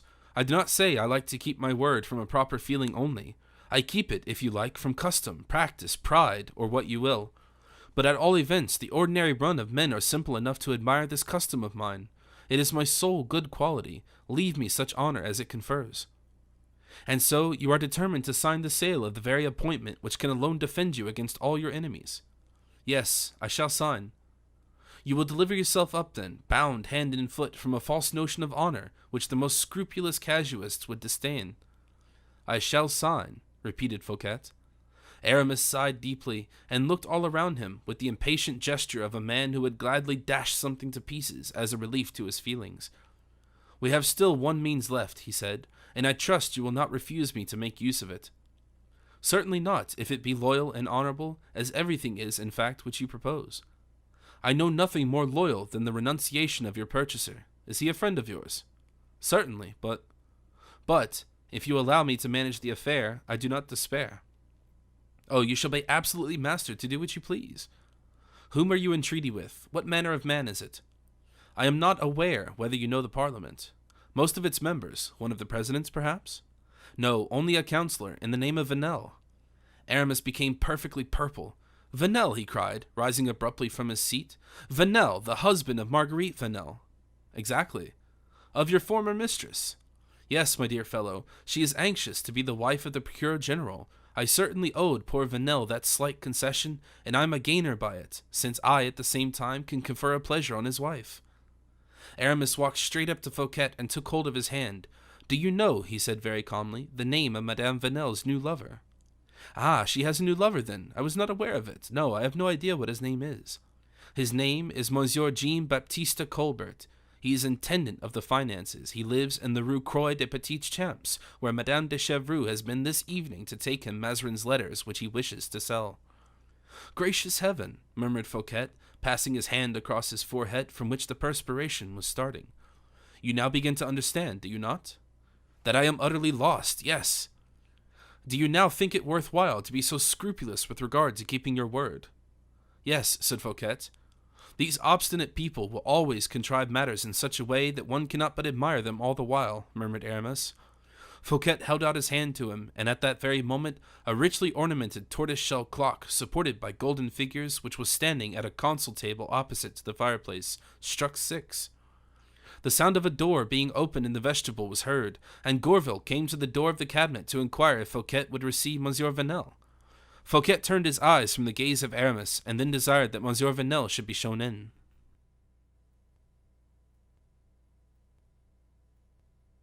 Chapter 49. Monsieur Colbert's Rough Draft. Vanel, who entered at this stage of the conversation, was nothing less for Aramis and Fouquet than the full stop which completes a phrase. But for Vanel, Aramis's presence in Fouquet's cabinet had quite another signification. And therefore, at his first step into the room, he paused as he looked at the delicate yet firm features of the Bishop of Vannes, and his look of astonishment soon became one of scrutinizing attention. As for Fouquet, a perfect politician, that is to say, complete master of himself, he had already, by the energy of his own resolute will, contrived to remove from his face all traces of the emotion which Aramis's revelation had occasioned. He was no longer, therefore, a man overwhelmed by misfortune and reduced to resort to expedients. He held his head proudly erect and indicated by a gesture that Vanel could enter.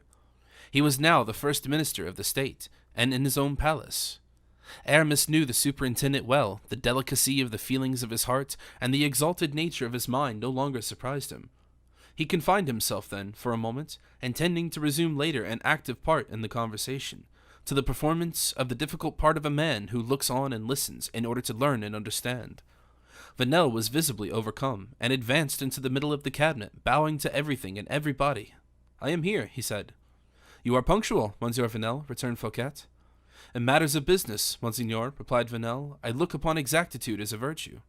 "No doubt, Monsieur." "I beg your pardon," interrupted Aramis, indicating Vanel with his finger, but addressing himself to Fouquet. This is the gentleman, I believe, who has come about the purchase of your appointment.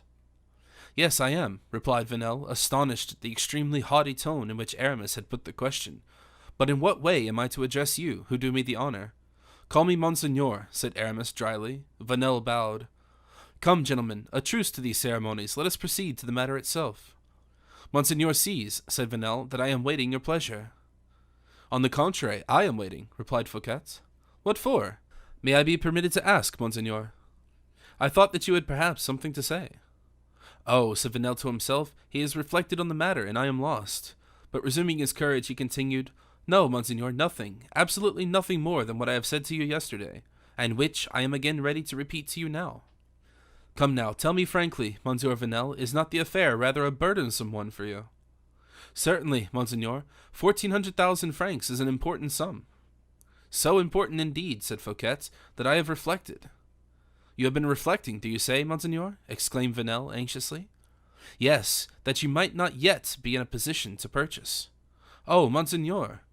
Do not make yourself uneasy on that score, Monsieur Vanel. I shall not blame you for a failure in your word, which evidently may arise from your inability on your part.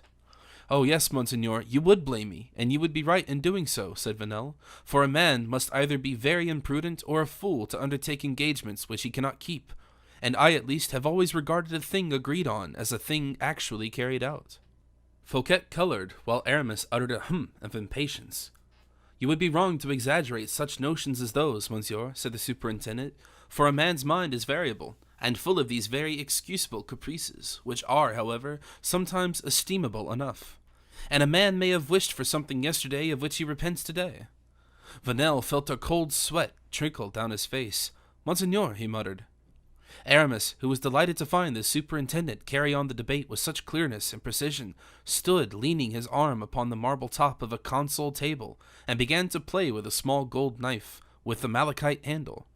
Fouquet did not hasten to reply, but after a moment's pause, Come, my dear Monsieur Vanel, he said, I will explain to you how I am situated. Vanel began to tremble. Yesterday I wished to sell. Monseigneur did more than wish to sell, he actually sold. Well, that may be so, but today I ask you the favor to restore me my word which I pledged you. I received your word as a satisfactory assurance that it would be kept. I know that, and that is the reason why I now entreat you. Do you understand me? I entreat you to restore it to me.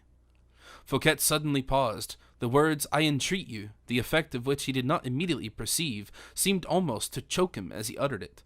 Aramis, still playing with his knife, fixed a look upon Vanel, which seemed as if he wished to penetrate the recesses of his heart. Vanel simply bowed as he said, I am overcome, Monseigneur, at the honor you do to consult to me upon a matter of business which is already completed, but— Nay, do not say but, dear Monsieur Vanel. Alas, Monseigneur, you see, he said, as he opened a large pocket-book, I have brought the money with me, the whole sum, I mean, and here, Monseigneur, is the contract of sale which I have just effected of a property belonging to my wife. The order is authentic in every particular. The necessary signatures have been attached to it, and it is made payable at sight, and is ready money, in fact, and in one word, the whole affair is complete. My dear Monsieur Vanel, there is not a matter of business in this world, however important it may be, which cannot be postponed in order to oblige a man, who by that means might and would be made a devoted friend. Certainly, said Vanel awkwardly. And much more justly acquired would that friend become, Monsieur Vanel, since the value of the service he had received would have been so considerable. Well, what do you say? What do you decide? Vanel preserved a perfect silence. In the meantime, Aramis had continued his close observation of the man. Vanel's narrow face, his deeply sunken eyes, his arched eyebrows, had revealed to the Bishop of Vannes the type of an avaricious and ambitious character. Aramis's method was to oppose one passion by another. He saw that Monsieur Fouquet was defeated, morally subdued, and so he came to his rescue with fresh weapons in his hands. Excuse me, Monseigneur, he said. You forgot to show Monsieur Vanel that his own interests are diametrically opposed to this renunciation of the sale. Vanel looked at the bishop with astonishment. He had hardly expected to find an auxiliary in him. Fouquet also paused to listen to the bishop. Do you not see, continued Aramis, that Monsieur Vanel, in order to purchase your appointment, has been obliged to sell a property belonging to his wife? Well, that is no slight matter, for one cannot displace, as he has done, 14 or 1,500,000 francs without some considerable loss, and very serious inconvenience. Perfectly true, said Vanel, whose secret Aramis had, with keen-sighted gaze, wrung from the bottom of his heart. Inconveniences such as these are matters of great expense and calculation, and whenever a man has money matters to deal with, the expenses are generally the very first thing thought of. Yes, yes, said Fouquet, who began to understand Aramis's meaning. Vanel remained perfectly silent. He too had understood him. Aramis observed his coldness of manner and his silence. Very good, he said to himself. You are waiting, I see, until you know the amount. But do not fear, I shall send you such a flight of crowns that you cannot but capitulate on the spot. We must offer Monsieur Vanel 100,000 crowns at once, said Fouquet, carried away by his generous feelings. The sum was a good one. A prince, even, would have been satisfied with such a bonus. 100,000 crowns at that period was the dowry of a king's daughter. Vanel, however, did not move. He is a perfect rascal, thought the bishop. Well, we must offer the 500,000 francs at once. And he made a sign to Fouquet accordingly. You seem to have spent more than that, dear Monsieur Vanel, said the superintendent. The price of ready money is enormous. You must have made a great sacrifice in selling your wife's property. Well, what can I have been thinking of? I ought to have offered a sign to you an order of 500,000 francs, and even in that case I shall feel that I am greatly indebted to you. There was not a gleam of delight or desire on Vanel's face, which remained perfectly impassible. Not a muscle of it changed in the slightest degree. Aramis cast a look almost of despair at Fouquet, and then going straight up to Vanel and taking hold of him by the coat, and in a familiar manner he said, Monsieur Vanel, it is neither the inconvenience nor the displacement of your money, nor the sale of your wife's property even, that you are thinking of this at the moment. It is something more important still. I can well understand it, so pay particular attention to what I am going to say. Yes, Monseigneur, Vanel replied, beginning to tremble in every limb as the prelate's eyes seemed almost ready to devour him. I offer you, therefore, in the superintendent's name, not 300,000 livres, nor 500,000, but 1,000,000. 1,000,000, do you understand me? He added, as he shook him nervously. 1,000,000, repeated Vanel, as pale as death. 1,000,000, in other words, at the present rate of interest, an income of 70,000 francs. Come, monsieur, said Fouquet, you can hardly refuse that. Answer, do you accept? Impossible, murmured Vanel. Aramis bit his lips, and something like a cloud seemed to pass over his face. The thunder behind this cloud could easily be imagined. He still kept his hold on Vanel. You have purchased the appointment for 1,500,000 francs, I think. Well, you will receive these 1,500,000 francs back again by paying Monsieur Fouquet a visit and shaking hands with him on the bargain. You will become a gainer of 1,500,000. You get honor and profit at the same time, Monsieur Vanel. I cannot do it, said Vanel hoarsely. Very well, replied Aramis, who had grasped Vanel so tightly by the coat that when he let go of his hold, Vanel staggered back a few paces. Very well, one can now see clearly enough your object in coming here. Yes, said Fouquet, one can easily see that. But, said Vanel, attempting to stand erect before the weakness of these two men of honor, does the fellow presume to speak? Said Aramis, with the tone of an emperor. Fellow, repeated Vanel. The scoundrel, I meant to say, added Aramis, who had now resumed his usual self-possession. Come, monsieur, produce your deed of sale. You have it about you, I suppose, in one of your pockets, already prepared, as an assassin holds his pistol or his dagger concealed under his cloak. Vanel began to mutter something. Enough, cried Fouquet. Where is this deed? Vanel tremblingly searched for his pockets. As he drew out his pocketbook, a paper fell out of it, while Vanel offered the other to Fouquet. Aramis pounced upon the paper which had fallen out as soon as he recognized the handwriting. I beg your pardon, said Vanel. That is a rough draft of the deed. I see that very clearly, retorted Aramis, with a smile more cutting than the lash of a whip. And what I admire most, that this draft is in Monsieur Colbert's handwriting. Look, Monseigneur, look. And he handed the draft to Fouquet, who recognized the truth of the fact, for covered with erasures, with inserted words, the margins filled with additions, this deed, a living proof of Colbert's plot, had just revealed everything to its unhappy victim. Well, murmured Fouquet. Vanel, completely humiliated, seemed as if he were looking for some hole wherein to hide himself. Well, said Aramis, if your name were not Fouquet, and if your enemy's name were not Colbert, if you had not this mean thief before you, I should say to you, repudiate it. Such a proof as this absolves you from your word, but these fellows would think you were afraid. They would fear you less than they do. Therefore, sign the deed at once, and he held out a pen towards him. Fouquet pressed Aramis's hand, but instead of the deed which Vanel handed to him, he took the rough draft of it. No, not that paper, said Aramis hastily. This is the one. The other is too precious a document for you to part with. No, no, replied Fouquet. I will sign under Monsieur Colbert's own handwriting even, and I write, the handwriting is approved of. He then signed and said, Here it is, Monsieur Vanel, and the latter seized the paper, dashed down the money, and was about to make his escape. One moment, said Aramis. Are you quite sure the exact amount is there? It ought to be counted over, Monsieur Vanel, particularly since Monsieur Colbert makes presents of money to ladies, I see. Ah, that worthy Monsieur Colbert is not so generous as Monsieur Fouquet. And Aramis, spelling every word, every letter of the order to pay, distilled his wrath and his contempt, drop by drop, upon the miserable wretch who had to submit to this torture for a quarter of an hour.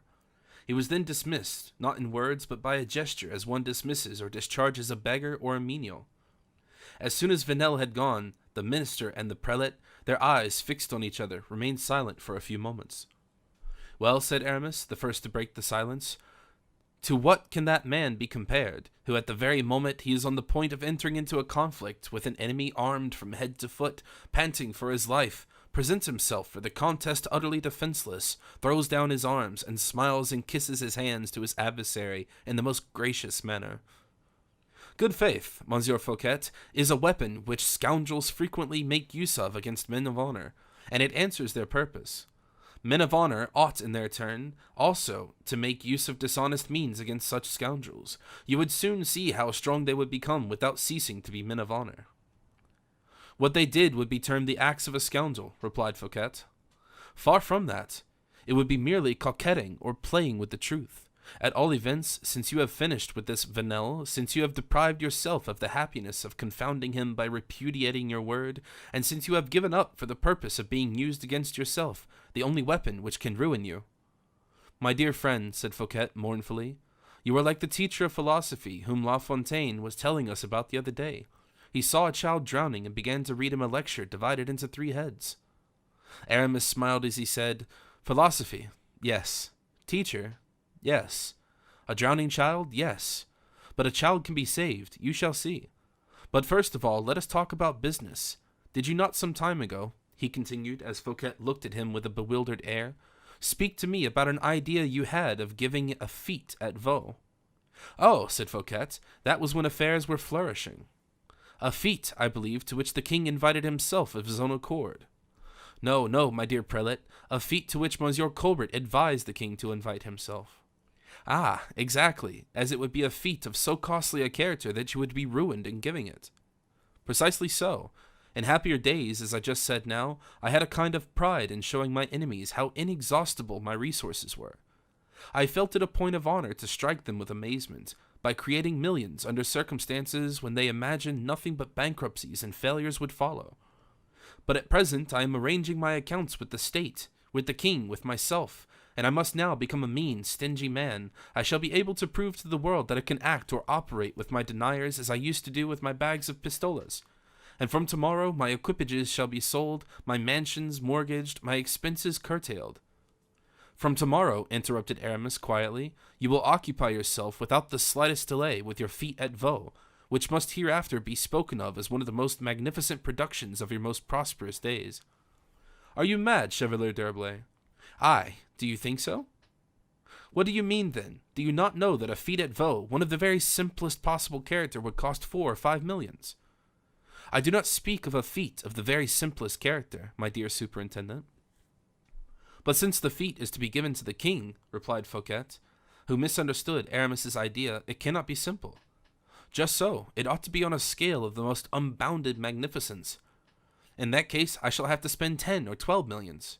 You shall spend 20, if you require it, said Aramis in a perfectly calm voice. Where shall I get them? Exclaimed Fouquet. That is my affair, Monsieur le Surintendant, and do not be uneasy for a moment about it. The money shall be placed at once at your disposal, the moment you have arranged the plans of your fete. Chevalier, Chevalier, said Fouquet, giddy with amazement, whither are you hurrying me? Across the gulf into which you are about to fall, replied the Bishop of Vannes. Take hold of my cloak and throw fear aside. Why did you not tell me that sooner, Aramis? There was a day when with 1 million only you could have saved me, whilst today I can give you 20, said the prelate. Such is the case, however, the reason is very simple. On the day you speak of, I had not the million which you need at my disposal, whilst now I can easily procure the 20 millions we require. May heaven hear you and save me."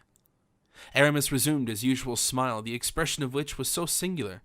"Heaven never fails to hear me," he said. "I abandon myself to you unreservedly," Fouquet murmured.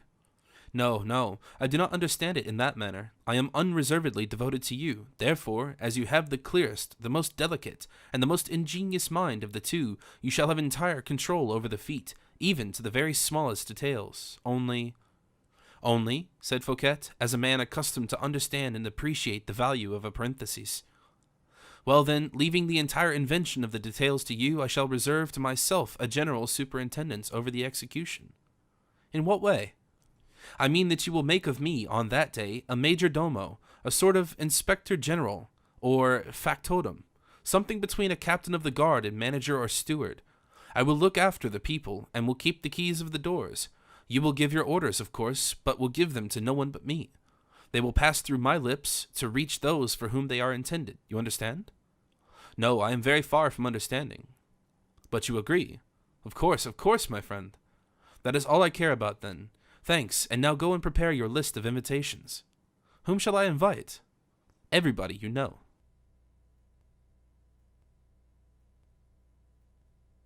Chapter 50, in which the author thinks it's high time to return to the Vicomte de Bragelonne. Our readers will have observed in this story the adventures of the new and of the past generation being detailed, as it were, side by side. He will have noticed in the former the reflection of the glory of earlier years, the experience of the bitter things of this world. In the former also that peace which takes possession of the heart, and that healing of the scars which were formerly deep and painful wounds. In the latter the conflicts of love and vanity, bitter disappointments, ineffable delights, life instead of memory. If, therefore, any variety has been presented to the reader in the different episodes of this tale, it is to be attributed to the numerous shades of color which are presented on this double tablet, where two pictures are seen side by side, mingling and harmonizing with severe and pleasing tones. The repose of the emotions of one is found in harmonious contrast with the fiery sentiments of the other. After having talked reason with older heads, one loves to talk nonsense with youth. Therefore, the threads of the story do not seem very intimately to connect to the chapter we are now writing with the one we have just written. We do not intend to give ourselves any more thought or trouble about it than Ruysdael took in painting an autumn sky, after having finished a springtime scene. We accordingly resume Raoul de Bragelonne's story at the very place where our last sketch left him. In a state of frenzy and dismay, or rather without power or will of his own, hardly knowing what he was doing, he fled swiftly after the scene in La Valliere's chamber, that strange exclusion, Louise's grief, Montalais's terror, the king's wrath, all seemed to indicate some misfortune. But what? He had arrived from London because he had been told of the existence of a danger, and almost on his arrival this appearance of danger was manifest. Was not this sufficient for a lover? Certainly it was, but it was insufficient for a pure and upright heart such as his, and yet Raoul did not seek for explanations in the very quarter where more jealous or less timid lovers would have done. He did not go straight away to his mistress and say, "Louise, is it true that you love me no longer? Is it true that you love another?" Full of courage, full of friendship, as he was full of love, a religious observer of his word, and believing blindly the word of others, Raoul said within himself, "Guiche wrote to me to put on my guard. Guiche knows something. I will go and ask Guiche what he knows, and tell him what I have seen." The journey was not a long one. Guiche, who had been brought from Fontainebleau to Paris within the last 2 days, was beginning to recover from his wounds, and to walk about a little in his room. He uttered a cry of joy as he saw Raoul, with the eagerness of friendship, enter the apartment. Raoul was unable to refrain from a cry of grief when he saw de Guiche, so pale, so thin, so melancholy. A very few words and a simple gesture which de Guiche made to put aside Raoul's arm were sufficient to inform the latter of the truth. "Ah, so it is," said Raoul, seating himself beside his friend. "One loves and dies." No, not dies," replied Guiche, smiling, "since I am now recovering, and since, too, I can press you in my arms." "Ah, I understand." "And I understand you, too. You fancy I am unhappy, Raoul?" "Alas! No, I am the happiest of men. My body suffers, but not my mind or my heart. If you only knew, oh, I am indeed the very happiest of men." So much the better, said Raoul, so much the better, provided it lasts. It is over. I have had enough happiness to last me to my dying day, Raoul. I have no doubt you have had, but she... Listen, I love her because... But you are not listening to me. I beg your pardon. Your mind is preoccupied. Yes, your health in the first place. It is not that, I know. My dear friend, you would be wrong. I think to ask me any questions, you of all persons in the world. And he laid so weight upon the you that he completely enlightened his friend upon the nature of the evil and the difficulty of remedying it. You say that, Raoul, on account of what I wrote to you. Certainly. We will talk over the matter a little, when you have finished telling me of all your own pleasures and your pains. My dear friend, I am entirely at your service. Thank you. I have hurried, I have flown here. I came in half the time the government couriers usually take. Now tell me, my dear friend, what did you want? Nothing whatever but to make you come. Well then, I am here. All is quite right then. There must have been something else, I suppose. No, indeed. De Guiche, upon my honor.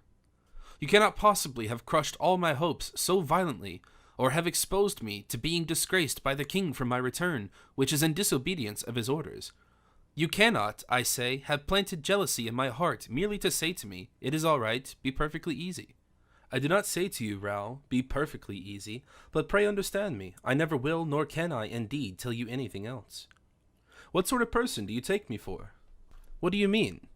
If you know anything, why conceal it from me? If you do not know anything, why did you write so warningly? True, I was very wrong, and I regret having done so, Raoul. It seems nothing to write to a friend and say, come, but to have this friend face to face, to feel him tremble and breathlessly and anxiously wait to hear that one hardly dare tell him, is very difficult. Dare! I have courage enough if you have not, exclaimed Raoul in despair. See how unjust you are, and how soon you forget you have to do with a poor wounded fellow, such as your unhappy friend is. So calm yourself, Raoul. I said to you, come. You are here, so ask me nothing further. Your object in telling me to come was your hope that I should see with my own eyes, was it not? Nay, do not hesitate, for I have seen all. Oh, exclaimed de Guiche, or at least I thought. There now, you see you are not sure. But if you have any doubt, my poor friend, what remains for me to do? I saw Louise much agitated, Montalais in a state of bewilderment, the king. The king? Yes, you turn your head aside, the danger is there, the evil is there. Tell me, is it not so? Is it not the king? I say nothing. Oh, you say 1,000 times more than nothing. Give me facts for pity's sake. Give me proofs. My friend, the only friend I have, speak. Tell me all. My heart is crushed, wounded to death. I am dying from despair. If that really be so, as I see it is indeed, dear Raoul, replied de Guiche, you relieve me from my difficulty, and I will tell you all. Perfectly sure that I can tell you nothing but what is consoling, compared to the despair from which I see you suffering. Go on, I am listening. Well then, I can only tell you what you might learn from everyone you meet. From everyone, do you say? It is talked about then. Before you say people talk about it, learn what it is that people have to talk about. I assure you solemnly that people only talk about what may, in truth, be very innocent. Perhaps a walk... Ah, a walk with the king? Yes, certainly, a walk with the king, and I believe the king has already very frequently taken walks with ladies, without on that account. You would not have written to me, shall I say again, if there had been nothing unusual in this promenade. I know that while the storm lasted, it would have been far better if the king had taken shelter somewhere else, than to have remained where his head, uncovered, before La Valliere, but the king is so very courteous and polite. Oh, de Guiche, you are killing me. Do not let us talk any more then. Nay, let us continue. This walk was followed by others, I suppose? No. I mean, yes. There was the adventure of the oak, I think, but I know nothing about the matter at all. Raoul rose. De Guiche endeavored to imitate him, notwithstanding his weakness. Well, I will not add another word. I have said either too much or not enough. Let others give you further information if they will, or if they can. My duty was to warn you, and that I have done. Watch over your own affairs now yourself. Question others. Alas, you are no true friend to speak to me in that manner, said the young man in utter distress. The first man I meet may be either evilly disposed or a fool. If the former, he will tell me a lie to make me suffer more than I do now. If the latter, he will do worse still. Ah, de Guiche, before 2 hours are over, I shall have been told 10 falsehoods, and shall have as many duels on my hands. Save me, then. Is it not the best to know the worst always? But I know nothing, I tell you. I was wounded, attacked by fever, out of my senses, and I have only a very faint recollection of it all. But there is no reason why we should search very far, when the very man we want is close at hand. Is not D'Artagnan your friend?" "Oh, true, true." "Go to him, then. He will be able to throw sufficient light upon the subject." At this moment a lackey entered the room. "What is it?" said De Guiche. "Someone is waiting for Monseigneur in the Cabinet des Porcelains." "Very well. Will you excuse me, my dear Raoul? I am so proud since I have been able to walk again." "I would offer you my arm, De Guiche, if I did not guess that the person in question is a lady." "I believe so," said De Guiche, smiling as he quitted Raoul.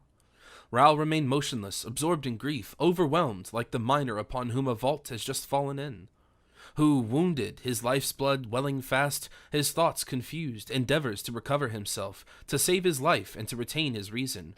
A few minutes were all Raoul needed to dissipate the bewildering sensations occasioned by these two revelations. He had already recovered the thread of his ideas, when suddenly through the door he fancied he recognized Montalais's voice in the Cabinet des Porcelains. "She!" he cried. "Yes, it is indeed her voice. She will be able to tell me the whole truth, but shall I question her here? She conceals herself even from me. She is coming, no doubt, from Madame. I will see her in her own apartment. She will explain her alarm, her flight, the strange manner in which I was driven out. She will tell me all. After Monsieur d'Artagnan, who knows everything, shall have given me a fresh strength and courage. Madame, a coquette, I fear, and yet a coquette who is herself in love, has her moments of kindness. A coquette who is as capricious and uncertain as life or death, but who tells De Guiche that he is the happiest of men. He, at least, is lying on roses." And so he hastily quitted the Comte's apartments, reproaching himself as he went for having talked of nothing but his own affairs to De Guiche, and soon reached D'Artagnan's quarters.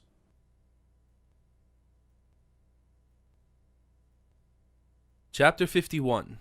Bragelonne continues his inquiries. The captain, sitting buried in his leather armchair, his spurs fixed in the floor, his sword between his legs, was reading a number of letters as he twisted his moustache. D'Artagnan uttered a welcome full of pleasure when he perceived his friend's son. "Raoul, my boy," he said, "by what lucky accident does it happen that the king has recalled you?" These words did not sound agreeably in the young man's ears, who, as he seated himself, replied, "Upon my word, I cannot tell you. All that I know is I have come back." Said D'Artagnan, folding up his letters and directing a look full of meaning at him. "What do you say, my boy, that the king has not recalled you and you have returned? I do not understand that at all."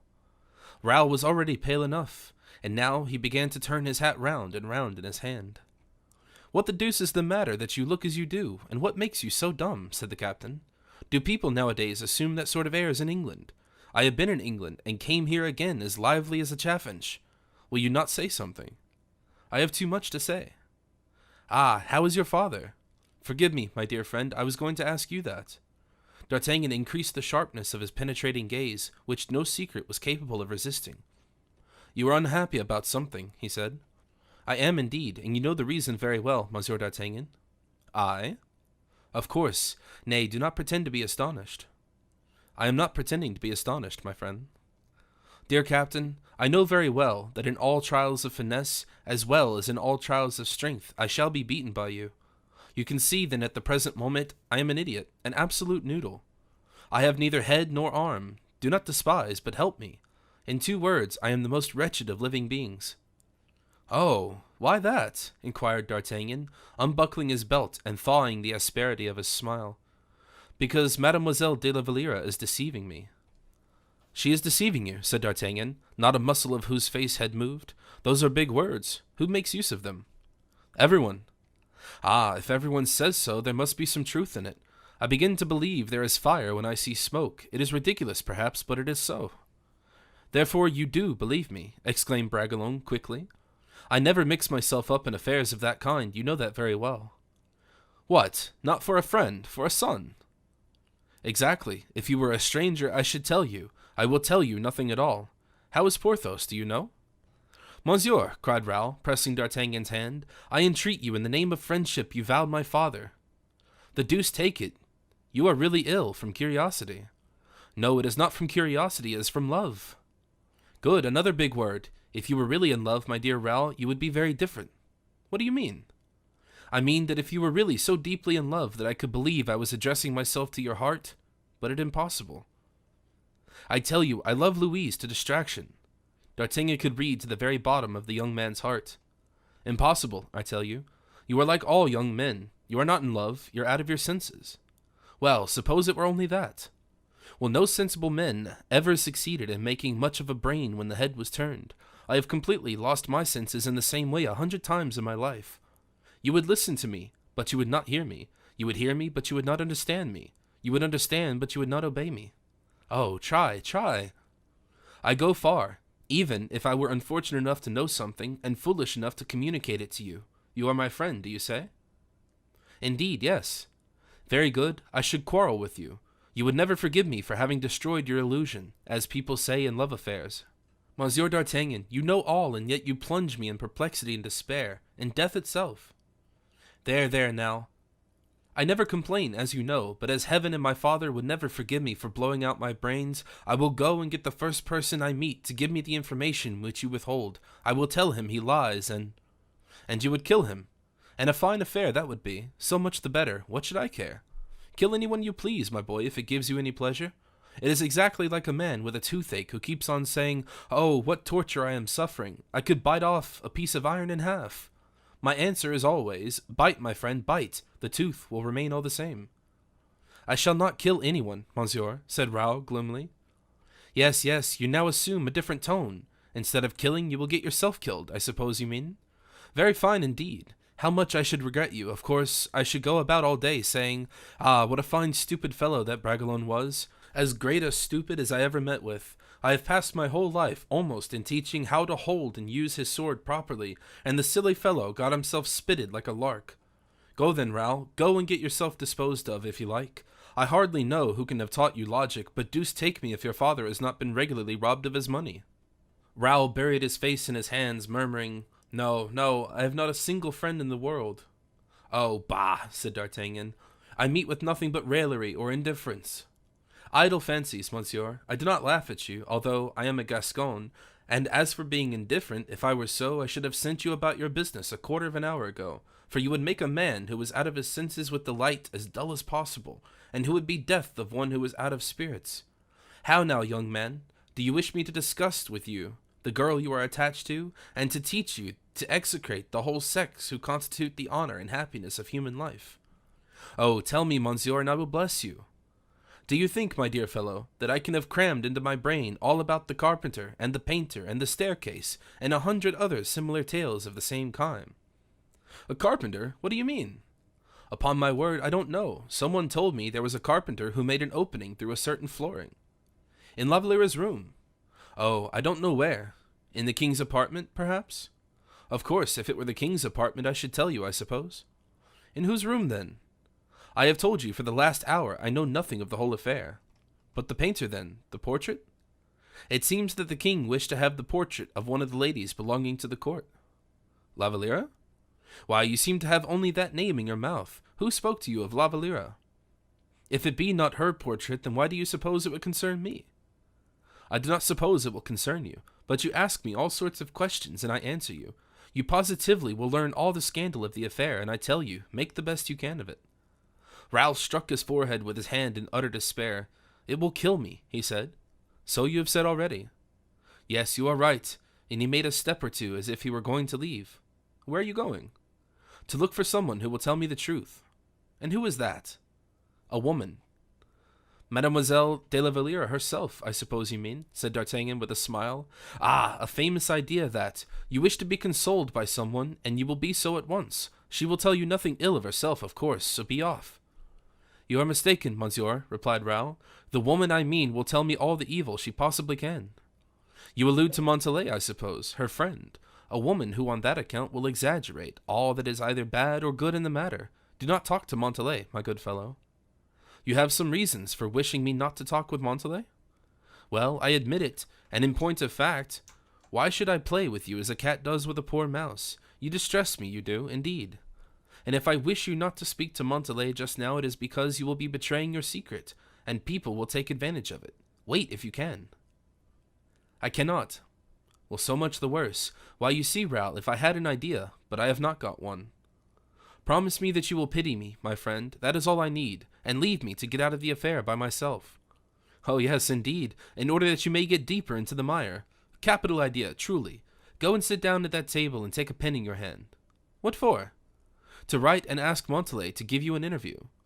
Ah, said Raoul, snatching eagerly at the pen which the captain held out to him.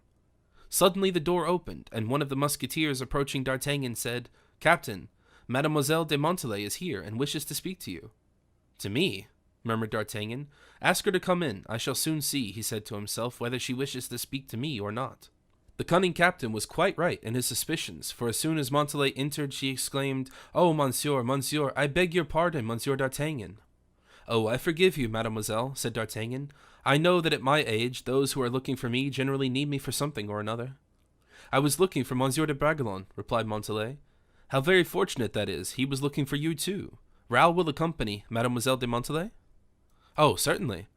Go along then, he said, as he gently pushed Raoul out of the cabinet, and then, taking hold of Montalais's hand, he said in a low voice, Be kind towards him. Spare him, and spare her too, if you can. Ah, she said, in the same tone of voice, it is not I who am going to speak to him. Who then? It is Madame who has sent for him. Very good, cried D'Artagnan. It is Madame, is it? In an hour's time, then, the poor fellow will be cured. Or else dead, said Montalais, in a voice full of compassion. Adieu, Monsieur D'Artagnan, she said, and she ran to join Raoul, who was waiting for her at a little distance from the door, very much puzzled and thoroughly uneasy at the dialogue, which promised no good augury for him.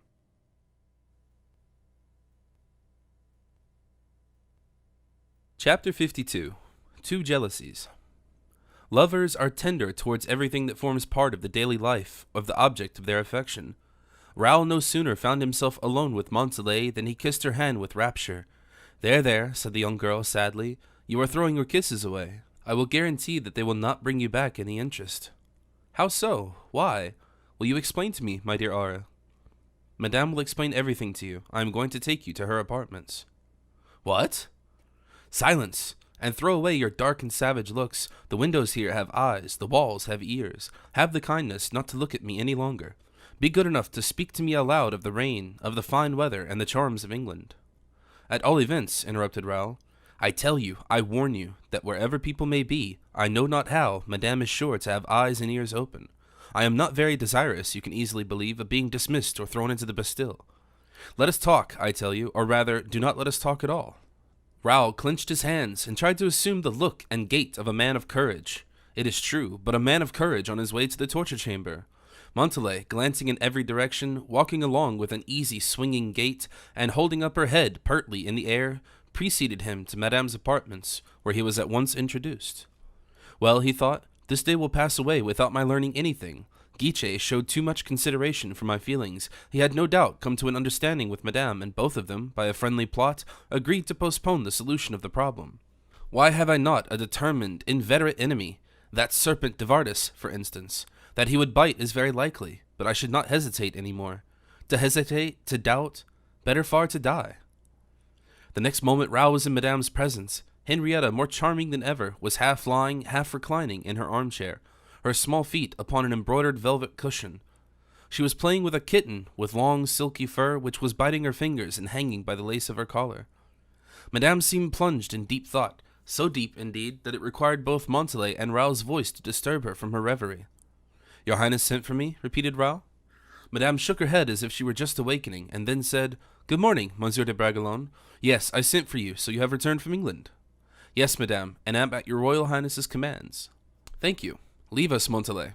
And the latter immediately left the room. You have a few minutes to give me, Monsieur Bragelonne, have you not? My life is at your Royal Highness's disposal, Raoul returned with respect, guessing that there was something serious in these unusual courtesies. Nor was he displeased indeed to observe that seriousness of her manner, feeling persuaded that there was some sort of affinity between Madame's sentiments and his own.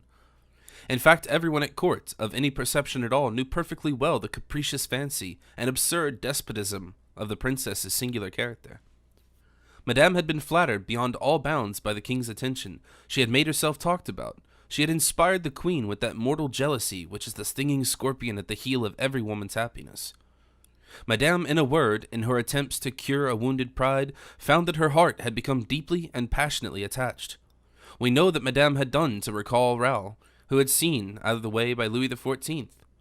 Raoul did not know of her letter to Charles II, although D'Artagnan had guessed its contents. Who will undertake to account for that seemingly inexplicable mixture of love and vanity, that passionate tenderness of feeling, that prodigious duplicity of conduct? No one can, indeed, not even the bad angel who kindles the love of coquetry in the heart of a woman. Monsieur de Bragelonne, said the princess, after a moment's pause, have you returned satisfied? Bragelonne looked at Madame Henrietta, and seeing how pale she was, not alone from what she was keeping back, but also from what was burning to be said, satisfied? What is there for me to be satisfied or dissatisfied about, madame? But what are those things with which a man of your age and of your appearance is usually either satisfied or dissatisfied? How eager she is, thought Raoul, almost terrified. What venom is it she is going to distill into my heart? And then frightened at what she might possibly be going to tell him, and wishing to put off the opportunity of having everything explained, which he had hitherto so ardently wished for, yet had dreaded so much, he replied, I left, madame, a dear friend and good health, and on my return I find him very ill. You refer to Monsieur de Guiche, replied Madame Henrietta, with imperturbable self-possession. I have heard he is a very dear friend of yours. He is indeed, madame. Well, it is quite true he has been wounded, but he is better now. Oh, Monsieur de Guiche is not to be pitied, she said hurriedly, and then recovering herself added, But has he anything to complain of? Has he complained of anything? Is there any cause of grief or sorrow that we are not acquainted with? I allude only to his wound, madame. So much the better then, for in other respects Monsieur de Guiche seems to be very happy. He is always in very high spirits. I am sure that you, Monsieur de Bragelonne, would far prefer to be like him, wounded only in the body. For what, indeed, is such a wound after all? Raoul started. Alas, he said to himself, she is returning to it. What did you say? Inquired madame. I did not say anything, madame. You did not say anything? You disapprove of my observation, then? You are perfectly satisfied, I suppose? Raoul approached closer to her. Madame, he said, your Royal Highness wishes to say something to me, and your instinctive kindness and generosity of disposition induce you to be careful and considerate as to your manner of conveying it. Will your Royal Highness throw this kind forbearance aside? I am able to bear everything, and I am listening. Ah, replied Henrietta, what do you understand, then?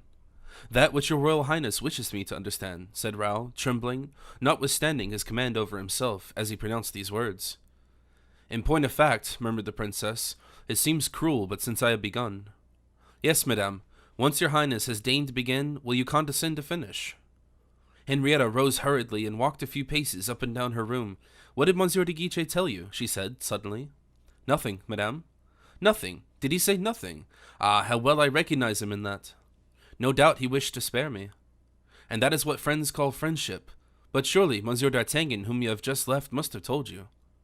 No more than de Guiche, madame. Henrietta made a gesture full of impatience as she said, At least you know all the court knows. I know nothing at all, madame. Not the scene in the storm? No, madame. Not the tete-a-tete in the forest? No, madame. Nor the flight to Chaillot? Raoul, whose head dropped like a blossom cut down by the reaper, made an almost superhuman effort to smile as he replied with the greatest gentleness, I have had the honor of telling your Royal Highness that I am absolutely ignorant of everything, that I am a poor, unremembered outcast who has this moment arrived from England. There have rolled so many stormy waves between myself and those I left behind me here that the rumor of none of your circumstances your Highness refers to has been able to reach me. Henrietta was affected by this extreme pallor, his gentleness, and his great courage. The principal feeling in her heart at that moment was an eager desire to hear the nature of the remembrance which the poor lover retained of the woman who had made him suffer so much. Monsieur de Bragelonne, she said, that which your friends have refused to do, I will do for you, whom I like and esteem very much. I will be your friend on this occasion. You hold your head high as a man of honor should, and I deeply regret that you may have to bow before ridicule, and in a few days it might be contempt. Ah, exclaimed Raoul, perfectly livid, it is as bad as that, then. If you do not know, said the princess, I see that you guess. You were affianced, I believe, to Mademoiselle de la Valliere? Yes, madame. By that right, you deserve to be warned about her, as some day or another I shall be obliged to dismiss Mademoiselle de la Valliere from my service. Dismiss la Valliere? Cried Bragelonne. Of course. Do you suppose I shall always be amenable to the tears and protestations of the king?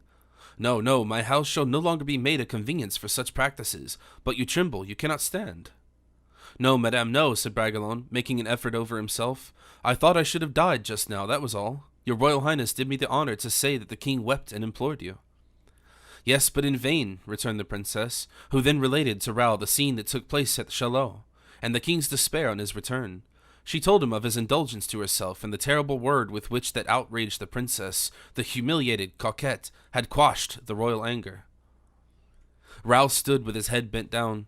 "What do you think of it all?" she said. "The king loves her," he replied. "But you seem to think she does not love him?" "Alas, madame, I was thinking of the time when she loved me." Henrietta was for a moment struck with admiration at this sublime disbelief, and then, shrugging her shoulders, she said, "You do not believe me, I see. How deeply you must love her, and you doubt if she loves the king?" "I do, until I have a proof of it. Forgive me, madame, but she has given me her word, and her mind and heart are too upright to tell a falsehood." "You require a proof. Be it so. Come with me, then."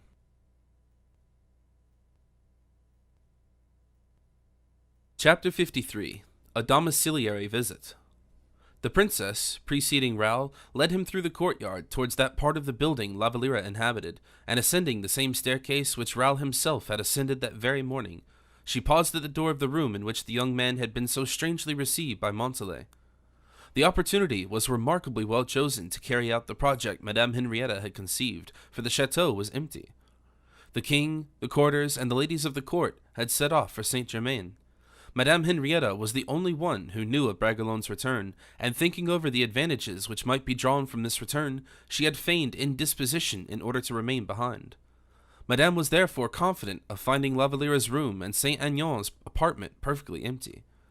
She took a pass-key from her pocket and opened the door of her maid of honor's apartment. Bragelonne's gaze was immediately fixed upon the interior of the room, which he recognized at once, and the impression which the sight of it produced upon him was torture. The princess looked at him, and her practiced eye at once detected what was passing in the young man's heart. "You asked for proofs," she said. "Do not be astonished, then, if I give them to you. But if you do not think you have the courage enough to confront them, there is still time to withdraw." "I thank you, madame," said Bragelonne, "but I came here to be convinced. You promised to convince me. Do so." "Enter, then," said madame, "and shut the door behind you." Bragelonne obeyed, and then turned towards the princess, whom he interrogated by a look. "You know where you are, I suppose?" inquired Madame Henrietta. "Everything leads me to believe I am in Mademoiselle de la Valliere's room." "And you are." "But I would observe to your highness that this room is a room and is not a proof." "Wait," said the princess, as she walked to the foot of the bed, folded up the screen into its several compartments, and stooped down towards the floor. "Look here," she continued. "Stoop down and lift up this trap-door to yourself." "A trap-door," said Raoul, astonished, for D'Artagnan's words began to return to his memory, and he had an indistinct recollection that D'Artagnan had made use of the same word. He looked, but uselessly, for some cleft or crevice which might indicate an opening or a ring to assist in lifting up the planking. "Ah, I forgot," said Madame Henrietta. "I forgot the secret spring, the fourth plank in the flooring. Press on the spot where you will observe a knot in the wood. Those are the instructions. Press, Vicomte. Press, I say, yourself." Raoul, pale as death, pressed his finger on the spot which had been indicated to him. At the same moment the spring began to work, and the trap rose of its own accord.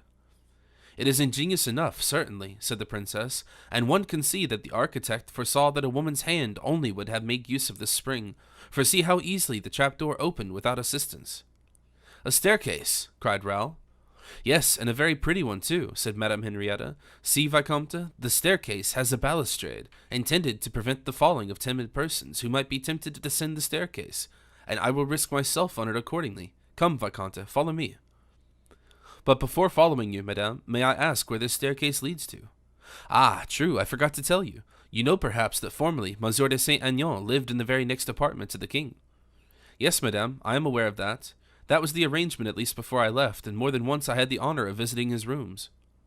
"Well, he obtained the king's leave to change his former convenient and beautiful apartment for the 2 rooms to which this staircase will conduct us, and which together form a lodging for him half the size, and at 10 times greater the distance from the king. A close proximity to whom is by no means disdained, in general, by the gentlemen belonging to the court." "Very good, madame," returned Raoul, "but go on, I beg, for I do not understand yet." "Well, then, it accidentally happened," continued the princess, "that Monsieur de Saint-Aignan's apartment is situated underneath the apartments of my maids of honor, and by a further coincidence, exactly underneath the room of La Valliere." "But what was the motive of this trap-door and this staircase?" "That I cannot tell you. Would you like to go down to Monsieur de Saint-Aignan's rooms? Perhaps we shall be able to find the solution of the enigma there." And Madame set the example by going down herself, while Raoul, sighing deeply, followed her. At every step Bragelonne took, he advanced further into that mysterious apartment which had witnessed La Valliere's sighs and still retained the perfume of her presence. Bragelonne fancied he perceived, as he inhaled the atmosphere, that the young girl must have passed through. Then, succeeding to these emanations of herself, which he regarded as invisible through certain proofs, flowers she preferred to all others, books of her own selection. If Raoul retained a single doubt on the subject, it would have vanished at the secret harmony of tastes and connection of the mind with the ordinary objects of life. La Valliere, in Bragelonne's eyes, was present there in each article of furniture, in the color of the hangings, and all that surrounded him. Dumb and now completely overwhelmed, there was nothing further for him now to learn, and he followed his pitiless conductress as blindly as the culprit follows the executioner. While Madame, as cruel as women of overstrung temperaments generally are, did not spare him the slightest detail. But it must be admitted that notwithstanding the kind of apathy into which he had fallen, none of these details, even had he been left alone, would have escaped them. The happiness of the woman who loves, when that happiness is derived from a rival, is a living torture for a jealous man. But for a jealous man such as Raoul was, for one whose heart was the first time in its existence being steeped in gall and bitterness, Louise's happiness was in reality an ignominious death, a death of body and soul. He guessed all. He fancied he could see them, with their hands clasped in each other's, their faces drawn close together and reflected, side by side, in loving proximity, and they gazed upon the mirrors around them. So sweet an occupation for lovers, who, as they thus see themselves twice over, imprint the picture still more deeply on their memories. He could guess, too, the stolen kiss snatched as they separate from each other's love society. The luxury, the studied elegance, eloquent to the perfection of indolence, of ease. The extreme care shown, either to spare the loved object every annoyance, or to occasion her a delightful surprise. That might and majesty of love, multiplied by the majesty and might of royalty itself, seemed like a death blow to Raoul. If there be anything which can be in any way assuage or mitigate the tortures of jealousy, it is the inferiority of the man who is preferred to yourself. Whilst on the very contrary, if there could be one anguish more bitter than another, a misery for which language lacks words, it is the superiority of the man preferred to yourself, superior perhaps in youth, beauty, grace. It is in such moments as these that heaven almost seems to have taken part against the disdained and rejected lover. One final pang was reserved for poor Raoul. Madame Henrietta lifted up a silk curtain, and behind the canvas he perceived La Valliere's portrait. Not only the portrait of La Valliere, but of La Valliere radiant with youth, beauty, and happiness, inhaling life and enjoyment at every pore, because at 18 years of age, love itself is life. "Louise," murmured Bragelonne. "Louise, is it true then? Oh, you have never loved me, for never have you looked at me in that manner." And he felt as if his heart were crushed within his bosom. Madame Henrietta looked at him, almost envious of his extreme grief, although she well knew there was nothing to envy in it, and that she herself was as passionately loved by de Guiche as Louise by Bragelonne. Raoul interpreted Madame Henrietta's look. "Oh, forgive me, madame. In your presence I know I ought to have greater self-control, but heaven grant that you may never be struck so similar misery to that which crushes me at this moment, for you are but a woman and would not be able to endure so terrible an affliction. Forgive me, again I entreat you, madame, but I am a man without rank or position, while you belong to a race whose happiness knows no bounds, whose power acknowledges no limit." "Monsieur de Bragelonne," replied Henrietta, "a mind such as yours merits all the consideration and respect which a queen's heart even can bestow. Regard me as your friend, monsieur, and as such, indeed, I would not allow your whole life to be poisoned by perfidy and covered with ridicule. It was I, indeed, who with more courage than any of your pretended friends, I, except Monsieur de Guiche, was the cause of your return from London. It is I who now give you the melancholy proofs necessary, however, for your cure, if you are a lover with courage in his heart, and not a weeping Amadis. Do not thank me, pity me even, and do not serve the king less faithfully than you have done." Raoul smiled bitterly. "Ah, true. I was forgetting that. The king is my master. Your liberty, nay, your very life, is in danger." A steady, penetrating look informed Madame Henrietta that she was mistaken, and that her last argument was not a likely one to affect the young man. "Take care, Monsieur de Bragelonne," she said, "for if you do not weigh well all your actions, you might throw into an extravagance of wrath a prince whose passions, once aroused, exceed the bound of reason, and you would thereby involve your friends and family in the deepest distress. You must bend, you must submit, and you must cure yourself." I thank you, madame. I appreciate the advice your Royal Highness is good enough to give me, and I will endeavor to follow it. But one final word, I beg. Name it. Should I be indiscreet in asking you the secret of this staircase, of this trap door, a secret which it seems you have discovered? Nothing more simple. For the purpose of exercising a surveillance over the young girls who are attached to my service, I have duplicate keys of their doors. It seemed very strange to me that Monsieur de Saint-Aignan should change his apartments. It seemed very strange that the king should come to see Monsieur de Saint-Aignan every day. And finally, it seemed very strange that so many things should be done during your absence, that the very habits and customs of the court appeared changed. I do not wish to be trifled with by the king, nor to serve as a cloak for his love affairs. For after La Valliere, who weeps incessantly, he will take a fancy to Montalais, who is always laughing, and then to Tone Charente, who does nothing but sing all day. To act such a part as that would be unworthy of me. I thrust aside the scruples which my friendship for you suggested. I discovered the secret. I have wounded your feelings, I know, and I again entreat you to pardon me. But I had a duty to fulfill. I have discharged it. You are now forewarned. The tempest will soon burst. Protect yourself accordingly. You naturally expect, however, that a result of some kind must follow, replied Bragelonne with firmness, for you do not suppose I shall silently accept the shame thus thrust upon me, or the treachery which has been practiced against me.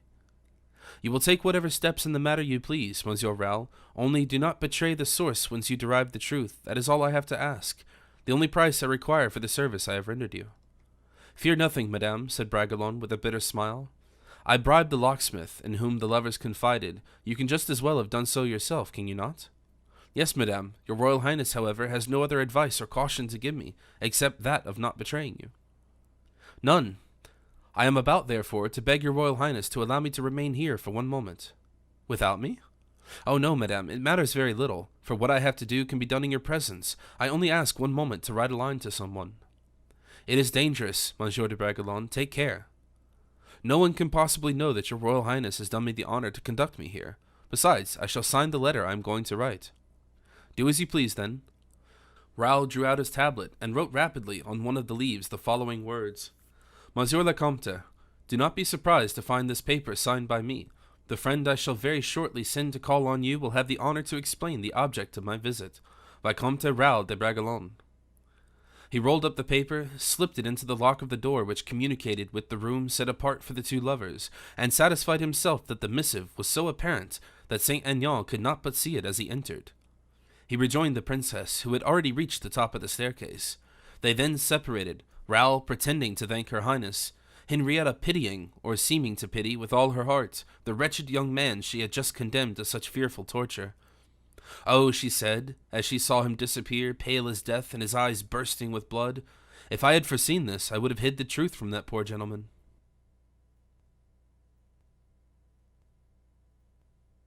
Chapter 54.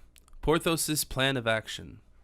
The great number of individuals we have introduced into this long story is the reason why each of them has been forced to appear only in turn, according to the exigencies of the recital.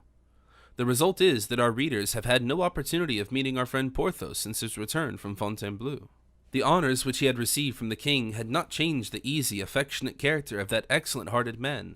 He may perhaps have held up his head a little higher than usual, and a majesty of demeanor, as it were, may have betrayed itself, since the honor of dining at the king's table had been accorded him. His majesty's banqueting room had produced a certain effect on Porthos. Le Seigneur de Braxeau et de Pierrefonds, delighted to remember that, during that memorable dinner, the numerous array of servants and the large number of officials in attendance on the guests gave a certain tone and effect of the repast, and seemed, as it were, to furnish the room. Porthos undertook to confer upon Moustan a position of some kind or another, in order to establish a sort of hierarchy among his domestics, and to create a military household, which was not unusual among the great captains of the age, since in the preceding century this luxury had been greatly encouraged by Messieurs de Treville, de Schomberg, de la Vouville, without alluding to Monsieur de Richelieu, Monsieur de Conde, and Monsieur de Boulogne-Turenne. And therefore, why should not he, Porthos, the friend of the king, and of Monsieur Fouquet, a baron, an engineer, etc., why should not he, indeed, enjoy all the delightful privileges which large possessions and unusual merit invariably confer? Somewhat neglected by Aramis, who we know was greatly occupied with Monsieur Fouquet, neglected also on account of his being on duty by D'Artagnan, tired of Truchen and Planchet, Porthos was surprised to find himself dreaming, without precisely knowing why. But if anyone had said to him, "Do you want anything, Porthos?" he would most certainly have replied, "Yes." After one of those dinners during which Porthos attempted to recall to his recollection all the details of the royal banquet, gently joyful, thanks to the excellence of the wines, gently melancholy, thanks to his ambitious ideas, Porthos was gradually falling off into a placid doze, when his servant entered to announce that Monsieur de Bragelonne wished to speak to him. Porthos passed into an adjoining room, where he found his young friend in the disposition of mind we are already aware of. Raoul advanced towards Porthos and shook him by the hand. Porthos, surprised at his seriousness of aspect, offered him a seat. "Dear Monsieur de Vallon," said Raoul, "I have a service to ask of you." "Nothing could happen more fortunately, my young friend," replied Porthos. "I have 8,000 livres sent to me this morning from Pierrefonds, and if you want money—" "No, I thank you, it is not money." "So much the worse, then. I have always heard it said that that is the rarest service, but the easiest to render. The remark struck me. I like to cite remarks that strike me." "Your heart is as good as your mind is sound and true." "You are much too kind, I declare. You will dine here, of course?" "No, I am not hungry." "Eh? Not dine? What a dreadful country England is." "Not too much so, indeed, but—" "Well, if such excellent fish and meat were not to be procured there, it would hardly be endurable." "Yes, I am listening. Only just allow me to take a little sip. One gets thirsty in Paris." And he ordered a bottle of champagne to be brought, and having first filled Raoul's glass, he filled his own, drank it down at a gulp, and then resumed. "I needed that, in order to listen to you with proper attention. I am now entirely at your service. What do you wish to ask of me, dear Raoul? What do you want?" "Give me your opinion on quarrels in general, my dear friend." "My opinion? Well, but explain your idea a little more coherently," replied Porthos, rubbing his forehead. "I mean, you are generally good-humored, good-tempered. Whenever any misunderstanding arises between a friend of yours and a stranger, for instance?" "Oh, in the best of tempers." "Very good, but what do you do in such a case?" "Whenever any friend of mine gets into a quarrel, I always act on one principle." "And what is that?" "That lost time is irreparable, and one never arranges an affair so well as when everything is done to embroil the disputants as much as possible." "Ah, indeed. Is that the principle on which you proceed?" "Precisely. So as soon as a quarrel takes place, I bring the two parties together." "Exactly. You understand that by this means it is impossible for an affair not to be arranged." "I should have thought that, treated in this manner, an affair would, on the contrary—" "Oh, not the least in the world. Just fancy, now, I have had in my life something like 180 to 190 regular duels, without reckoning hasty encounters or chance meetings." "It is a very handsome aggregate," said Raoul, unable to resist a smile. "A mere nothing, but I am so gentle. D'Artagnan reckons his duels by hundreds. It is very true, he is a little too hard and sharp. I have often told him so." "And so," resumed Raoul, "you generally arrange the affairs of honor your friends confide to you." "There is not a single instance in which I have not finished by arranging every one of them," said Porthos, with a gentleness and confidence that surprised Raoul. "But the way in which you settle them is at least honorable, I suppose?" "Oh, rely upon that, and at this stage I will explain my other principle to you. As soon as my friend has entrusted his quarrel to me, this is what I do. I go to his adversary at once, armed with a politeness and self-possession absolutely requisite under such circumstances." "That is the way, then," said Raoul, bitterly, "that you arrange affairs so safely?" "I believe you. I go to the adversary, then, and I say to him, 'It is impossible, monsieur, that you are ignorant of the extent to which you have insulted my friend.'" Raoul frowned at this remark. "It sometimes happens, very often indeed," pursued Porthos, "that my friend has not been insulted at all. He has even been the first to give offense. You can imagine, therefore, whether my language is or is not well chosen." And Porthos burst into a peal of laughter. "Decidedly," said Raoul to himself, while the merry thunder of Porthos's laughter was resounding in his ears, "I am very unfortunate. De Guiche treats me with coolness, D'Artagnan with ridicule, Porthos is too tame. No one will settle this affair in the only way I wish it to be settled. I came to Porthos because I wanted to find a sword, instead of cold reasoning at my service. My ill luck dogs me." Porthos, who had recovered himself, continued, "By one simple expression I leave my adversary without an excuse." "That is as it may happen," said Raoul absently. "Not at all, it is quite certain. I have not left him an excuse, and then it is that I display all my courtesy in order to attain the happy issue of my project. I advance, therefore, with an air of great politeness, and taking my adversary by the hand, I say to him, 'Now that you are convinced of having given the offense, we are sure of reparation. Between my friend and yourself, the future can only offer an exchange of mutual courtesies of conduct, and consequently, my mission is now to acquaint you with the length of my friend's sword." "What?" said Raoul. "Wait a minute. The length of my friend's sword. My horse is waiting below. My friend is in such and such spot, and is impatiently awaiting your agreeable society. I will take you with me. We can call upon your second as we go along, and the affair is arranged." "And so," said Raoul, pale with vexation, "you reconcile the two adversaries on the ground." "I beg your pardon," interrupted Porthos. "Reconcile? What for?" "You said that the affair was arranged." "Of course, since my friend is waiting for him." "Well, what then, if he is waiting?" "Well, if he is waiting, it is merely to stretch his legs a little. The adversary, on the contrary, is stiff from riding. They place themselves in proper order, and my friends kill the opponent, and the affair is ended." "Ah, he kills him then?" cried Raoul. "I should think so," said Porthos. "Is it likely I should ever have as a friend a man who allows himself to get killed? I have 101 friends. At the head of the list stand your father, Aramis, and D'Artagnan, all of whom are living and well, I believe." "Oh, my dear Baron," exclaimed Raoul as he embraced Porthos. "You approve of my method, then?" said the giant. "I approve of it so thoroughly that I shall have recourse to it this very day, without a moment's delay, at once, in fact. You are the very man I have been looking for." "Good. Here I am, then. You want to fight, I suppose?" "Absolutely." "It is very natural. With whom?" "With Monsieur de Saint-Aignan." "I know him, a most agreeable man, who was exceedingly polite to me the day I had the honor of dining with the king. I shall certainly acknowledge his politeness in return, even if it had not happened to be my usual custom. So, he is giving you an offense?" "A mortal offense." "The deuce, I can say so, I suppose?" "More than that, even if you like." "That is a very great convenience. I may look upon it as one of your arranged affairs, may I not?" said Raoul, smiling. "As a matter of course. Where will you be waiting for him?" "Ah, I forgot. It is a very delicate matter. Monsieur de Saint-Aignan is a very great friend of the king's." "So I have heard it said." "So that if I kill him—" "Oh, you will kill him, certainly. You must take every precaution to do so, but there is no difficulty in these matters now. If you had lived in our early days, those were the days worth living for." "My dear friend, you do not quite understand me.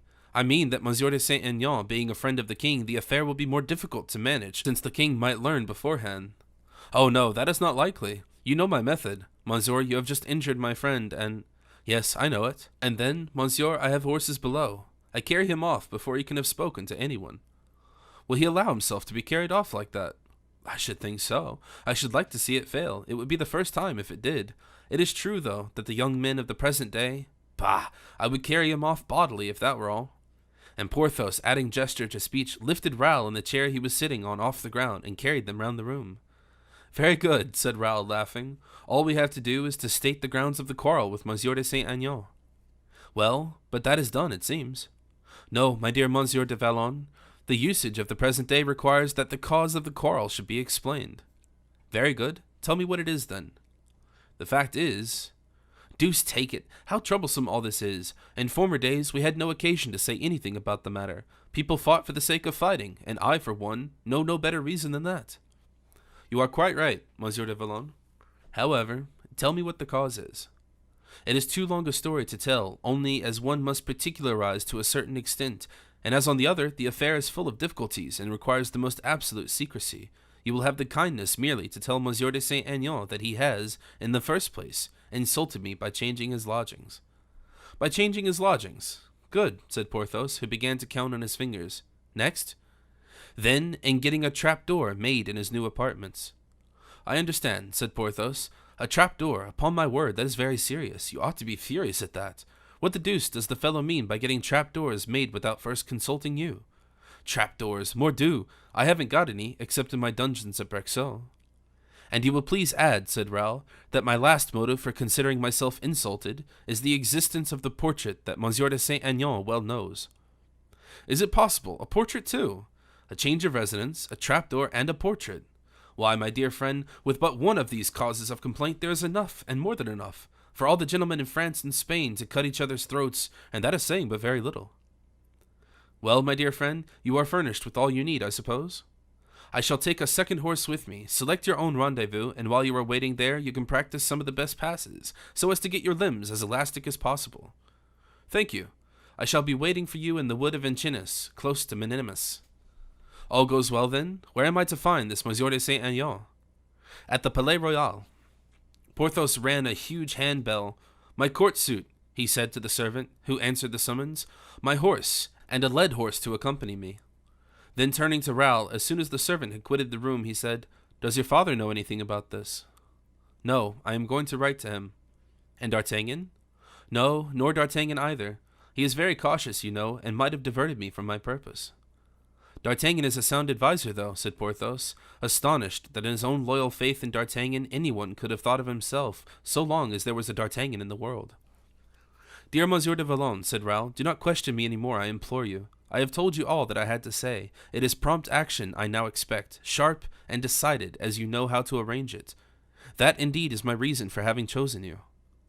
"You will be satisfied with me, then," replied Porthos. "Do not forget, either, that except ourselves, no one must know anything of this meeting." "People generally find these things out," said Porthos dryly, "when a dead body is discovered in a wood, but I promise everything, my dear friend, except the concealment of the dead body. There it is, and it must be seen as a matter of course. It is a principle of mine not to bury bodies. That has a smack of the assassin about it. Every risk has its peculiarities.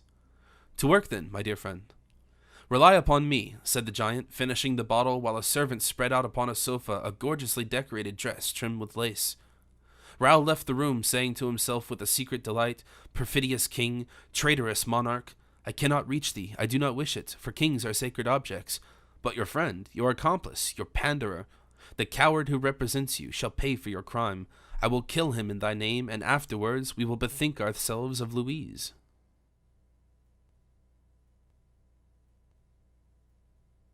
Chapter 55. The Change of Residence, the Trapdoor, and the Portrait. Porthos, entrusted to his great delight with this mission, which made him feel young again, took half an hour less than his usual time to put on his court suit. To show that he was a man acquainted with the usages of high society, he had begun by sending his lackey to inquire if Monsieur de Saint Aignan were at home, and heard and answered that Monsieur le Comte de Saint Aignan had had the honor of accompanying the king to Saint Germain, as well as the whole court, but that Monsieur le Comte had just that moment returned. Immediately upon this reply, Porthos made as much haste as possible, and reached Saint Aignan's apartments just as the latter was having his boots taken off. The promenade had been delightful. The king, who was in love more than ever, and of course happier than ever, behaved in the most charming manner to everyone.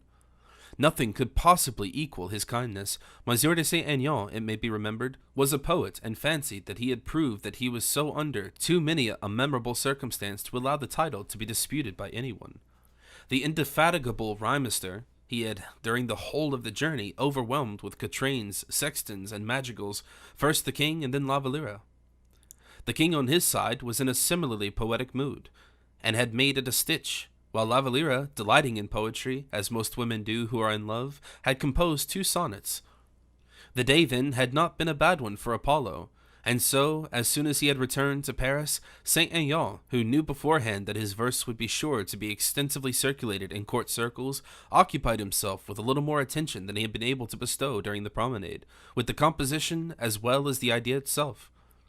Consequently, with all the tenderness of a father about to start his children in life, he candidly interrogated himself whether the public would find these offsprings of his imagination sufficiently elegant and graceful. And in order to make his mind easy on the subjects, Monsieur de Saint Aignan recited to himself the madrigal he had composed, and which he repeated from memory to the king, and had promised to write out for him on his return.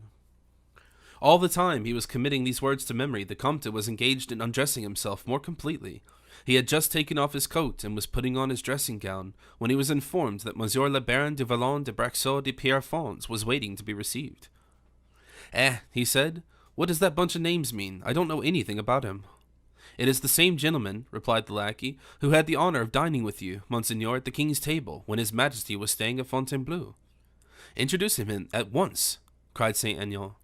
Porthos, in a few minutes, entered the room.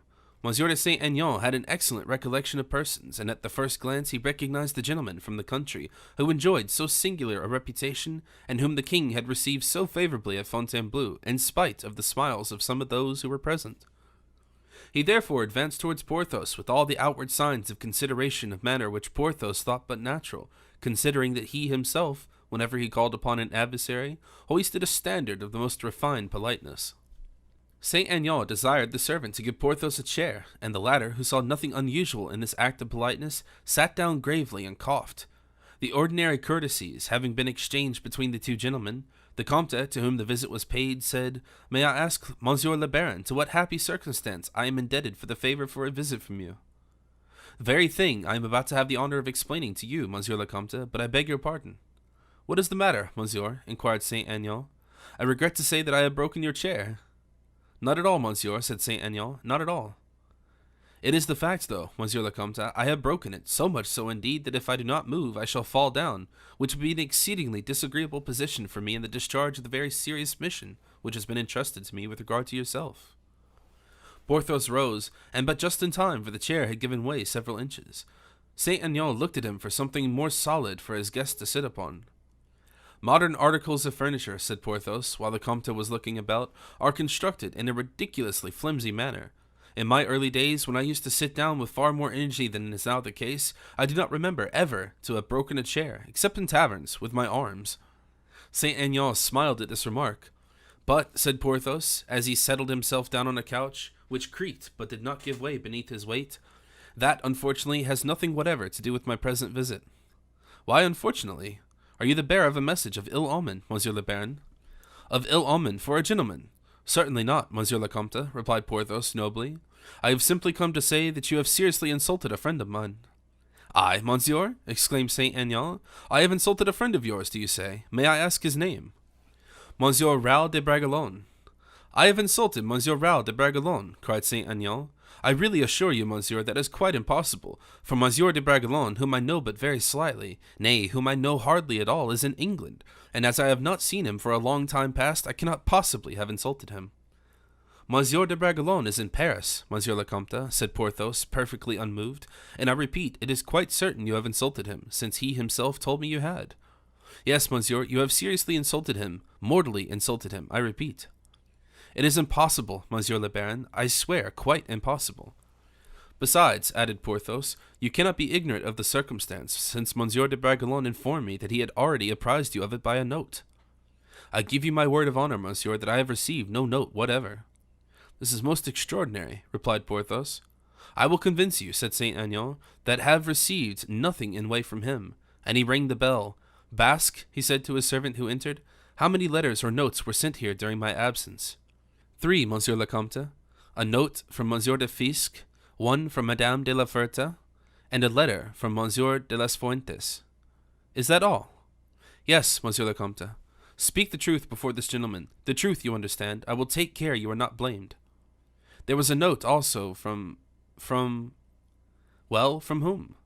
"From Mademoiselle de... Out with it! De Laval." "That is quite sufficient," interrupted Porthos. "I believe you, Monsieur le Comte."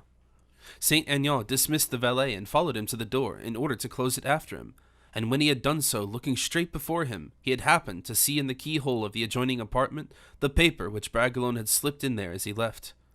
"What is this?" he said. Porthos, who was sitting with his back to the room, turned round. "Aha!" he said. "A note in the keyhole!" exclaimed Saint Aignan. "That is not unlikely to be the missing letter, Monsieur le Comte." Saint Aignan took out the paper. "A note from Monsieur de Bragelonne!" he exclaimed. "You see, Monsieur, I was right. Oh, when I say a thing—" "Brought here by Monsieur de Bragelonne himself," the Comte murmured, turning pale. "This is infamous. How could he possibly have come here?" And the Comte rang again. "Who has been here during my absence with the king?" "No one, Monsieur." "That is impossible. Someone must have been here. No one could possibly have entered, since the keys have never left my pocket. And yet I find the letter in yonder lock. Someone must have put it there, and it could not have come here of its own accord." Basque opened his arms as if signifying the most absolute ignorance on the subject. "Probably it was Monsieur de Bragelonne himself who placed it here," said Porthos. "In that case he must have entered here." "How could he have done that, since I have the key in my own pocket?" returned Basque perseveringly. Saint Aignan crumbled the letter in his palm after having read it. "There is something mysterious about this," he murmured, absorbed in thought. Porthos left him to his reflections, but after a while returned to the mission he had undertaken. "Shall we return to our little affair?" Porthos resumed, addressing Saint Aignan after a brief pause. "I think I can now understand it from this note which arrived in here so singular a manner. Monsieur de Bragelonne says that a friend will call. I am his friend. I am the person he alludes to." "For the purpose of giving me a challenge?" "Precisely." "And he complains that I have insulted him?" "Mortally." In what way, may I ask, for his conduct is so mysterious that at least it needs some explanation? Monsieur, replied Porthos, my friend cannot be but right, and as far as his conduct is concerned, if it be mysterious, as you say, you have only yourself to blame for it. Porthos pronounced these words with an amount of confidence which, for a man who was unaccustomed to his ways, must have revealed an infinity of sense. Mystery, so be it, but what is all the mystery about? Said Saint Aignan. You will think it best, perhaps, replied Porthos with a low bow, if I do not enter into particulars. Oh, I perfectly understand. We will touch very lightly upon it then, so speak, monsieur, I am listening. In the first place, monsieur, said Porthos, you have changed your apartments. Yes, that is quite true, said Saint Aignan. You admit it, said Porthos with an air of satisfaction. Admit it? Of course I admit it. Why should I not admit it, do you suppose? You have admitted it. Very good, said Porthos, lifting up one finger. But how can my having moved my lodgings have done Monsieur de Bragelonne any harm? Have the goodness to tell me that, for I positively do not comprehend a word of what you're saying. Porthos stopped him and then said with great gravity, Monsieur, this is the first of Monsieur de Bragelonne's complaints against you. If he makes a complaint, it is because he feels himself insulted. Saint Aignan began to beat his foot patiently on the ground. This looks like a spurious quarrel, he said. No one can possibly have a spurious quarrel with the Vicomte de Bragelonne, returned Porthos. But at all events, you have nothing to add on the subject of your changing your apartments, I suppose? Nothing. And what is the next point? Ah, the next. You will observe, monsieur, that the one I have already mentioned is the most serious injury to which you could have given no answer, or rather, have answered very indifferently. Is it possible, monsieur, that you have changed your lodgings? Monsieur de Bragelonne feels insulted at your having done so, and you do not attempt to excuse yourself. What? Cried Saint Aignan, who was getting annoyed at the perfect coolness of his visitor. What, am I to consult Monsieur de Bragelonne whether I am to move or not? You can hardly be serious, monsieur. I am. And it is absolutely necessary, monsieur, but under any circumstances, you will admit that it is nothing in comparison with the second ground of complaint. Well, what is it? Porthos assumed a very solemn expression as he said, How about the trapdoor, monsieur? Saint Aignan turned exceedingly pale. He pushed back his chair so abruptly that Porthos, simple as he was, perceived that the blow had told. The trapdoor, murmured Saint Aignan. Yes, monsieur, explain that if you can, said Porthos, shaking his head. Saint Aignan held down his head as he murmured, I have been betrayed. Everything is known. Everything, replied Porthos, who knew nothing. You see me perfectly overwhelmed, pursued Saint Aignan, overwhelmed to a degree that I hardly know what I am about. A guilty conscience, monsieur. Your affair is a bad one, and when the public learns all about it, it will judge. Oh, monsieur, exclaimed the count hurriedly, such a secret ought not to be known even by one's confessor. That we will think about, said Porthos. The secret will not go far, in fact. Surely, monsieur, returned Saint Aignan, since Monsieur de Bragelonne has penetrated the secret, he must be aware of the danger he as well as others run the risk of incurring. Monsieur de Bragelonne runs no danger, monsieur, nor does he fear any either, as you, if you please heaven, will find out very soon. This fellow is a perfect madman, thought Saint Aignan. What in heaven's name does he want? He then said aloud, Come, monsieur, let us hush up this affair. You forget the portrait, said Porthos, in a voice of thunder, which made the Comte's blood freeze in his veins. As the portrait in question was La Valliere's portrait, and no mistake could any longer exist on the subject, Saint Aignan's eyes were completely opened. Ah, he exclaimed. Ah, monsieur, I remember now that Monsieur de Bragelonne was engaged to be married to her. Porthos assumed an imposing air, all the majesty of ignorance, in fact, as he said, It matters nothing whatever to me, nor to yourself, indeed, whether or not my friend was, as you say, engaged to be married. I am even astonished that you should have made use of so indiscreet a remark. It may possibly do your cause harm, monsieur. Monsieur, replied Saint Aignan, you are the incarnation of intelligence, delicacy, and loyalty of feeling united. I see the whole matter now clearly enough. So much the better, said Porthos. And, pursued Saint Aignan, you have made me comprehend it in the most ingenious and the most delicate manner possible. I beg you to accept my best thanks. Porthos drew himself up, unable to resist the flattery of the remark. Only now that I know everything, permit me to explain. Porthos shook his head as a man who does not wish to hear, but Saint Aignan continued, I am in despair, I assure you, at all that has happened, but how could you have acted in my place? Come between ourselves, tell me what you would have done. Porthos drew himself up as he answered, There is now no question at all of what I should have done, young man. You have been made acquaintance with 3 causes of complaint against you, I believe. As for the first, my change of rooms, and I now address myself to you as a man of honor and of great intelligence. Could I, when the desire of so august a personage was so urgently expressed that I should move, ought I to have disobeyed? Porthos was about to speak, but Saint Aignan did not give him time to answer. "Ah, my frankness, I see, convinces you," he said, interpreting the movement according to his own fancy. "You feel that I am right." Porthos did not reply, and so Saint Aignan continued.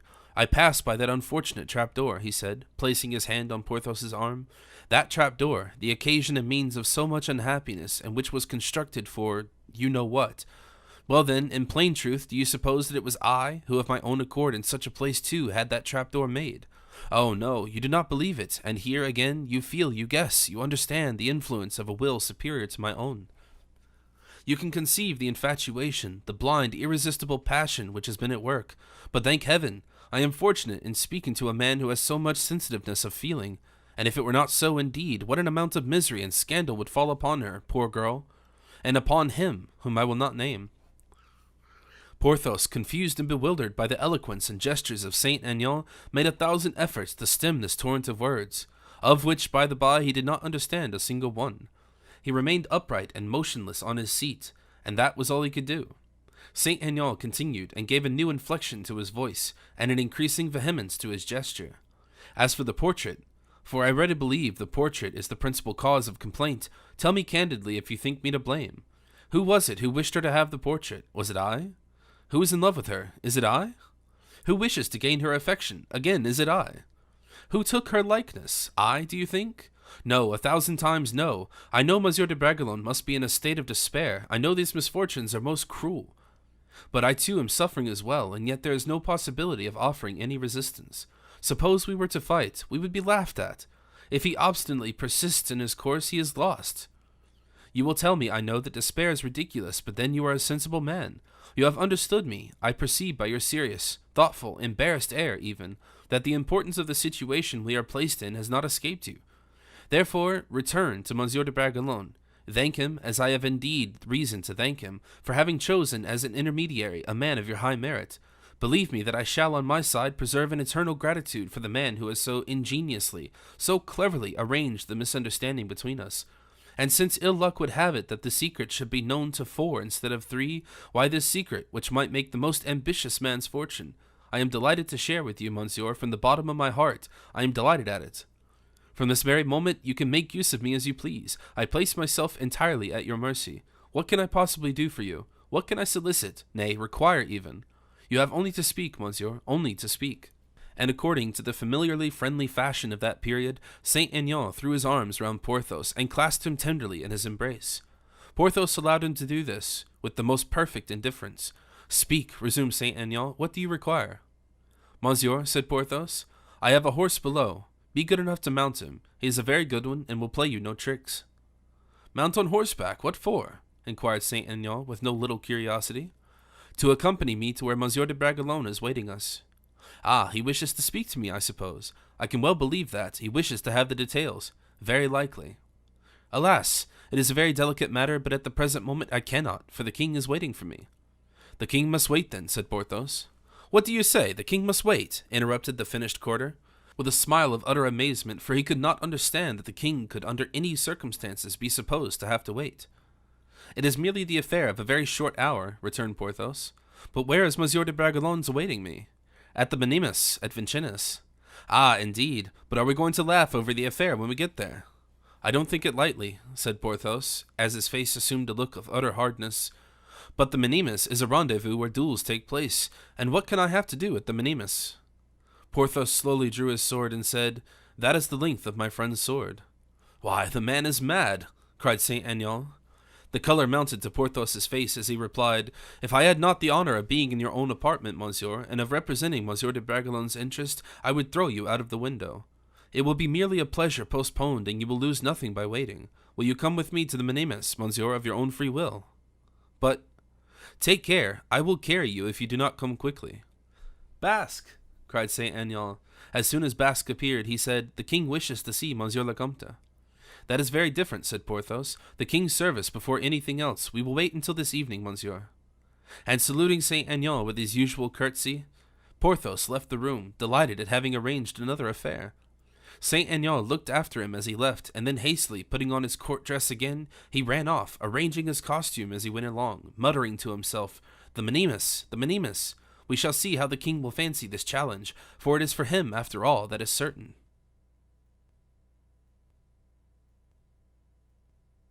Chapter 56. Rivals in Politics. On his return from the promenade, which had been so prolific in poetical effusions, and in which everyone has paid his or her tribute to the muses, as the poets of the period used to say, the king found Monsieur Fouquet waiting for an audience. Monsieur Colbert had lain in wait for his majesty in the corridor, and followed him like a jealous and watchful shadow. Monsieur Colbert, with his square head, his vulgar and untidy, though rich costume, somewhat resembled a Flemish gentleman after he had been overindulging in his natural drink, beer. Fouquet, at sight of his enemy, remained perfectly unmoved, and during the whole of the scene which followed scrupulously resolved to observe a line of conduct particularly difficult to the man of superior mind, who does not even wish to show his contempt, for fear of doing so his adversary too much honor. Colbert made no attempt to conceal his insolent expression of the vulgar joy he felt. In his opinion, Monsieur Fouquet's was a game very badly played and hopelessly lost, although not yet finished. Colbert belonged to that school of politicians who think cleverness alone worthy of their admiration, and success the only thing worth caring for. Colbert, moreover, who was not simply an envious and jealous man, but who had the king's interest really at heart, because he was thoroughly imbued with the highest sense of probity in all matters of figures and accounts, could well afford to assign as a pretext for his conduct that in hating and doing his utmost to ruin Monsieur Fouquet, he had nothing in view but the welfare of the state and the dignity of the crown. None of these details escaped Fouquet's observation. Through his enemy's thick, bushy brows, and despite the restless movement of his eyelids, he could, by merely looking at his eyes, penetrate to the very bottom of Colbert's heart, and he read to what an unbounded extent hate towards himself and triumph at his approaching fall existed there. But as in observing everything, he wished to remain himself impenetrable, he composed his features, smiled with the charmingly sympathetic smile that was peculiarly his own, and saluted the king with the most dignified and graceful ease and elasticity of manner. "Sire," he said, "I perceive by your majesty's joyous air that you have been gratified with the promenade." "Most gratified indeed, monsieur le surintendant, most gratified. You were very wrong not to come with us, as I invited you to do." "I was working, sire," replied the superintendent, who did not even seem to make the trouble to turn aside his head in merest respect of Colbert's presence. "Ah, Monsieur Fouquet," cried the king, "there is nothing like the country. I should be delighted to live in the country always, in the open air, under the trees." "I should hope that your majesty is not yet weary of the throne," said Fouquet. "No, but thrones of soft turf are very pleasant." "Your majesty gratifies my most utmost wishes in speaking in the manner, for I have a request to submit to you." "On whose behalf, monsieur?" "On behalf of the nymphs of Vaux, sire." "Aha!" said Louis XIV. "Your majesty, too, once deigned to make me a promise," said Fouquet. "Yes, I remember it."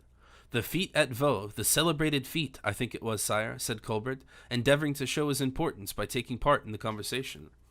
Fouquet, with the profoundest contempt, did not take the slightest notice of the remark, as if, as far as he was concerned, Colbert had not even thought or said a word. "Your majesty is aware," he said, "that I destined my estate at Vaux to receive the most amiable of princes, the most powerful of monarchs."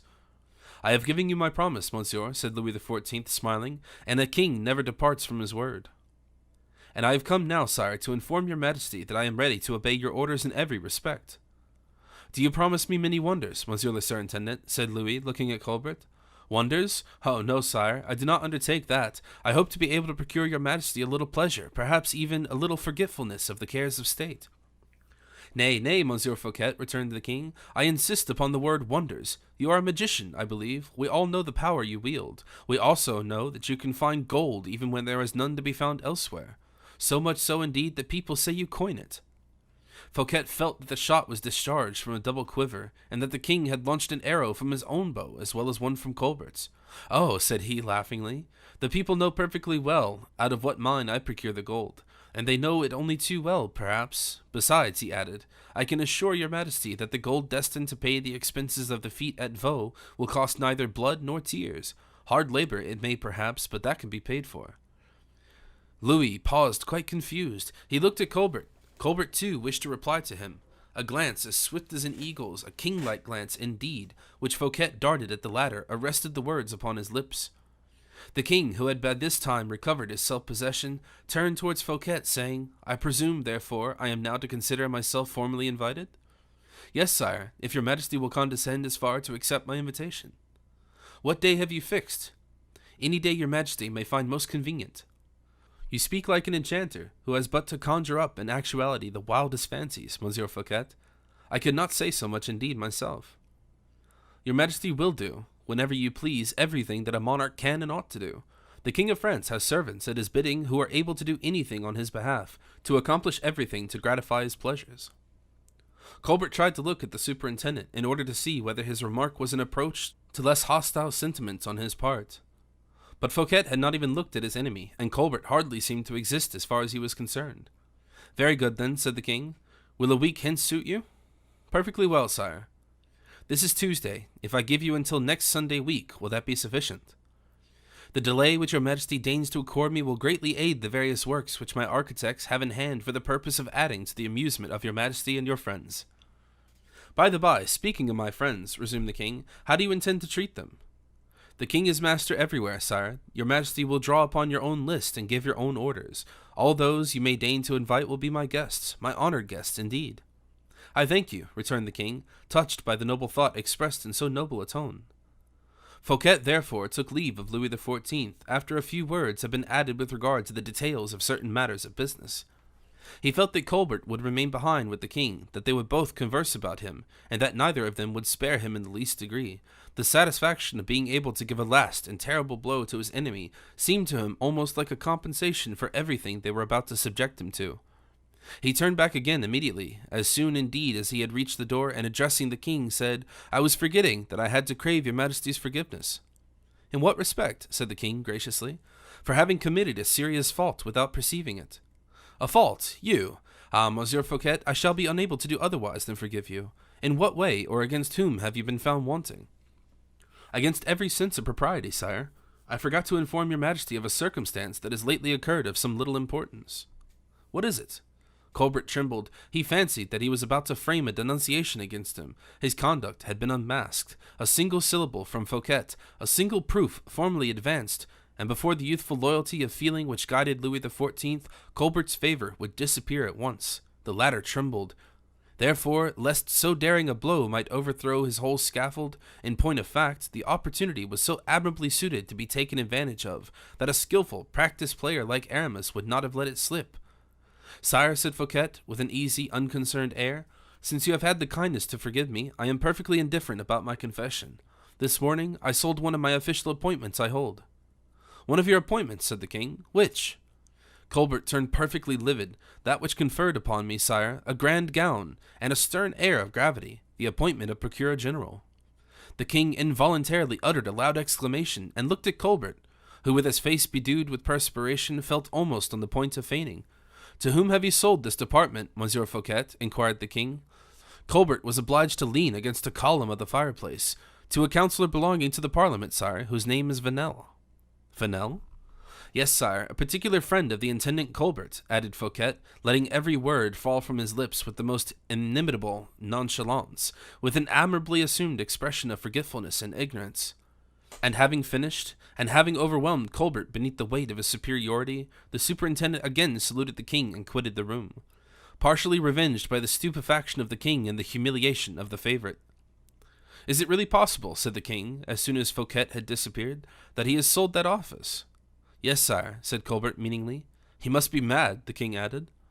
Colbert this time did not reply. He had penetrated the king's thought, a thought which amply revenged him for the humiliation he had just been made to suffer. His hatred was augmented by a feeling of bitter jealousy of Fouquet, and a threat of disgrace was now added to the plan he had arranged for his ruin. Colbert felt perfectly assured that for the future, between Louis XIV and himself, their hostile feelings and ideas would meet with no obstacles, and that at the first fault committed by Fouquet, which could be laid hold of as a pretext, the chastisement of so long impending would be precipitated. Fouquet had thrown aside his weapons of defense, and hate and jealousy had picked them up.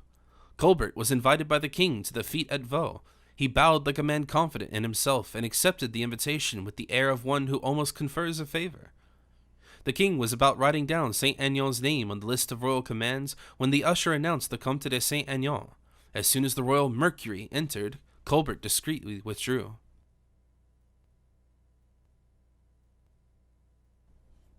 Chapter 57. Rivals in Love. Saint Aignan had quitted Louis XIV hardly a couple hours before, but in the first effervescence of his affection, whenever Louis XIV was out of sight of La Valliere, he was obliged to talk about her. Besides, the only person with whom he could speak about her at his ease was Saint Aignan, and thus Saint Aignan had become an indispensable. "Ah, is that you, Comte?" he exclaimed, as soon as he perceived him, doubly delighted not only to see him again, but also to get rid of Colbert, whose scowling face always puts him out of humor. "So much the better. I am very glad to see you. You will make one of the best traveling party, I suppose?" "Of what traveling part are you speaking, sire?" inquired Saint Aignan. "The one we are making to go to the fete the superintendent is about to give at Vaux." "Ah, Saint Aignan, you will, at last, see a fete, a royal fete, by the side of which all our amusements are Fontainebleau, are petty, contemptible affairs. At Vaux, the superintendent is going to give a fete in your Majesty's honor. Nothing more than that." "Nothing more than that, do you say? It is very diverting to find you treating it with so much disdain. Are you, who express such an indifference on the subject, aware that as soon as it is known that Monsieur Fouquet is going to receive me at Vaux next Sunday week, people will be striving their very utmost to get invited to the fete? I repeat, Saint Aignan, you shall be one of the invited guests." "Very well, sire, unless I shall in the meantime have undertaken a longer and less agreeable journey."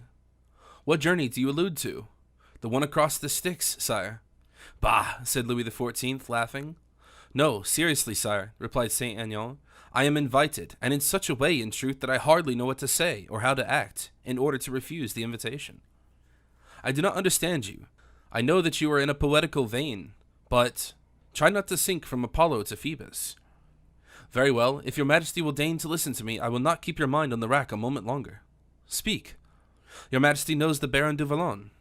"Yes, indeed, a good servant to my father, the late king, and an admirable companion at table, for I think you are referring to the gentleman who dined with us at Fontainebleau."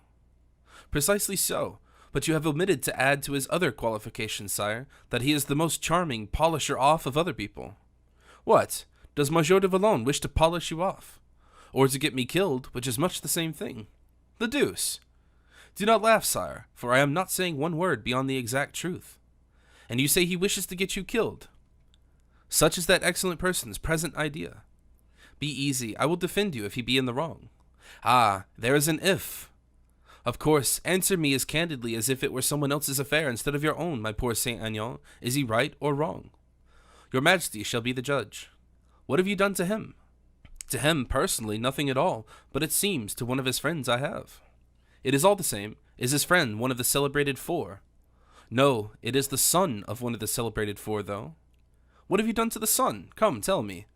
"Why, it seems that I have helped someone to take his mistress from him." "You confess it, then?" "I cannot help confessing it, for it is true." "In that case, you are wrong, and if he were to kill you, he would be perfectly right in doing so." "Ah, that is your Majesty's way of reasoning, then." "Do you think it a bad way?" "It is a very expeditious way, at all events." "Good justice is prompt, so my grandfather Henry IV used to say." "In that case, your Majesty will perhaps be good enough to sign my adversary's pardon, for he is now waiting for me at the Minimus, for the purpose of putting me out of my misery." "His name and a parchment." "There is a parchment upon your Majesty's table, and as for his name—" "Well, what is it?" "The Vicomte de Bragelonne, sire." "The Vicomte de Bragelonne!" exclaimed the king, changing from a fit of laughter to the most profound stupor, and then, after a moment's silence, while he wiped his forehead, which was bedewed with perspiration, he again murmured, "Bragelonne." "No other, sire. Bragelonne, who was affianced to—" "Yes, sire." "But he has been in London." "Yes, but I can assure you, sire, he is there no longer." "Is he in Paris, then?" "He is at Minimus, sire, where he is waiting for me, as I have already had the honor of telling you." "Does he know all?" "Yes, and many things besides. Perhaps your Majesty would like to look at the letter I have received from him." And Saint Aignan drew from his pocket the note we have already acquainted with. "When your Majesty has read the letter, I will tell you how it reached me." The king read it in a great agitation, and immediately said, "Well?" "Well, sire, your Majesty knows a certain carved lock, closing a certain door of carved ebony, which separates a certain apartment from a certain blue and white sanctuary." "Of course, Louise's boudoir." "Yes, sire. Well, it was in the keyhole of that lock that I found yonder note." "Who placed it there?" "Either Monsieur de Bragelonne or the devil himself. But inasmuch as the note smells of musk and not of sulphur, I conclude that it must be not the devil, but Monsieur de Bragelonne." Louis bent his head and seemed absorbed in sad and bitter thought. Perhaps something like remorse was at that moment passing through his heart. "The secret is discovered," he said. "Sire, I shall do my utmost that the secret dies in the breast of the man who possesses it," said Saint Aignan in a tone of bravado as he moved towards the door, but a gesture of the king made him pause. "Where are you going?" he inquired. "Where they await me, sire." "What for?" "To fight, in all probability." "You fight!" exclaimed the king. "One moment, if you please, Monsieur le Comte." Saint Aignan shook his head as a rebellious child does whenever anyone interferes to prevent him throwing himself into a well or playing with a knife. "But sire," he said. "In the first place," continued the king, "I want to be enlightened a little further."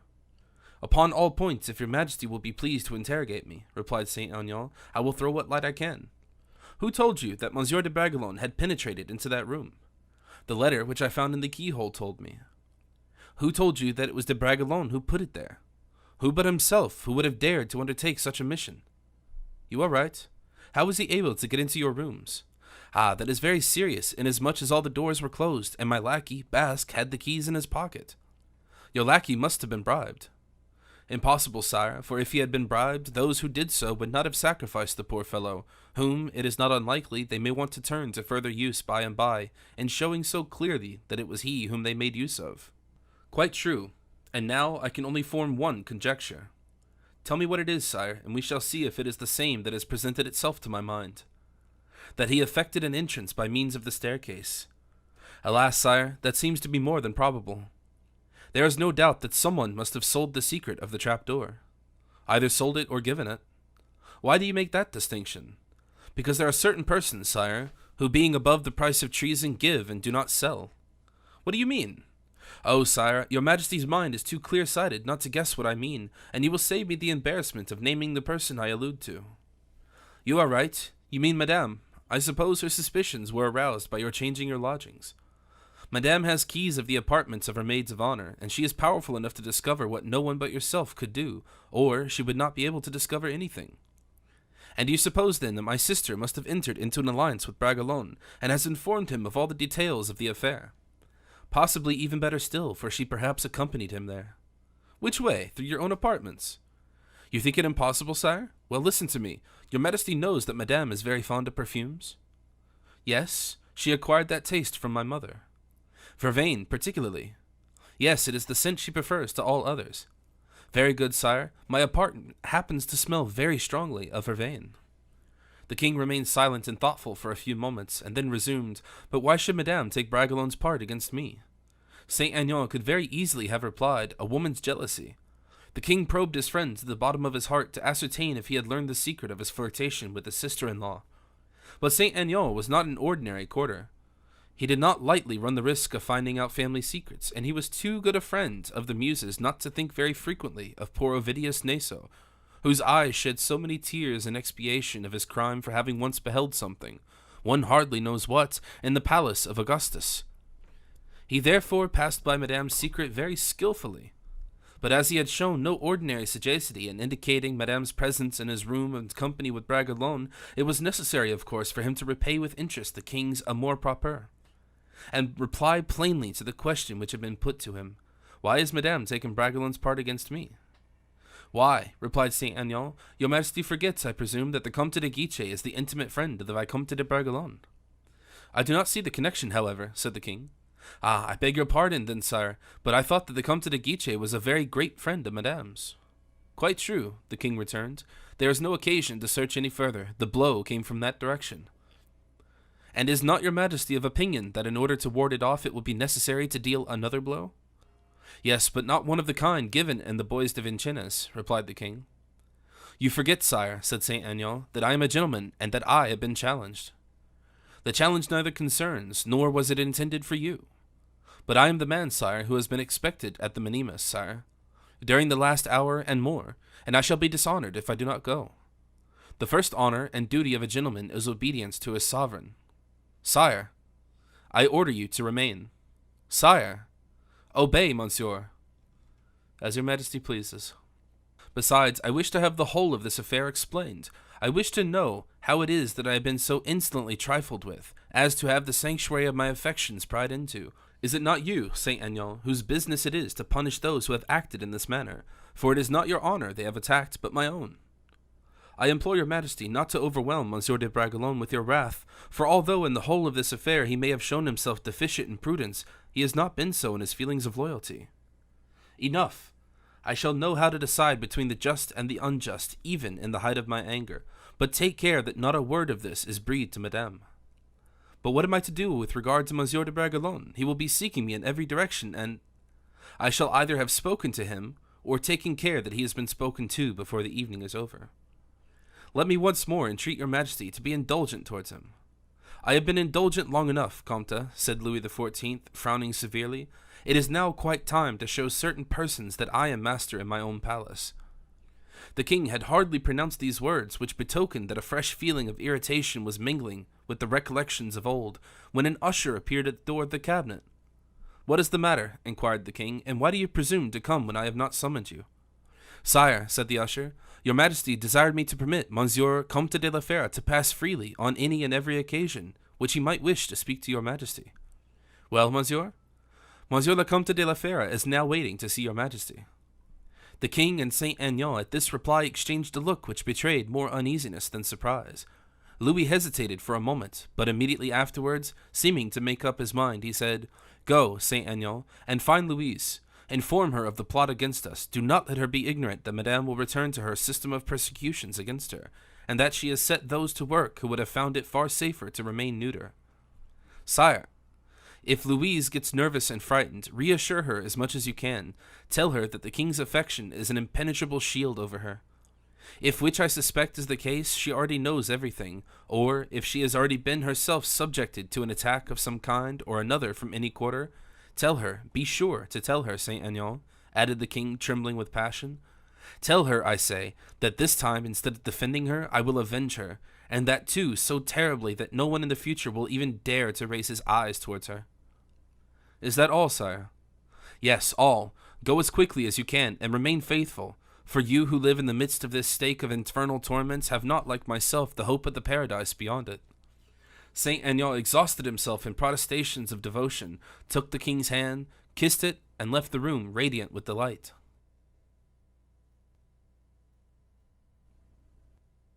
Chapter 58. King and Noble. The king endeavored to recover his self-possession as quickly as possible, in order to meet Monsieur de la Fere with an untroubled countenance. He clearly saw it was not mere chance that had induced the Comte's visit. He had some vague impression of its importance. But he felt that to a man of Athos's tone of mind, to one of such a high order of intellect, his first reception ought not to present anything either disagreeable or otherwise than kind and courteous. As soon as the king had satisfied himself that as far as appearances went he was perfectly calm again, he gave directions to the ushers to introduce the Comte. A few minutes afterwards, Athos, in full court dress and with his breast covered with the orders that he alone had the right to wear at the court of France, presented himself with so grave and solemn an air that the king perceived at the first glance that he was not deceived in his anticipations. Louis advanced a step toward the Comte, and with a smile held out his hand to him, over which Athos bowed with the air of the deepest respect. "Monsieur le Comte de la Fere," said the king rapidly, "you are so seldom here that it is a real piece of good fortune to see you." Athos bowed and replied, "I should wish always to enjoy the happiness of being near your majesty." The tone, however, in which this reply was conveyed evidently signified, "I should wish to be one of your majesty's advisers, to save you the commission of faults." The king felt it so, and determined in this man's presence to preserve all the advantages which could be derived from his command over himself, as well as from his rank and position. "I see you have something to say to me," he said. "Had it not been so, I should not have presumed to present myself before your majesty." "Speak quickly, I am anxious to satisfy you," returned the king, seating himself. "I am persuaded," replied Athos in a somewhat agitated tone of voice, "that your majesty will give me every satisfaction." "Ah," said the king, with a certain haughtiness of manner, "you have come to lodge a complaint here, then?" "It would be a complaint," returned Athos, "only in the event of your majesty, but if you will deign to permit me, sire, I will begin the conversation from this very commencement." "Do so, I am listening." "Your majesty will remember that at the period of the Duke of Buckingham's departure I had the honor of an interview with you." At or about that period, I think I remember you did, only, with regard to the subject of the conversation, I have quite forgotten it. Athos started as he replied, I shall have the honor to remind your majesty of it, as with regard to a formal demand I had addressed to you respecting a marriage, which Monsieur de Bragelonne wished to contract with Mademoiselle de la Valliere. Ah, thought the king, we have come to it now, I remember, he said aloud. At that period, pursued Athos, your majesty was so kind and generous towards Monsieur de Bragelonne and myself that not a single word which then fell from your lips has escaped my memory. And when I asked your majesty to accord me Mademoiselle de la Valliere's hand for Monsieur de Bragelonne, you refused. Quite true, said Louis, dryly. Alleging, Athos hastened to say, that the young lady had no position in society. Louis could hardly force himself to listen with an appearance of royal propriety. That, added Athos, she had but little fortune. The king threw himself back in his armchair. That her extraction was indifferent. A renewed impatience on the part of the king. And little beauty, added Athos, pitilessly. This last bolt buried itself deep in the king's heart, and made him almost bound from his seat. You have a good memory, monsieur, he said. I invariably have, on occasions when I have had the distinguished honor of an interview with your majesty, retorted the Comte, without being in the least disconcerted. Very good, it is admitted that I said all that. And I thanked your majesty for your remarks at the time, because they testified an interest in Monsieur de Bragelonne which did him much honor. And you may possibly remember, said the king, very deliberately, that you had the greatest repugnance for this marriage. Quite true, sire. And that you solicited my permission, much against your own inclination. Yes, sire. And finally, I remember, for I have a memory nearly as good as your own, I remember, I say, that you observed at the time, I do not believe that Mademoiselle de la Valliere loves Monsieur de Bragelonne. Is that true? The blow told well, but Athos did not draw back. Sire, he said, I have already begged your majesty's forgiveness, but there are certain particulars in that conversation which are only intelligible from the denouement. Well, what is the denouement, monsieur? This, that your majesty then said that you would defer the marriage out of regard for Monsieur de Bragelonne's own interests. The king remained silent. Monsieur de Bragelonne is now exceedingly unhappy that he cannot any longer defer asking your majesty for a solution of the matter. The king turned pale. Athos looked at him with fixed attention. And what, said the king, with considerable hesitation, does Monsieur de Bragelonne request?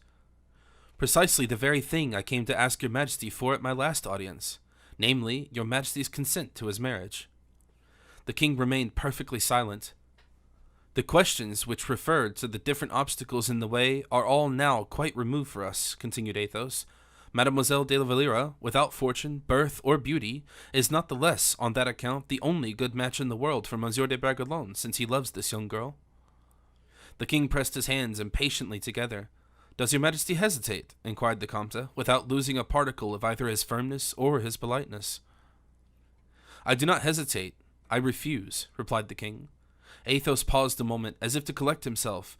I have had the honor, he said in a mild tone, to observe to your majesty that no obstacle now interferes with Monsieur de Bragelonne's affections, and that his determination seems unalterable. There is my will, and that is an obstacle, I should imagine. That is the most serious of all, replied Athos quickly. Ah! And may we, therefore, be permitted to ask your majesty with the greatest humility your reason for this refusal? The reason? A question to me, exclaimed the king. A demand, sire. The king, leaning with both his hands upon the table, said in a deep tone of concentrated passion, You have lost all recollection of what is usual at court. At court, please to remember, no one ventures to put a question to the king. Very true, sire, but if men do not question, they conjecture. Conjecture? What may mean that, monsieur? Very frequently, sire, conjecture with regard to a particular subject implies a want of frankness on the part of the king. Monsieur! And a want of confidence on the part of the subject, pursued Athos intrepidly. You forget yourself, said the king, hurried away by anger in spite of all his self-control. Sire, I am obliged to seek elsewhere for what I thought I should find in your majesty. Instead of obtaining a reply from you, I am compelled to make one for myself. The king rose. Monsieur le Comte, he said, I have now given you all the time I had at my disposal. This was a dismissal. Sire, replied the Comte, I have not yet had time to tell your majesty what I came with express object of saying, and so, I rarely see your majesty, I thought I ought to avail myself of the opportunity. Just now you spoke rudely of conjectures. You are now becoming offensive, monsieur. Oh, sire, offend your majesty? I, never. All my life through I have maintained that kings are above all men, not only from their rank and power, but from their nobleness of heart and their true dignity of mind. I never can bring myself to believe that my sovereign, he who passed his word to me, did so with a mental reservation. What do you mean? What mental reservation do you allude to? I will explain my meaning, said Athos coldly, if in refusing Mademoiselle de la Valliere to Monsieur de Bragelonne, your Majesty had some other object in view than the happiness and fortune of the Vicomte. You perceive, monsieur, that you are offending me. If, in requiring the Vicomte to delay his marriage, your Majesty's only object was to remove the gentleman to whom Mademoiselle de la Valliere was engaged. Monsieur! I have heard it said, and so in every direction, sire, your Majesty's affection for Mademoiselle de la Valliere is spoken of on all sides. The king tore his gloves, which he had been biting for some time. Woe to those, he cried, who interfere in my affairs. I have made up my mind to take a particular course, and I will break through every obstacle in my way. What obstacle? Asked Athos. The king stopped short, like a horse which, having taken the bit between his teeth and run away, finds it has slipped it back again, and that his career is checked. I love Mademoiselle de la Valliere, he said suddenly, with mingled nobleness of feeling and passion. But, interrupted Athos, that does not preclude your Majesty from allowing Monsieur de Bragelonne to marry Mademoiselle de la Valliere. The sacrifice is worthy of so great a monarch. It is fully merited by Monsieur de Bragelonne, who has already rendered great service to your Majesty, and who may well be regarded as a brave and worthy man. Your Majesty, therefore, in renouncing the affection you entertain, offers a proof at once of generosity, gratitude, and good policy. Mademoiselle de la Valliere does not love Monsieur de Bragelonne, said the king hoarsely. Does your Majesty know that to be the case? Remarked Athos with a searching look. I do know it. Since a very short time, then, for doubtless had your Majesty known it when I first preferred my request, you would have taken the trouble to inform me of it. Since a very short time, it is true, monsieur.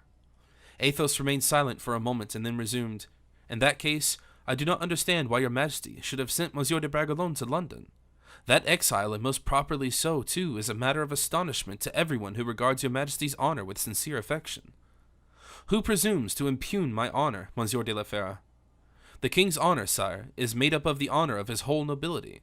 Whenever the king offends one of his gentlemen, that is, whenever he deprives him of the smallest particle of his honor, it is from him, from the king himself, that portion of honor is stolen. Monsieur de la Fère, said the king haughtily. Sire, you sent Monsieur de Bragelonne to London, either before you were Mademoiselle de la Valliere's lover, or since you have become so. The king, irritated beyond measure, especially because he felt that he was being mastered, endeavored to dismiss Athos by a gesture. Sire, replied the Comte, I will tell you all. I will not leave your presence until I have been satisfied by your Majesty or by myself. Satisfied if you prove to me that you are right, satisfied if I prove to you that you are wrong. Nay, sire, you can but listen to me. I am old now, and I am attached to everything that is really great and really powerful in your kingdom. I am of those who have shed their blood for your father and for yourself without ever having asked a single favor, either from yourself or from your father. I have never inflicted the slightest wrong or injury on anyone in this world, and even kings are still my debtors. You can but listen to me, I repeat. I have come to ask you for an account of the honor of one of your servants, whom you have deceived by a falsehood, or betrayed by want of heart of judgment. I know that these words irritate your Majesty, but the facts themselves are killing us. I know that you are endeavoring to find some means whereby to chastise me for my frankness, but I know also the chastisement I will implore God to inflict upon you when I relate to him your perjury and my son's unhappiness. The king during these remarks was walking hurriedly to and fro, his hand thrust into the breast of his coat, his head haughtily raised, his eyes blazing with wrath. Monsieur, he cried suddenly, if I acted towards you as a king, you would have already been punished, but I am only a man, and I have the right to love in this world everyone who loves me, a happiness which is so rarely found. You cannot pretend to such a right as a man any more than as a king. Sire, if you intend to exercise that right in a loyal manner, you should have told Monsieur de Bragelonne so, and not have exiled him.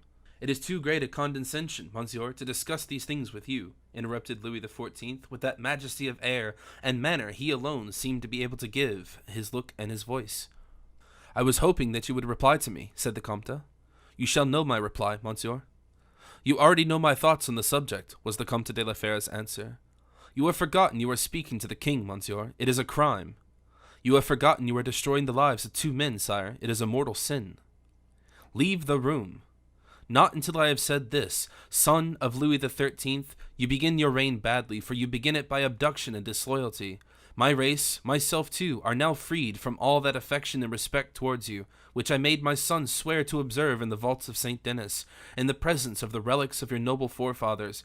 You are now become our enemy, sire, and henceforth we have nothing to do save with heaven alone, our sole master. Be warned, sire. What, do you threaten?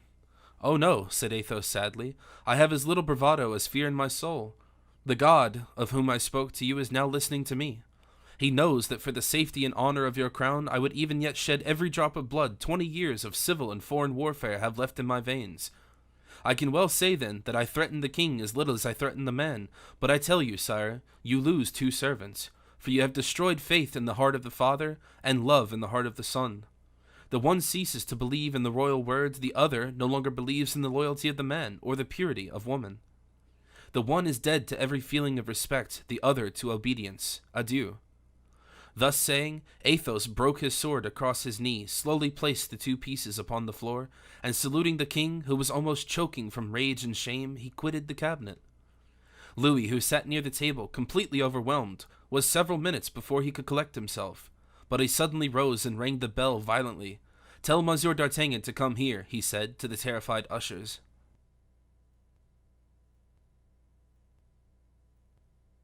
Chapter 59. After the Storm.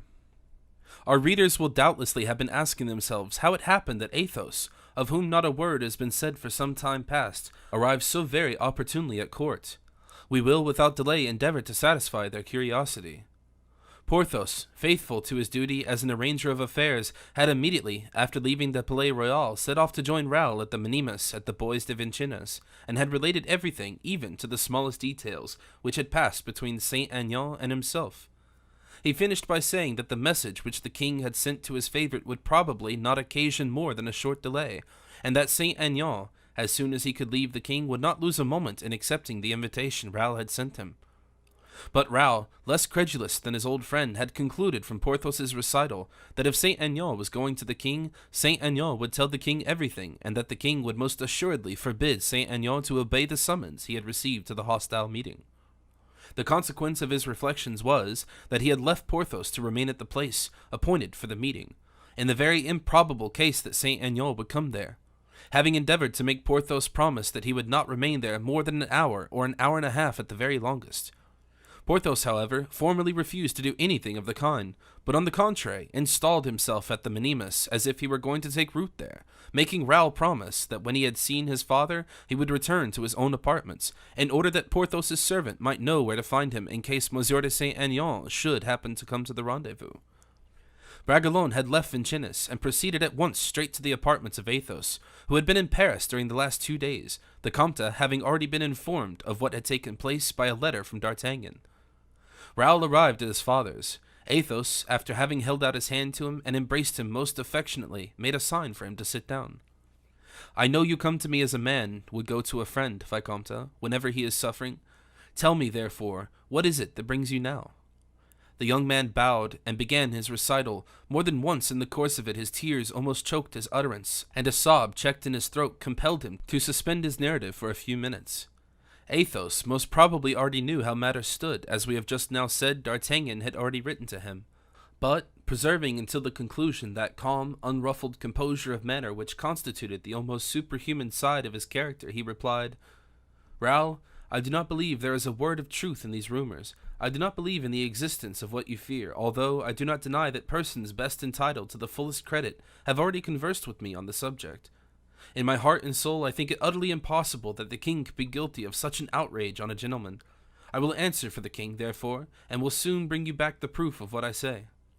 Raoul, wavering like a drunken man between what he had seen with his own eyes and the imperturbable faith he had in a man who never told a falsehood, bowed and simply answered, "Go then, Monsieur le Comte, I will await your return." And he sat down, burying his face in his hands. Athos dressed and then left him in order to wait upon the king. The result of that interview is already known to our readers. When he returned to his lodgings, Raoul, pale and dejected, had not quitted his attitude of despair. At the sound, however, of the opening doors and of his father's footsteps as he approached him, the young man raised his head. Athos's face was very pale, his head uncovered, and his manner full of seriousness. He gave his cloak and hat to the lackey, dismissed him with a gesture, and sat down near Raoul. "Well, monsieur," inquired the young man, "are you convinced yet?" "I am, Raoul. The king loves Mademoiselle de la Valliere." "He confesses it, then?" cried Raoul. "Yes," replied Athos. "And she?" "I have not seen her." "No, but the king spoke to you about her. What did he say?" "He says that she loves him." "Oh, you see, monsieur," said the young man with a gesture of despair. "Raoul," resumed the Comte, "I told the king, believe me, all that you yourself could possibly have urged, and I believe I did so in becoming language, though sufficiently firm." "And what did you say to him, monsieur?" "I told him, Raoul, that everything was now at an end between him and ourselves, that you would never serve him again. I told him that I, too, should remain aloof. Nothing further remains for me, then, but to be satisfied of one thing." "And what is that, monsieur?" "Whether you have determined to adopt any steps." "Any steps? Regarding what?" "With reference to your disappointed affection, and your ideas of vengeance." "Oh, monsieur, with regard to my affection, I shall perhaps some day or other succeed in tearing it from my heart. I trust I shall do so, aided by heaven's merciful help and your own wise exhortations. As far as vengeance is concerned, it occurred to me only when under the influence of an evil thought, for I could not revenge myself upon the one who is actually guilty. I have therefore already renounced every idea of revenge." "And you no longer think of seeking a quarrel with Monsieur de Saint-Aignan?"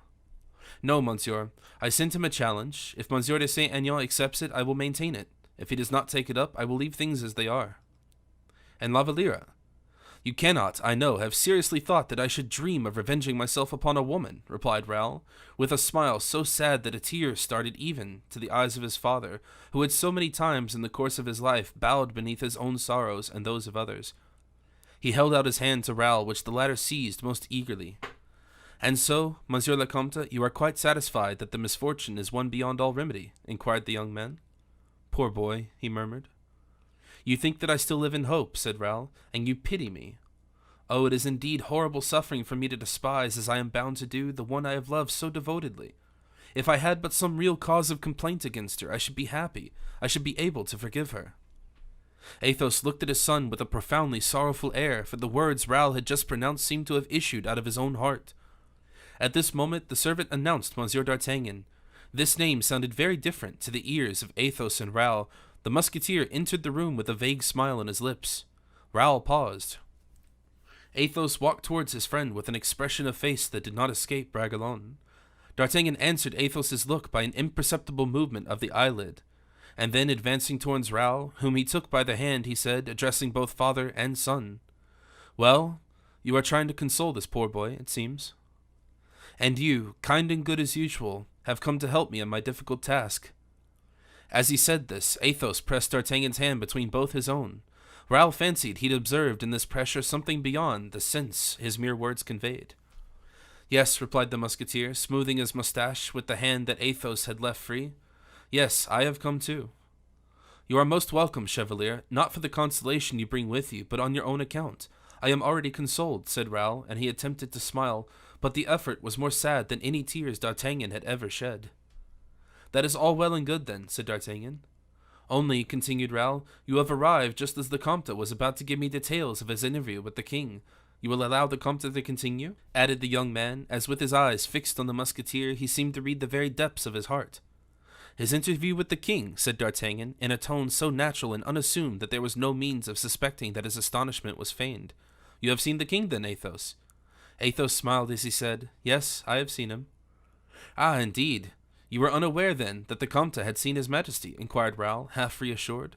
"Yes, indeed, quite so." "In that case, I am less uneasy," said Raoul. "Uneasy? And about what?" inquired Athos. "Forgive me, monsieur," said Raoul, "but knowing so well the regard and affection you have for me, I was afraid you might possibly have expressed somewhat plainly to his Majesty my own sufferings, and your indignation, and that the king had consequently—" "And that the king had consequently?" repeated D'Artagnan. "Well, go on, finish what you were going to say." "I have now to ask you to forgive me, Monsieur d'Artagnan," said Raoul. "For a moment, and I cannot help confessing it, I trembled lest you had come here, not as Monsieur d'Artagnan, but as captain of the Musketeers." "You are mad, my poor boy," cried D'Artagnan with a burst of laughter, in which an exact observer might perhaps have wished to have heard a little more frankness. "So much the better," said Raoul. "Yes, mad, and do you know what I would advise you to do?" Tell me, monsieur, for the advice is sure to be good as it comes from you. Very good, then. I advise you, after your long journey from England, after your visit to Monsieur de Guiche, after your visit to Madame, after your visit to Porthos, after your journey to Vincennes, I advise you, I say, to take a few hours' rest, go and lie down, sleep for a dozen hours, and when you wake up, go and ride one of my horses until you have tired him to death. And drawing Raoul towards him, he embraced him as he would have done his own child. Athos did the like, only it was very visible that the kiss was still more affectionate, and the pressure of his lips even warmer with the father than with the friend. The young man again looked at his companions, endeavoring to penetrate their real meaning or their real feelings with the utmost strength of his intelligence. But his look was powerless upon the smiling countenance of the musketeer, or upon the calm and composed features of the Comte de la Fère. "Where are you going, Raoul?" inquired the latter, seeing that Bragelonne was preparing to go out. "To my own apartments," replied the latter, in his soft, sad voice. "We shall be sure to find you there, then, if we should have anything to say to you?" "Yes, monsieur, but do you suppose it likely you will have something to say to me?" "How can I tell?" said Athos. "Yes, something fresh to console you with," said D'Artagnan, pushing him towards the door. Raoul, observing the perfect composure which marked every gesture of his two friends, quitted the Comte's room, carrying away with him nothing but the individual feeling of his own particular distress. "Thank heavens," he said, "since that is the case, I need only think of myself." And wrapping himself up in his cloak, in order to conceal from the passer-bys in the street his gloomy and sorrowful face, he quitted them for the purpose of returning to his own rooms, as he had promised Porthos. The two friends watched the young man as he walked away with a feeling of genuine disinterested pity, only each expressed it in a different way. "Poor Raoul," said Athos, sighing deeply. "Poor Raoul," said D'Artagnan, shrugging his shoulders.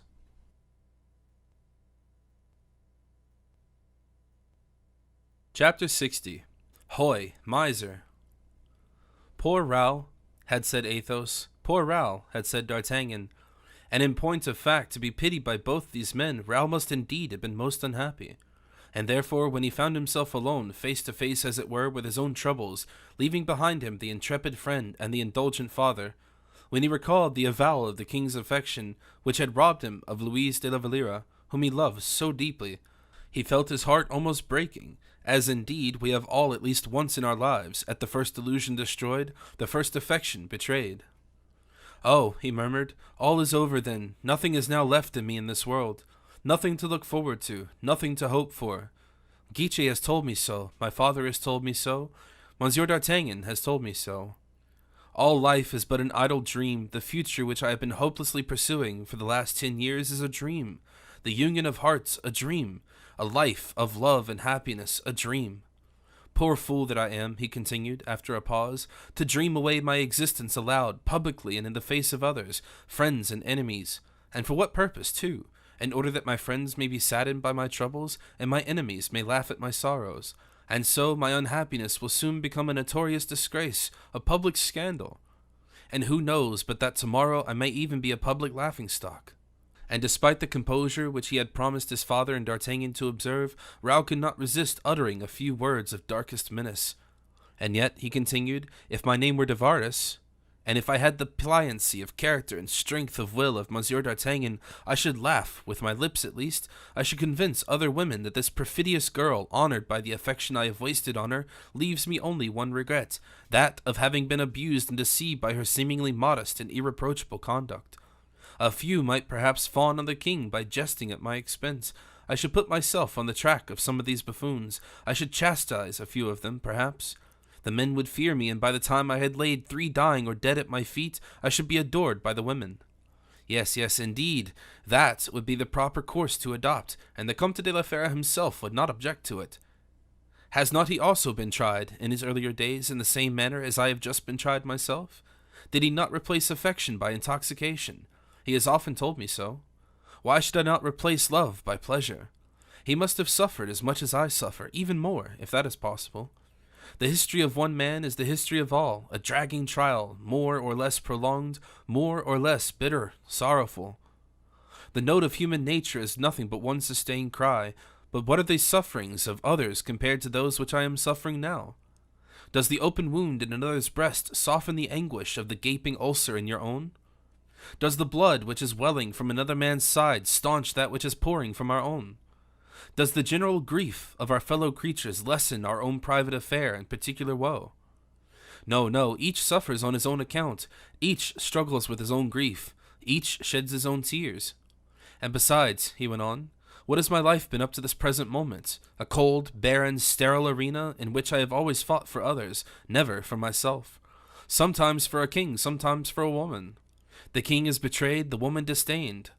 Miserable, unlucky wretch that I am, women, can I not make all expiate the crime of one of their sex?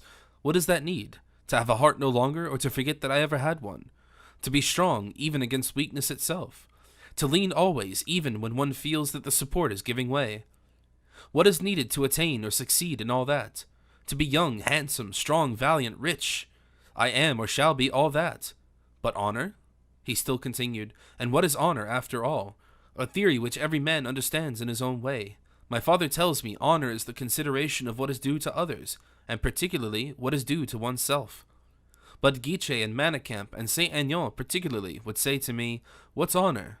Honor consists of studying and yielding to the passions and pleasures of one's king. Honor such as that indeed is easy and productive enough. With honor like that I can keep my post at the court, become a gentleman of the chamber, and accept the command of a regiment which may at any time be presented to me. With honor such as that I can be duke and peer. The stain which that woman has stamped upon me, the grief that has broken my heart, the heart of the friend and playmate of her childhood in no way affects Monsieur de Bragelonne, an excellent officer, a courageous leader, who will cover himself with glory at the first encounter, and who will become 100 times greater than Mademoiselle de la Valliere is today, the mistress of the king. For the king will not marry her, and the more publicly he will proclaim her as his mistress, the more opaque will grow the shadow of shame he casts upon her face in the guise of a crown. And in proportion as others despise as I despise her, I shall be gleaning honors in the field. Alas, we had walked together side by side, she and I, during the earliest and brightest, the most angelic portion of our existence, hand in hand along the charming path of life, covered with the blossoms of youth. And then, alas, we reach a crossroad, where she separates herself from me, in which we have to follow a different route, whereby we become more and more widely separated from each other. And to attain the end of this path, oh heaven, I am now alone in utter despair and crushed to the very earth. Such were the sinister reflections in which Raoul indulged, when his foot mechanically paused at the door of his own dwelling. He had reached it without remarking the streets through which he passed, without knowing how he had come. He pushed open the door, continued to advance, and ascended the staircase. The staircase, as in the most of the houses at that period, was very dark, and the landings most obscure. Raoul lived on the first floor. He paused in order to ring. Olivain appeared, took his sword and cloak from his hands. Raoul himself opened the door, which from the antechamber led into a small salon, richly furnished enough for the salon of a young man, and completely filled with flowers by Olivain, who, knowing his master's tastes, had shown himself studiously attentive in gratifying them, without caring whether his master perceived his attention or not. There was a portrait of La Valliere in the salon, which had been drawn by herself and given by her to Raoul. This portrait, fastened above a large easy chair, covered with dark-colored damask, was the first point towards which Raoul bent his steps, the first object on which he fixed his eyes. It was, moreover, Raoul's usual habit to do so every time he entered his room. This portrait, before anything else, attracted his attention. This time, as usual, he walked straight up to the portrait, placed his knees upon the armchair, and paused to look at it sadly. His arms were crossed upon his breast, his head slightly thrown back, his eyes filled with tears, his mouth worked into a bitter smile. He looked at the portrait of the one he had so tenderly loved, and then all that he had said passed before his mind again. All that he had suffered seemed again to assail his heart, and after a long silence he murmured for the third time, "Miserable, unhappy wretch that I am." He had hardly pronounced these words when he heard the sound of a sigh and a groan behind him. He turned around sharply and perceived, in the angle of the salon, standing up, a bending, veiled female figure, which he had been the means of concealing behind the door as he opened it, and which he had not perceived as he entered. He advanced towards the figure, whose presence in his room had not been announced to him, and as he bowed and inquired at the same moment who she was, she suddenly raised her head and removed the veil from her face, revealing her pale and sorrow-stricken features. Raoul staggered back as if he had seen a ghost.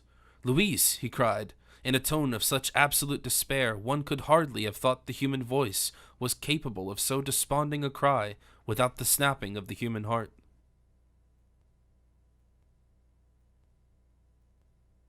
Chapter 61. Wounds within wounds.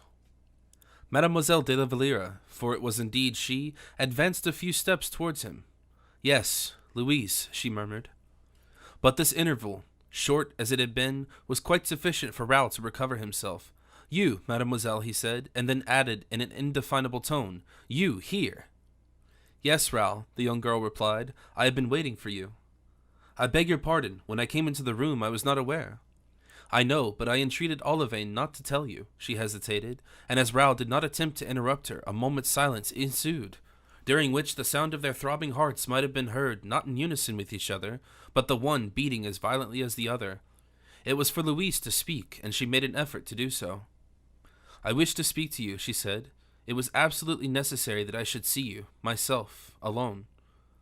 I have not hesitated to adopt a step which must remain secret, for no one except yourself could understand my motive, Monsieur de Bragelonne." "In fact, mademoiselle," Raoul stammered out, almost breathless from emotion, "as far as I am concerned, and despite the good opinion you have of me, I confess—" "Will you do me the great kindness to sit down and listen to me?" said Louise, interrupting him with her soft, sweet voice. Bragelonne looked at her for a moment. Then, mournfully shaking his head, he sat, or rather fell down on a chair. "Speak," he said. She cast a glance all around her. This look was of a timid entreaty, and implored secrecy far more effectually than her expressed words had done a few minutes before. Raoul rose and went to the door, which he opened. "Olivain," he said, "I am not within for anyone." And then turning towards Louise, he added, "Is not that what you wished?" Nothing could have produced a greater effect upon Louise than these few words, which seemed to signify, "You see that I still understand you." She passed a handkerchief across her eyes in order to remove a rebellious tear which she could not restrain, and then, having collected herself for a moment, she said, "Raoul, do not turn your kind, frank look away from me. You are not one of those men who despise a woman for having given her heart to another, even though her affection might render him unhappy or might wound his pride." Raoul did not reply. "Alas," continued La Valliere, "it is only too true. My cause is a bad one, and I cannot tell in what way to begin. It would be better for me, I think, to relate to you, very simply, but everything that has befallen me. As I shall speak but the pure and simple truth, I shall always find my path clear before me in spite of the obscurity and obstacles I have to brave in order to solace my heart, which is full to overflowing, and wishes to pour itself out at your feet."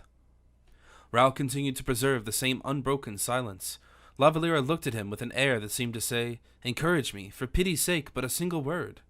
But Raoul did not open his lips, and the young girl was obliged to continue. "Just now," she said, "Monsieur de Saint-Aignan came to me by the king's directions." She cast down her eyes as she said this, while Raoul on his side turned his way, in order to avoid looking at her. "Monsieur de Saint-Aignan came to me from the king," she repeated, "and told me that you knew all." And she attempted to look Raoul in the face after inflicting this further wound upon him, in addition to the many others he had already received, but it was impossible to meet Raoul's eyes. "He told me you were incensed with me, and justly so, I admit."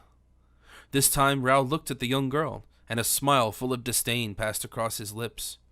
"Oh," she continued, "I entreat you, do not say that you have had any other feeling against me than that of anger, merely. Raoul, wait until I have told you all. Wait until I have said to you all that I had to say, all that I came to say." Raoul, by the strength of his iron will, forced his features to assume a calmer expression, and the disdainful smile upon his lip passed away. "In the first place," said La Valliere, "in the first place, with my hands raised in entreaty towards you, with my forehead bowed to the ground before you, I entreat you, as the most generous, as the most noblest of men, to pardon, to forgive me.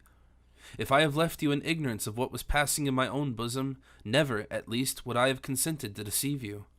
Oh, I entreat you, Raoul, I implore you on my knees, answer me one word, even though you wrong me in doing so. Better, far better, an injurious word from your lips than suspicion resting in your heart." "I admire your subtlety of expression, mademoiselle," said Raoul, making an effort to remain calm. "To leave another in ignorance that you are deceiving him is loyal, but to deceive him, it seems that would be very wrong, and that you would not do it. Monsieur, for a long time I thought I loved you better than anything else, and so long as I believed in my affection for you, I told you that I loved you.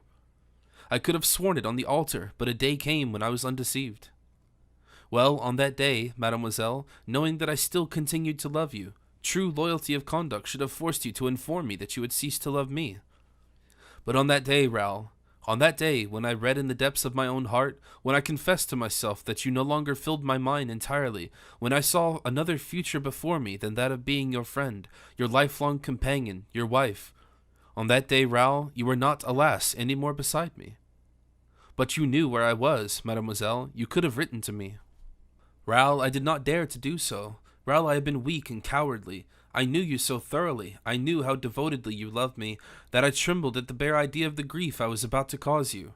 And that is so true, Raoul, that this very moment I am now speaking to you, bending thus before you, my heart crushed in my bosom, my voice full of sighs, my eyes full of tears. It is so perfectly true that I have no other defense than my frankness.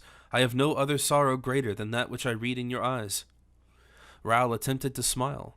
No, said the young girl, with a profound conviction. No, no, you will not do me so foul a wrong as to disguise your feelings before me now. You loved me. You were sure of your affection for me. You did not deceive yourself. You did not lie to your own heart, whilst I... And pale as death, her arms thrown despairingly above her head, she fell upon her knees. Whilst you, said Raoul, you told me you loved me, and yet you loved another. Alas, yes, cried the poor girl. Alas, yes, I do love another. And that other, oh, for heaven's sake, let me say it, Raoul, for it is my only excuse, that other I love better than my own life, better than my own soul even. Forgive my fault, or punish my treason, Raoul. I came here in no way to defend myself, but merely to say to you, you know what it is to love. In such a case am I love to that degree I would give my life, my very soul, to the man I love. If he should ever cease to love me, I shall die of grief and despair. Unless heaven come to my assistance, unless heaven does show pity upon me. Raoul, I came here to submit myself to your will, whatever it might be, to die, if it were your wish I should die. Kill me then, Raoul, if in your heart you believe I deserve death. Take care, mademoiselle, said Raoul. The woman who invites death is one who has nothing but her heart's blood to offer to her deceived and betrayed lover. You are right, she said. Raoul uttered a deep sigh as he exclaimed, And you love without being able to forget? I love without a wish to forget, without a wish to ever love to anyone else, replied La Valliere. Very well, said Raoul. You have said to me, in fact, all you had to say, all I could possibly wish to know. And now, mademoiselle, it is I who ask your forgiveness, for it is I who have been almost an obstacle in your life. I, too, who have been wrong, for in deceiving myself, I helped to deceive you. Oh, said La Valliere, I do not ask you so much as that, Raoul. I only am to blame, mademoiselle, continued Raoul. Better informed than yourself of the difficulties in this life, I should have enlightened you. I ought not to have replied upon uncertainty. I ought not to have extracted an answer from your heart, whilst I hardly even sought an acknowledgment from your lips. Once more, mademoiselle, it is I who ask your forgiveness. Impossible, impossible, she cried. You are mocking me. How impossible? Yes, it is impossible to be so good and kind, perfect to such a degree as that. Take care, said Raoul with a bitter smile, for presently you may say perhaps I did not love you. Oh, you love me like an affectionate brother, let me hope that, Raoul. As a brother? Undeceive yourself, Louise. I love you as a lover, as a husband, with the deepest, the truest, the fondest affection. Raoul, Raoul! As a brother, oh, Louise, I love you so deeply that I would have shed my blood for you, drop by drop. I would, oh, how willingly, have suffered myself to be torn to pieces for your sake, have sacrificed my very future for you. I love you so deeply, Louise, that my heart feels dead and crushed within me. My faith in human nature is gone.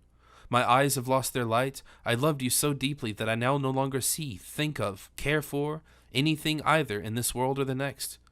Raoul, dear Raoul, spare me, I implore you, cried La Valliere. Oh, if I had but known. It is too late, Louise. You love, you are happy in your affection. I read happiness through your tears. Behind the tears which the loyalty of your nature makes you shed, I feel the sighs your affection breathes forth. Louise, Louise, you have made me the most abjectly wretched man living. Leave me, I entreat you. Adieu, adieu. Forgive me. Oh, please forgive me, Raoul, for what I have done. Have I not done much, much more? Have I not told you that I love you still? She buried her face in her hands. And to tell you that, do you hear me, Louise? To tell you that, at such a moment as this, to tell you that as I have told you is to pronounce my own sentence of death. Adieu. La Valliere held out her hands to him in vain. We ought not to see each other again in this world, he said, and as she was on the point of crying out in bitter agony at this remark, he placed his hand on her mouth to stifle the exclamation. She pressed her lips upon it and fell fainting to the ground. "Olivain," said Raoul, "take this young lady and bear her to the carriage which is waiting for her at the door." As Olivain lifted her up, Raoul made a movement as if to dart towards La Valliere in order to give her a first and last kiss, but stopping abruptly, he said, "No, she is not mine. I am no thief, as is the King of France." And he returned to his room whilst the lackey carried La Valliere still fainting to the carriage.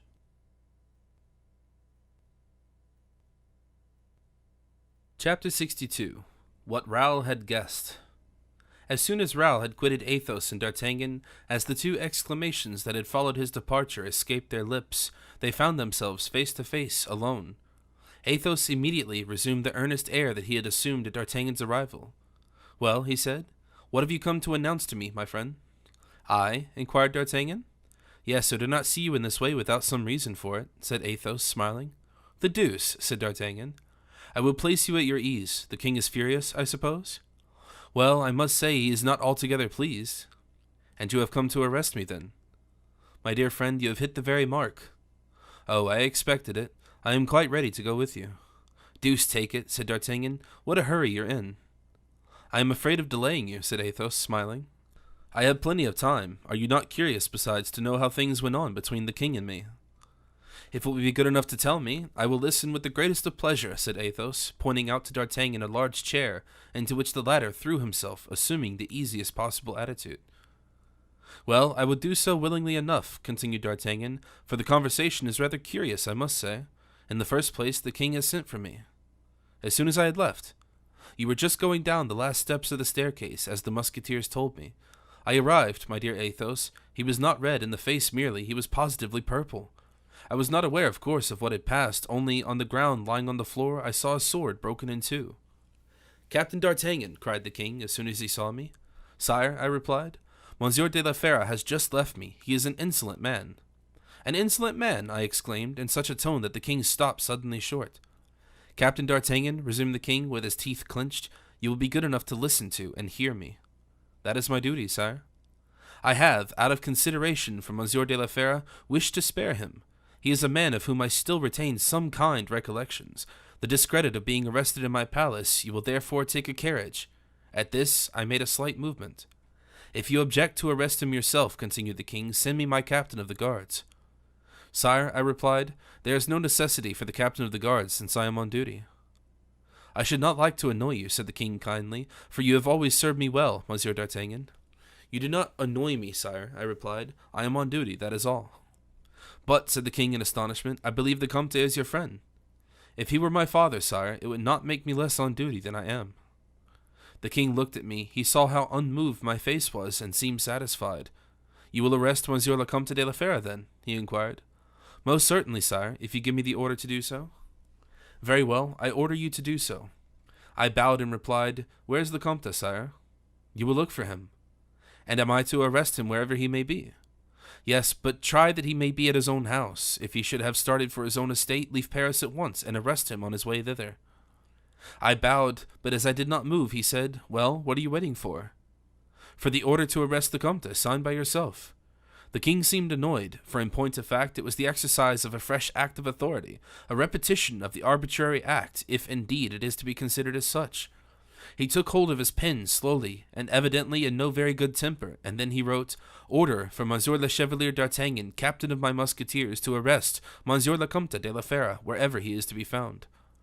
He then turned towards me, but I was looking on without moving a muscle of my face.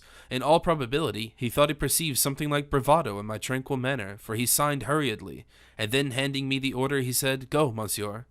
I obeyed, and here I am. Athos pressed his friend's hand. "Well, let us set off," he said. "Oh, surely," said D'Artagnan, "you must have some trifling matters to arrange before you leave your apartments in this manner." "I? Not at all." "And why not?" "Why, you know, D'Artagnan, that I have always been a very simple traveler on this earth, ready to go to the end of the world by the order of my sovereign, ready to quit it at the summons of my Maker. What does a man who is thus prepared require in such a case? A portmanteau or a shroud? I am ready at this moment as I have always been, my dear friend, and can accompany you at once." "But Bragelonne?" "I have brought him up in the same principles I laid down for my own guidance, and you observe that, as soon as he perceived you, he guessed that very moment the motive of your visit. We have thrown him off his guard for a moment, but do not be uneasy. He is sufficiently prepared for my disgrace not to be too much alarmed at it. So let us go." "Very well, let us go," said D'Artagnan quietly.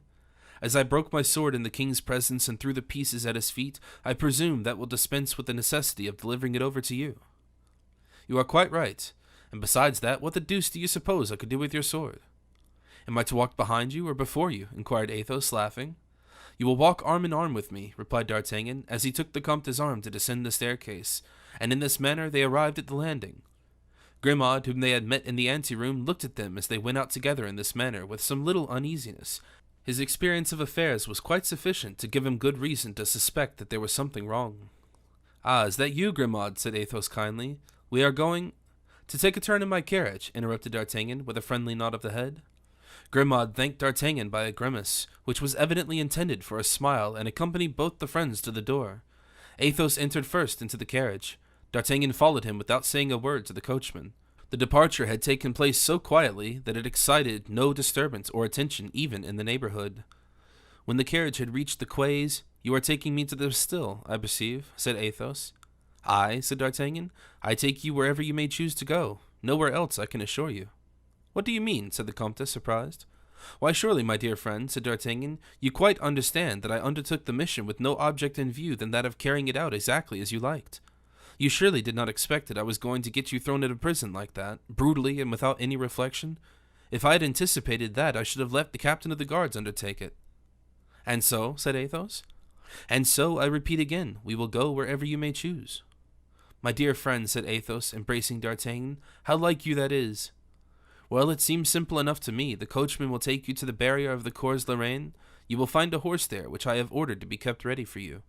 With that horse you will be able to do 3 posts without stopping, and I, on my side, will take care not to return to the king, to tell him that you have gone away until the very moment it will be impossible to overtake you.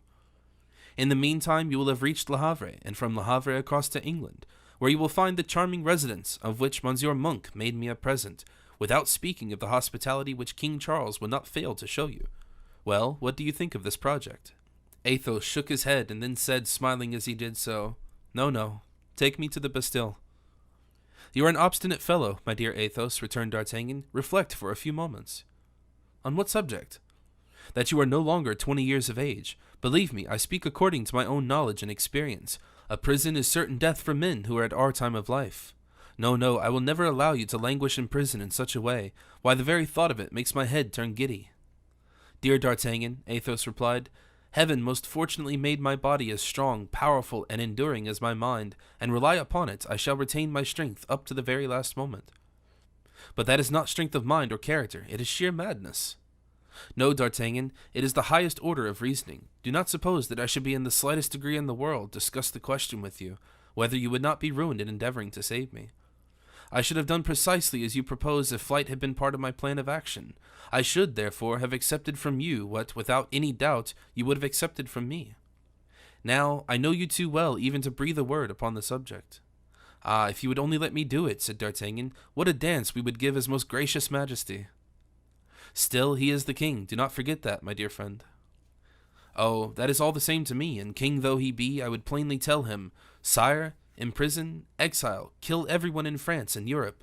Order me to arrest and poniard even whom you like, even were it Monsieur, your own brother, but do not touch one of the 4 musketeers, or if so, mordieu.'" "My dear friend," replied Athos with perfect calmness, "I should like to persuade you of one thing, namely, that I wish to be arrested, that I desire above all things that my arrest should take place." D'Artagnan made a slight movement of his shoulders.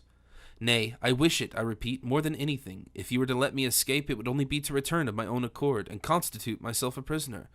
I wish to prove to this young man, who is dazzled by the power and splendor of his crown, that he can be regarded as the first and chiefest among men only on the one condition of his proving himself to be the most generous and wisest. He may punish me, imprison me, torture me, it matters not. He abuses his opportunities, and I wish him to learn the bitterness of remorse, while heaven teaches him what chastisement is." "Well, well," replied D'Artagnan, "I know only too well that when once you have said no, you mean no. I do not insist any longer. You wish to go to the Bastille?"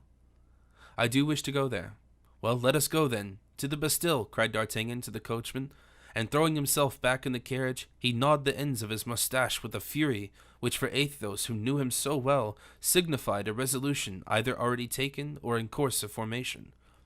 A profound silence ensued in the carriage, which continued to roll on, but neither faster nor slower than before. Athos took the musketeer by the hand. "You are not angry with me, D'Artagnan?" he said. "Oh, I? Certainly not, of course not. What you do for heroism, I should have done from obstinacy." "But you are quite of opinion, are you not, that heaven will avenge me, D'Artagnan?" "And I know one or two on earth who will not fail to lend a helping hand," said the captain.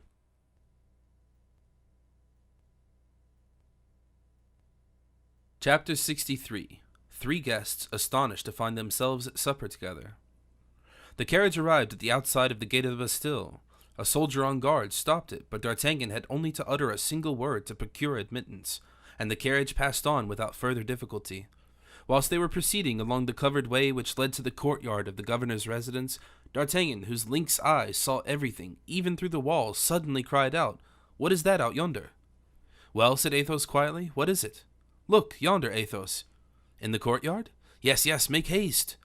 "Well, a carriage, very likely conveying a prisoner like myself." "That would be too droll. I do not understand you. Make haste and look again. Look at the man who is just now getting out of the carriage." At the very moment, a second sentinel stopped D'Artagnan, and while the formalities were being gone through, Athos could see at 100 paces from him the man whom his friend had pointed out to him. He was in fact getting out of the carriage at the door of the governor's house. "Well," inquired D'Artagnan, "do you see him?" "Yes, he is a man in a grey suit." "And what do you say of him?" "I cannot tell very well. He is, as I have just told you now, a man in a grey suit, who is getting out of a carriage, that is all." "Athos, I will wager anything that it is he." "He who?" "Aramis." "Aramis arrested? Impossible." "I do not say he is arrested, since we see him alone in his carriage." "Well then, what is he doing here?" "Oh, he knows Baisemeaux, the governor," replied the musketeer slyly, "so we have arrived just in time." "For what?" "In order to see what we can see." "I regret this meeting exceedingly. When Aramis sees me, he will be very much annoyed, in the first place, at seeing me, and in the next at being seen." "Very well reasoned. Unfortunately, there is no remedy for it. Whenever anyone meets another in the Bastille, even if he wished to draw back to avoid him, it would be impossible. Athos, I have an idea. The question is to spare Aramis the annoyance you were speaking of, is it not?" "What is to be done?" "I will tell you. In order to explain myself in the best possible way, let me relate the affair of my own manner. I will not recommend you to tell a falsehood, for that would be impossible for you to do, but I will tell falsehoods enough for both. It is easy to do when one is born to the nature and habits of a Gascon." Athos smiled. The carriage stopped where the one we have just now pointed out had stopped, namely at the door of the governor's house. "It is understood, then," said D'Artagnan, in a low voice to his friend. Athos consented by a gesture. They ascended the staircase. There would be no occasion for surprise at the facility with which they had just entered the Bastille, if it be remembered that before passing the gate, in fact, the most difficult of all, D'Artagnan had announced that he had brought a prisoner of state. At the third gate, on the contrary, that is to say, when he had once fairly entered the prison, he merely said to the sentinel, "To Monsieur Baisemeaux," and they both passed on. In a few minutes, they were in the governor's dining room, and the first face which attracted D'Artagnan's observation was that of Aramis, who was seated side by side with Baisemeaux, awaiting the announcement of a meal, whose odor impregnated the whole apartment. If D'Artagnan pretended surprise, Aramis did not pretend at all. He started when he saw his two friends, and his emotion was very apparent. Athos and D'Artagnan, however, complimented him as usual, and Baisemeaux, amazed, completely stupefied by the presence of his 3 guests, began to perform a few evolutions around them. "By what lucky accident?" "We were just going to ask you," retorted D'Artagnan. "Are we going to give ourselves up as prisoners?" cried Aramis, with an affection of hilarity. "Ah, said D'Artagnan, "it is true the walls smell deucedly like a prison. Monsieur de Baisemeaux, you know you invited me to sup with you the other day." "I?" cried Baisemeaux. "Yes, of course you did, although you now seem so struck with amazement, don't you remember it?" Baisemeaux turned pale and then red, looked at Aramis, who looked at him, and finished by stammering out, "Certainly, I am delighted, but, upon my honor, I have not the slightest. I have such a wretched memory." "Well, I am wrong, I see," said D'Artagnan, as if he were offended. "Wrong? What for?" "Wrong to remember anything about it, it seems." Baisemeaux hurried towards him. "Do not stand on ceremony, my dear captain." I have the worst memory in the world. I no sooner leave off thinking of my pigeons and their pigeon house than I am no better than the rawest recruit. At all events you remember it now, said D'Artagnan boldly. Yes, yes, replied the governor, hesitating. I think I do remember. It was when you came to the palace to see me. You told me some story or other about your accounts with Monsieur de Louvière and Monsieur de Tremblay. Oh, yes, perfectly. And about Monsieur d'Herblay's kindness towards you. Ah, exclaimed Aramis, looking at the unhappy governor full in the face, and yet you just now said you had no memory, Monsieur de Baisemeaux. Baisemeaux interrupted the musketeer in the middle of his revelations. Yes, yes, you're quite right. How could I have forgotten? I remember it now as well as possible. I beg you 1,000 pardons. But now, once for all, my dear D'Artagnan, be sure that this present time, as at any other, whether invited or not, you are perfectly at home. You and Monsieur d'Herblay, your friend, he said, turning towards Aramis, and this gentleman too, he added, bowing to Athos. Well, I thought it would be sure to turn out so, replied D'Artagnan, and that is the reason I came. Having nothing to do this evening at the Palais Royal, I wished to judge for myself what your ordinary style of living was like, and as I was coming along, I met the Comte de la Fère. Athos bowed. The Comte, who had just left his Majesty, handed me an order which required immediate attention. We were close by here. I wished to call in, even if it were for no other object than of shaking hands with you, and of presenting the Comte to you, of whom you spoke so highly that evening in the palace when— Certainly, certainly. Monsieur le Comte de la Fère. Precisely. The Comte is welcome, I am sure.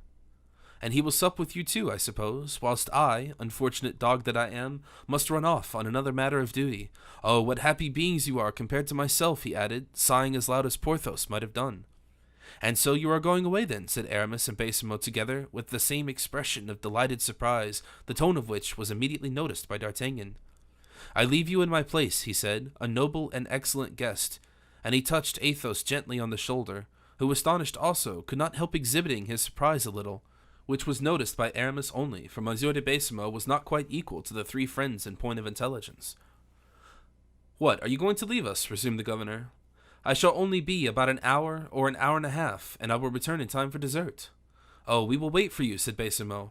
No, no, that would be really disobliging me. You will be sure to return, though, said Athos, with an expression of doubt. Oh, most certainly, he said, pressing his friend's hand confidently. And he added in a low voice, Wait for me, Athos. Be cheerful and lively as possible, and above all, don't allude even to business affairs, for heaven's sake. And with a renewed pressure of the hand, he seemed to warn the Comte of the necessity of keeping perfectly discreet and impenetrable. Baisemeaux led D'Artagnan to the gate. Aramis, with many friendly protestations of delight, sat down by Athos, determined to make him speak. But Athos possessed every virtue and quality to the very highest degree. If necessity had required it, he would have been the finest orator in the world, but on other occasions he would rather have died than have opened his lips. 10 minutes after D'Artagnan's departure, the three gentlemen sat down to table, which was covered with the most substantial display of gastronomic luxury.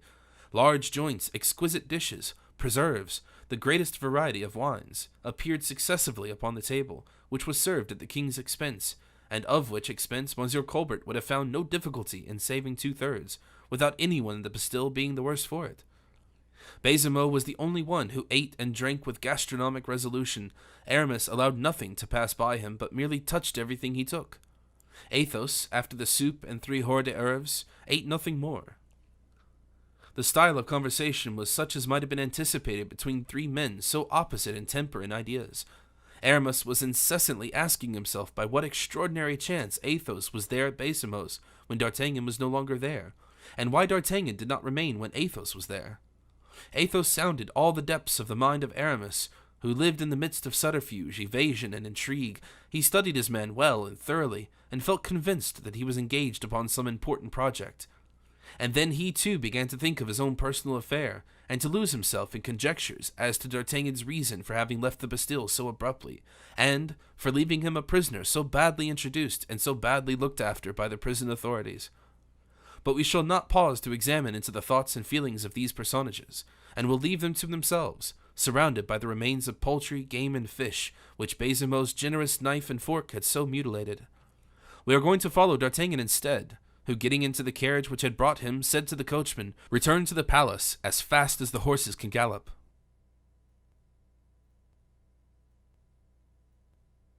Chapter 64. What took place at the Louvre during the supper at the Bastille.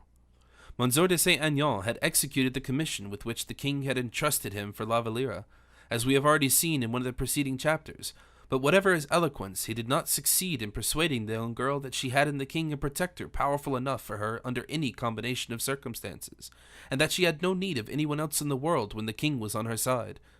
In point of fact, the very first word which the favorite mentioned of the discovery of the famous secret, Louise, in a passion of tears, abandoned herself in utter despair to a sorrow which would have been far from flattering for the king, if he had been a witness of it from the corners of the room.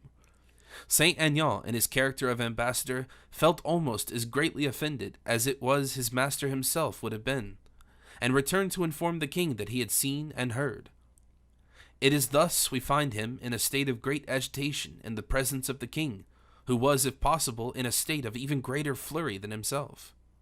"But," said the king to his courtier, when the latter had finished his report, "what did she decide to do? Shall I at least see her presently before supper? Will she come to me, or shall I be obliged to go to her room?" "I believe, sire, that if your majesty wishes to see her, you will not only have to take the first step in advance, but will have to go the whole way." "That I do not mind. Do you think she has yet a secret fancy for young Bragelonne?" muttered the king between his teeth. "Oh, sire, that is not possible, for it is you alone, I am convinced, Mademoiselle de la Valliere loves, and that too with all her heart. But you know that de Bragelonne belongs to that proud race who plays the part of Roman heroes." The king smiled feebly. He knew how true the illustration was, for Athos had just left him. "As for Mademoiselle de la Valliere," Saint Aignan continued, "she was brought up under the care of the Dowager Madame, that is to say, in the greatest austerity and formality. This young, engaged couple coldly exchanged their little vows in the prim presence of the moon and stars, and now, when they find they have to break those vows asunder, it plays the very deuce with them." Saint Aignan thought to have made the king laugh, but on the contrary, from a mere smile, Louis passed to the greatest seriousness of manner.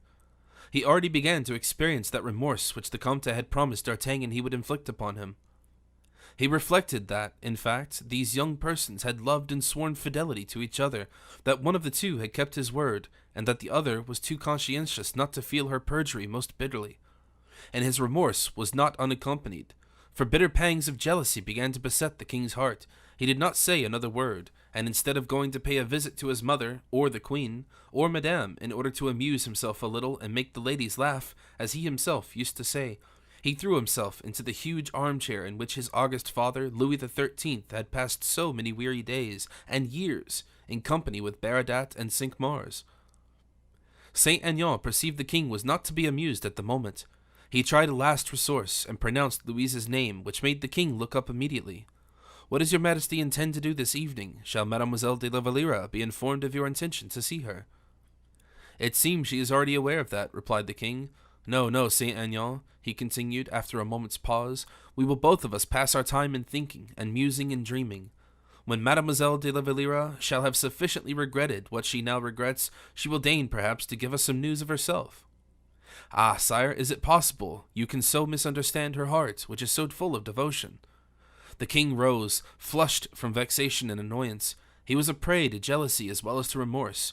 Saint Aignan was just beginning to feel that his position was becoming awkward when the curtain before the door was raised. The king turned hastily round. His first idea was that a letter from Louise had arrived, but instead of a letter of love, he saw only his captain of musketeers, standing upright and perfectly silent in the doorway. "Monsieur d'Artagnan," he said. "Ah, well, monsieur?" D'Artagnan looked at Saint Aignan. The king's eyes took the same direction as those of his captain. These looks would have been clear to anyone, and for a still greater reason, they were so for Saint Aignan. The courtier bowed and quitted the room, leaving the king and D'Artagnan alone. "Is it done?" inquired the king. "Yes, sire," replied the captain of the musketeers in a grave voice. "It is done." The king was unable to say another word. Pride, however, obliged him not to pause at what he had done. Whenever a sovereign has adopted a decisive course, even though it be unjust, he is compelled to prove to all witnesses, and particularly to prove it to himself, that he was quite right through. A good means for effecting that, an almost infallible means indeed, is to try and prove his victim to be in the wrong.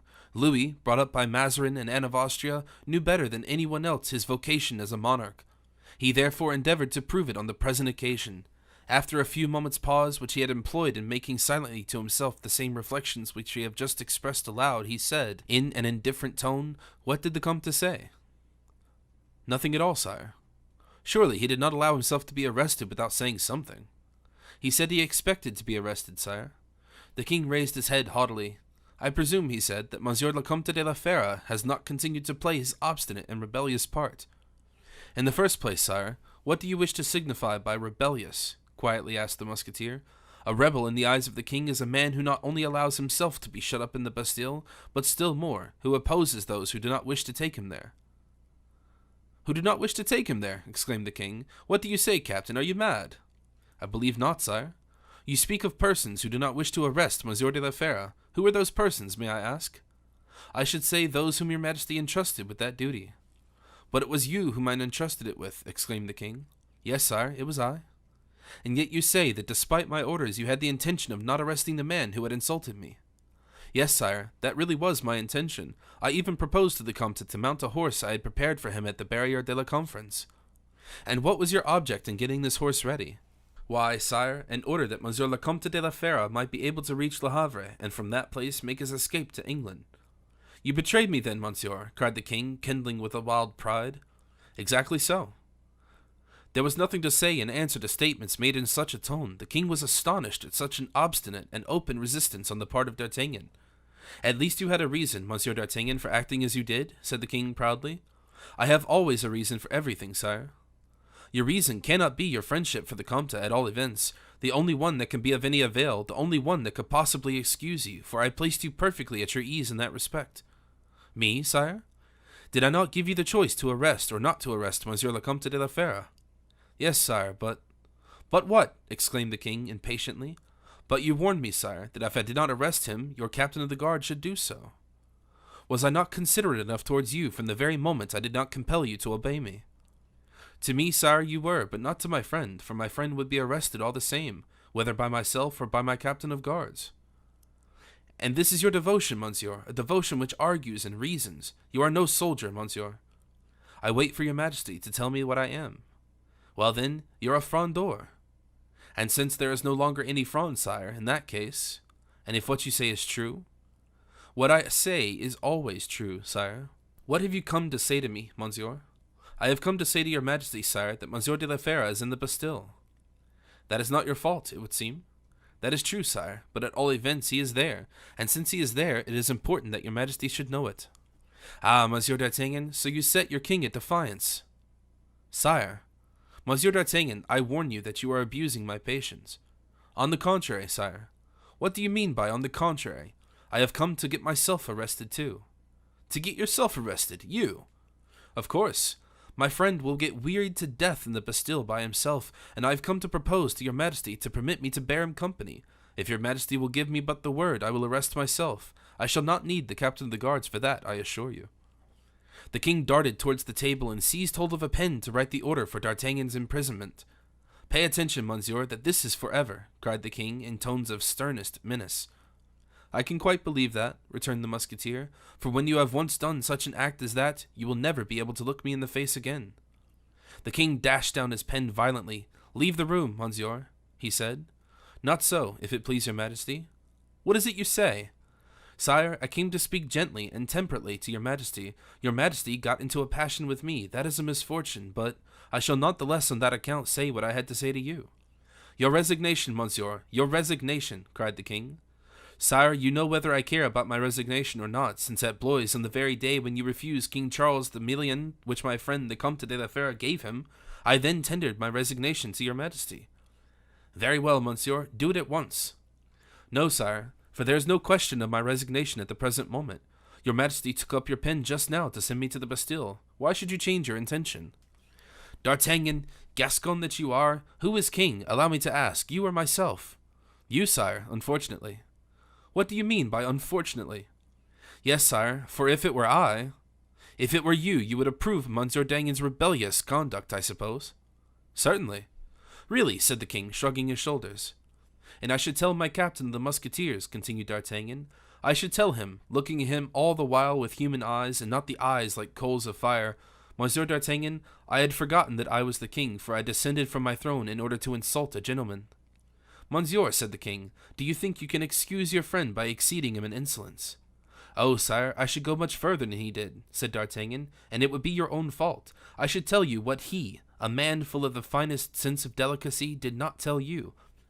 I should say, sire, you have sacrificed his son, and he defended his son.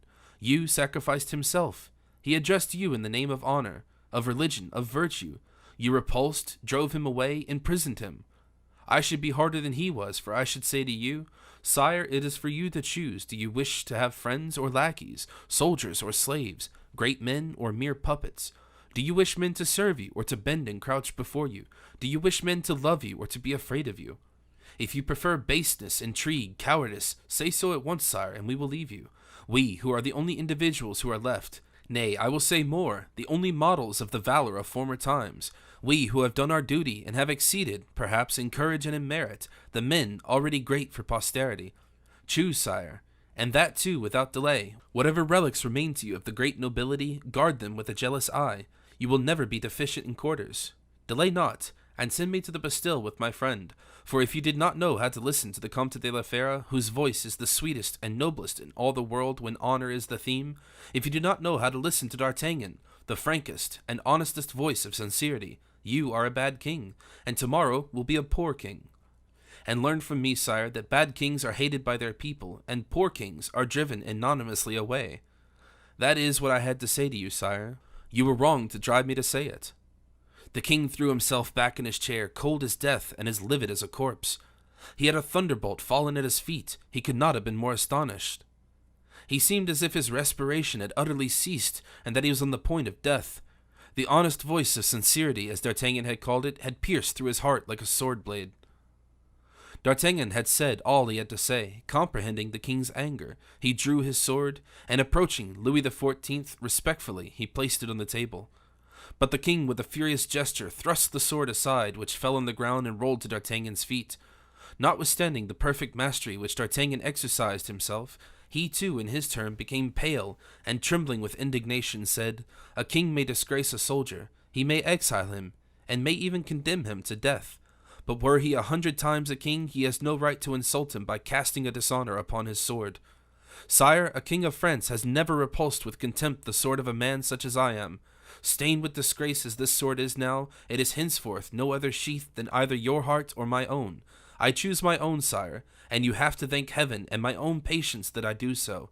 Then, snatching up his sword, he cried, "My blood be upon your head." And with a rapid gesture, he placed the hilt upon the floor and directed the point of the blade towards his breast. The king, however, with a movement far more rapid than that of D'Artagnan, threw his right arm around the musketeer's neck, and with his left hand seized hold of the blade by the middle, and returned it silently to the scabbard. D'Artagnan, upright, pale, and still trembling, let the king do all to the very end. Louis, overcome and softened by gentler feelings, returned to the table, took a pen in his hand, wrote a few lines, signed them, and then held them out to D'Artagnan. "What is this paper, sire?" inquired the captain. "An order for Monsieur d'Artagnan to set the Comte de la Fere at liberty immediately." D'Artagnan seized the king's hand and imprinted a kiss upon it. He then folded the order, placed it in his belt, and quitted the room. Neither the king nor the captain had uttered a syllable. "O human heart, thou guide and director of kings," murmured Louis when alone, "when shall I learn to read in your inmost recesses, as in the leaves of a book? Oh, I am not a bad king, nor am I a poor king. I am but still a child when all is said and done."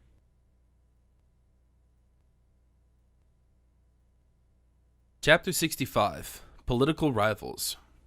D'Artagnan had promised Monsieur de Baisemeaux to return in time for dessert, and he kept his word. They had just reached the finer and more delicate class of wines and liquors with which the governor's cellar had the reputation of being most admirably stocked, when the silver spurs of the captain resounded in the corridor, and he himself appeared at the threshold. Athos and Aramis had played a close game. Neither of the two had been able to gain the slightest advantage over the other. They had supped, talked a good deal about the Bastille, of the last journey to Fontainebleau, of the intended fete that Monsieur Fouquet was about to give at Vaux. They had generalized on every possible subject, and no one, excepting Baisemeaux, had in the slightest degree alluded to private matters. D'Artagnan arrived in the very midst of the conversation, still pale and much disturbed by his interview with the king. Baisemeaux hastened to give him a chair. D'Artagnan accepted a glass of wine and set it down empty. Athos and Aramis both remarked his emotion. As for Baisemeaux, he saw nothing more than the captain of the king's musketeers, to whom he endeavored to show every possible attention. But although Aramis had remarked his emotion, he had not been able to guess the cause of it. Athos alone believed he had detected it. For him, D'Artagnan's return, and particularly the manner in which he, usually so impassible, seemed overcome, signified, "I have just asked the king something which the king has refused me."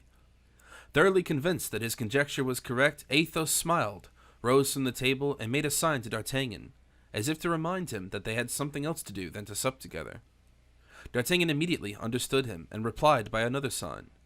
Aramis and Baisemeaux watched this silent dialogue, and looked inquiringly at each other. Athos felt as he was called upon to give an explanation of what was passing. "The truth is, my friend," said Comte de la Fère with a smile, "that you, Aramis, have been supping with a state criminal, and you, Monsieur de Baisemeaux, with your prisoner." Baisemeaux uttered an exclamation of surprise and almost of delight, for he was exceedingly proud and vain in his fortress. And for his own individual profit, the more prisoners he had, the happier he was, and the higher in rank the prisoners happened to be, the prouder he felt. Aramis assumed the expression of countenance he thought the position justified, and said, "Well, dear Athos, forgive me, but I almost suspected what has happened. Some prank of Raoul and La Valliere, I suppose." "Alas," said Baisemeaux. "And," continued Aramis, "you, a high and powerful nobleman as you are, forgetful that courtiers now exist. You have been to the king, I suppose, and told him what you thought of his conduct?" "Yes, you have guessed right." "So that," said Baisemeaux, trembling at having supped so familiarly with a man who had fallen into disgrace with the king, "so that, Monsieur le Comte—" "So that, my dear governor," said Athos, "my friend D'Artagnan will communicate to you the contents of the paper which I perceived just peeping out of his belt, and which assuredly can be nothing else than the order for my incarceration." Baisemeaux held out his hand with his accustomed eagerness. D'Artagnan drew 2 papers from his belt, and presented one of them to the governor, who unfolded it, and then read in a low tone of voice, looking at Athos over the paper as he did so, and pausing from time to time, "Order to detain, in my chateau of the Bastille, Monsieur le Comte de la Fère. Oh, monsieur, this is indeed a very melancholy day for me." "You will have a patient prisoner, monsieur," said Athos in his calm, soft voice. "A prisoner, too, who will not remain a month with you, my dear governor," said Aramis, while Baisemeaux, still holding the order in his hand, transcribed upon it the prison registry. "Not a day, or rather, not even a night," said D'Artagnan, displaying the second order of the king. "For now, dear Monsieur de Baisemeaux, will you have the goodness to transcribe also this order for setting the Comte immediately at liberty?" "Ah," said Aramis, "it is a labor that you have deprived me of, D'Artagnan." And he pressed the musketeer's hand in a significant manner, at the same moment as that of Athos. "What?" said the latter in astonishment. "The king sets me at liberty." "Read, my dear friend," returned D'Artagnan. Athos took the order and read it. "It is quite true," he said. "Are you sorry for it?" asked D'Artagnan. "Oh no, on the contrary. I wish the king no harm, and the greatest evil or misfortune that anyone can wish kings is that they should commit an act of injustice. But you have had a difficult and painful task, I know. Tell me, have you not, D'Artagnan?" "I? Not at all," said the musketeer, laughing. "The king does everything I wish him to do." Aramis looked fixedly at D'Artagnan and saw that he was not speaking the truth. But Baisemeaux had eyes for nothing but D'Artagnan, so great was his admiration for a man who seemed to make the king do all he wished. "And does the king exile Athos?" inquired Aramis. "No, not precisely. The king did not explain himself upon that subject," replied D'Artagnan, "but I think the Comte could not well do better unless, indeed, he wishes particularly to thank the king." "No, indeed," replied Athos, smiling. "Well, then, I think," resumed D'Artagnan, "that the Comte cannot do better than to retire to his own chateau. However, my dear Athos, you have only to speak, to tell me what you want.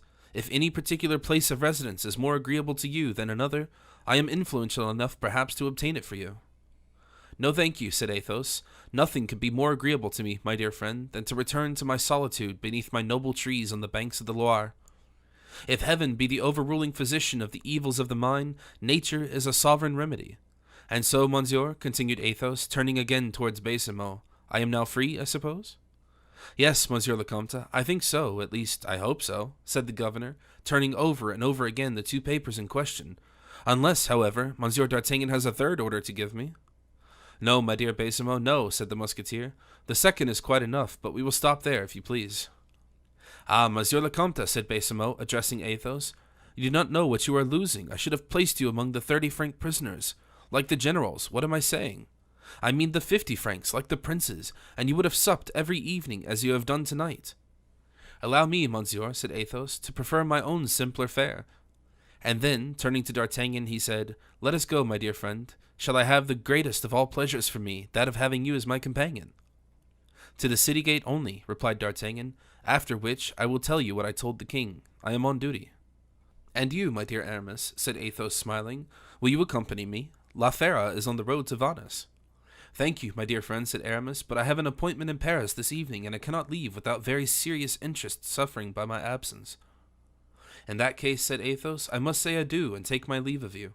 My dear Monsieur de Baisemeaux, I have to thank you exceedingly for your kind and friendly disposition towards me, and particularly for the enjoyable specimen you have given me of the ordinary fare of the Bastille. And having embraced Aramis and shaken hands with Monsieur de Baisemeaux, and having received best wishes for a pleasant journey from them both, Athos set off with D'Artagnan. Whilst the denouement of the scene of the Palais Royal was taking place at the Bastille, let us relate what was going on at the lodgings of Athos and Bragelonne. Grimaud, as we have seen, had accompanied his master to Paris, and as we have said, he was present when Athos went out. He had observed D'Artagnan gnaw the corners of his moustache. He had seen his master get into the carriage. He had narrowly examined both their countenances, and he had known them both for a sufficiently long period to read and understand, through the mask of their impassibility, that something serious was the matter. As soon as Athos had gone, he began to reflect. He then, and then only, remembered the strange manner in which Athos had taken leave of him, the embarrassment, imperceptible as it would have been to anyone but himself, of the master whose ideas were, to him, so clear and defined, and the expression of those wishes was so precise. He knew that Athos had taken nothing with him but the clothes he had on him at the time, and yet he seemed to fancy that Athos had not left for an hour merely, or even for a day. A long absence was signified by the manner in which he pronounced the word adieu. All these circumstances recurred to his mind, with feelings of deep affection for Athos, with that horror of isolation and solitude which invariably besets the minds of those who love. And all these combined rendered poor Grimaud very melancholy, and particularly very uneasy. Without being unable to account to himself for what he did since his master's departure, he wandered about the room, seeking, as it were, for some traces of him, like a faithful dog, who is not exactly uneasy about absent master, but at least is restless. Only as, in addition to the instinct of the animal, Grimaud subjoined the reasoning faculties of the man. Grimaud, therefore, felt uneasy and restless too, not having found any indication which could serve as a guide, and having neither seen nor discovered anything which could satisfy his doubts. Grimaud began to wonder what could possibly have happened. Besides, imagination is the resource, or rather the plague, of gentle and affectionate hearts. In fact, never does a feeling heart represent its absent friend to itself as being happy or cheerful. Never does the dove that wings its flight in search of adventures inspire anything but terror at home. Grimaud soon passed from uneasiness to terror. He carefully went over, in his own mind, everything that had taken place. D'Artagnan's letter to Athos, the letter which had seemed to distress Athos so much after he had read it. Then Raoul's visit to Athos, which resulted in Athos desiring him, Grimaud, to get his various orders and his court dress ready to put on. Then his interview with the king, at the end of which Athos had returned home so unusually gloomy.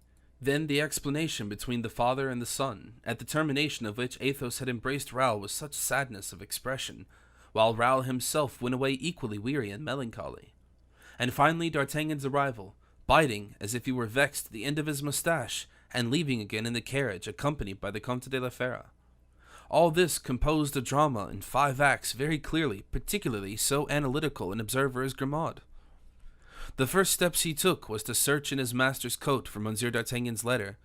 He found the letter still there, and its contents were found to run as follows. My dear friend, Raoul has been to ask me for some particulars about the conduct of Mademoiselle de la Valliere during our young friend's residence in London. I am a poor captain of musketeers, and I am sickened to death every day by hearing all the scandal of the barracks and bedside conversations. If I had told Raoul all I believe, I know the poor fellow would have died of it. But I am in the king's service, and cannot relate all I hear about the king's affairs. If your heart tells you to do it, set off at once. The matter concerns you more than it does myself, and almost as much as Raoul. Grimaud tore not a handful, but a finger and thumbful of hair out of his head. He would have done more if his head of hair had been in a more flourishing condition. Yes, he said, that is the key of the whole enigma. The young girl has been playing her pranks. What people say about her and the king is true. Our young master has been deceived. He ought to know it. Monsieur le Comte has been to see the king, and he has told him a piece of his mind. And then the king sent Monsieur d'Artagnan to arrange the affair. Ah, gracious goodness, continued Grimaud, Monsieur le Comte, I now remember, returned without his sword. This discovery made the perspiration break out all over poor Grimaud's face. He did not waste any more time in useless conjecture, but clapped his hat on his head and ran to Raoul's lodgings. Raoul, after Louise had left him, had mastered his grief as not his affection, and compelled to look forward on that perilous road over which madness and revulsion were hurrying him, he had seen, from the very first glance, his father exposed to the royal obstinacy, since Athos had himself been the first to oppose any resistance to the royal will. At this moment, from a very natural sequence of feeling, the unhappy young man remembered the mysterious signs which Athos had made, and the unexpected visit of D'Artagnan. The result of the conflict between a sovereign and a subject revealed itself to a terrified vision. As D'Artagnan was on duty, that is, a fixture at his post without the possibility of leaving it, it was certainly not likely that he had come to pay Athos a visit merely for the pleasure of seeing him. He must have come to say something to him. This something in the midst of such painful conjectures must have been the news of either a misfortune or a danger. Raoul trembled at having been so selfish as to have forgotten his father for his affection, at having, in a word, passed his time in idle dreams or in an indulgence of despair at a time when a necessity existed for repelling such an imminent attack on Athos. The very idea nearly drove him frantic. He buckled on his sword and ran towards his father's lodgings. On his way there he encountered Grimaud, who, having set off from the opposite pole, was running with equal eagerness in search of the truth. The two men embraced each other most warmly. "Grimaud," exclaimed Raoul, "is the Comte well?" "Have you seen him?" "No, where is he?" "I'm trying to find out." "And Monsieur d'Artagnan?" "He went out with him." "When?" "About 10 minutes after you did." "In what way did they go out?" "In a carriage." "Well, where did they go?" "I have no idea." "Did my father take any money with him?" "No." "Or his sword?" "No." "I have an idea, Grimaud, that Monsieur d'Artagnan came in order to arrest Monsieur le Comte. Do you not think, Monsieur?" "Yes, Grimaud." "I could have sworn it. Well, what road did they take?" "The way leading towards the quay." "To the Bastille, then?" "Yes, yes." "Quick, quick, let us run." "Yes, let us not lose a moment." "But where are we to go?" said Raoul, overwhelmed. "We will go to Monsieur d'Artagnan's first. We may perhaps learn something there." "No, if they keep me in ignorance at my father's, they will do the same everywhere. Let us go to— Oh, good heavens! Why, I must be mad today, Grimaud. I have forgotten Monsieur de Vallon, who is waiting for and expecting me still." "Where is he, then?" "At the Minimes, at Vincennes." "Oh, thank goodness, that is on the same side as the Bastille. I will run and saddle the horses, and we will go at once," said Grimaud. "Do, my friend, do."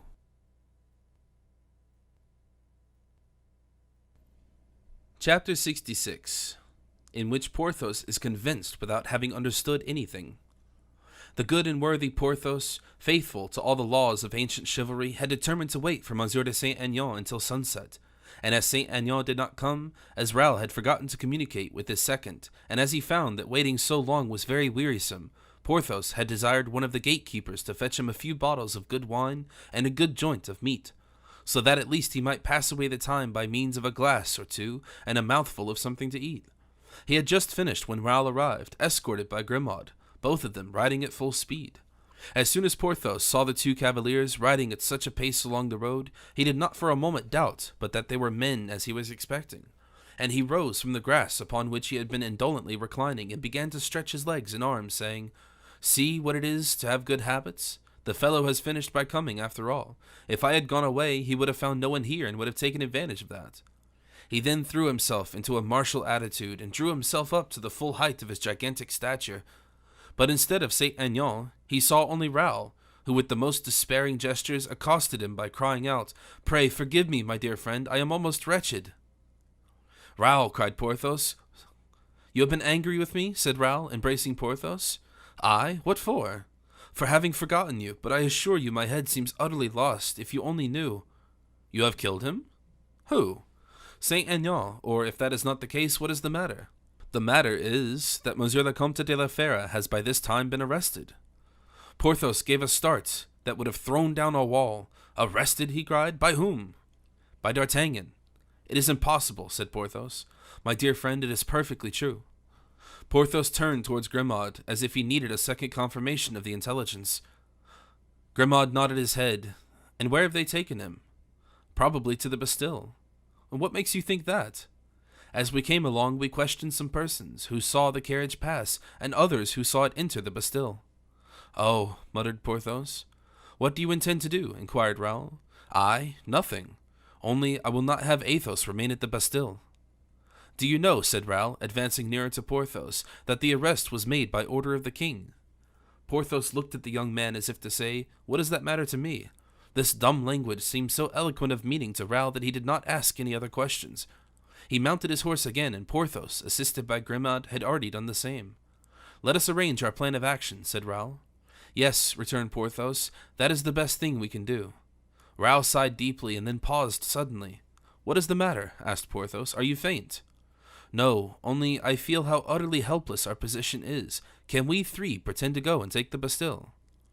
Well, if D'Artagnan were only here, replied Porthos, I am not so very certain we would fail. Raoul could not resist a feeling of admiration at the sight of such perfect confidence, heroic in its simplicity. These were the celebrated men by 3 or 4 attacked armies and assaulted castles. Men who had terrified death itself, who had survived the wrecks of the tempestuous age, and still stood stronger than the most robust of the young. Monsieur, said he to Porthos, you have just given me an idea. We absolutely must see D'Artagnan. Oh, undoubtedly. He ought by this time to have returned home, after having taken my father to the Bastille. Let us go to his house. First, inquire at the Bastille, said Grimaud, who was in the habit of speaking little, but that to the purpose. Accordingly, they hastened toward the fortress, when one of those chances which heaven bestows on men of strong will caused Grimaud suddenly to perceive the carriage, which was entering by the great gate of the drawbridge. This was the moment that D'Artagnan was, as we have seen, returning from his visit to the king. In vain was it that Raoul urged on his horse in order to join the carriage, and to see whom it contained. The horses had already gained the other side of the great gate, which again closed, while one of the sentries struck the nose of Raoul's horse with his musket. Raoul turned about, only too happy to find that he had ascertained something respecting the carriage which had contained his father. We have him, said Grimaud. If we wait a little, it is certain he will leave, don't you think so, my friend? Unless indeed D'Artagnan also be a prisoner, replied Porthos, in which case everything is lost. Raoul returned no answer, for any hypothesis was admissible. He instructed Grimaud to lead the horses to the little street Jean Besseur, so as to give rise to less suspicion, and himself, with his piercing gaze, watched for the exit either of D'Artagnan or the carriage. Nor had he decided wrongly, for 20 minutes had not elapsed before the gate reopened and the carriage reappeared. A dazzling of the eyes prevented Raoul from distinguishing what figures occupied the interior. Grimaud averred that he had seen 2 persons, and that one of them was his master. Porthos kept looking at Raoul and Grimaud by turns in hopes of understanding their idea. It is clear, said Grimaud, that if the Comte is in the carriage, either he is at liberty or they are taking him to another prison. We shall soon see by the road he takes, answered Porthos. If he is set at liberty, said Grimaud, they will conduct him home. True, rejoined Porthos. The carriage does not take that way, cried Raoul, and indeed the horses were just disappearing down the Faubourg Saint-Antoine. Let us hasten, said Porthos. We will attack the carriage at the road and tell Athos to flee. Rebellion, murmured Raoul. Porthos darted a second glance at Raoul, quite worthy of the first. Raoul replied only by spurring the flanks of his steed. In a few moments the 3 cavaliers had overtaken the carriage, and followed it so closely that their horses' breath moistened the back of it. D'Artagnan, whose senses were ever on the alert, heard the trot of the horses. At the moment when Raoul was telling Porthos to pass the chariot, so as to see who was the person accompanying Athos. Porthos complied, but could not see anything, for the blinds were lowered. Rage and impatience were gaining mastery over Raoul. He had just noticed the mystery preserved by Athos's companion, and determined on proceeding to extremities. On his part, D'Artagnan had perfectly recognized Porthos, and Raoul also, from under the blinds, and had communicated to the Comte the result of his observation. They were desirous only of seeing whether Raoul and Porthos would push the affair to the uttermost. And this they speedily did, for Raoul, presenting his pistol, drew himself on the leader, commanding the coachman to stop.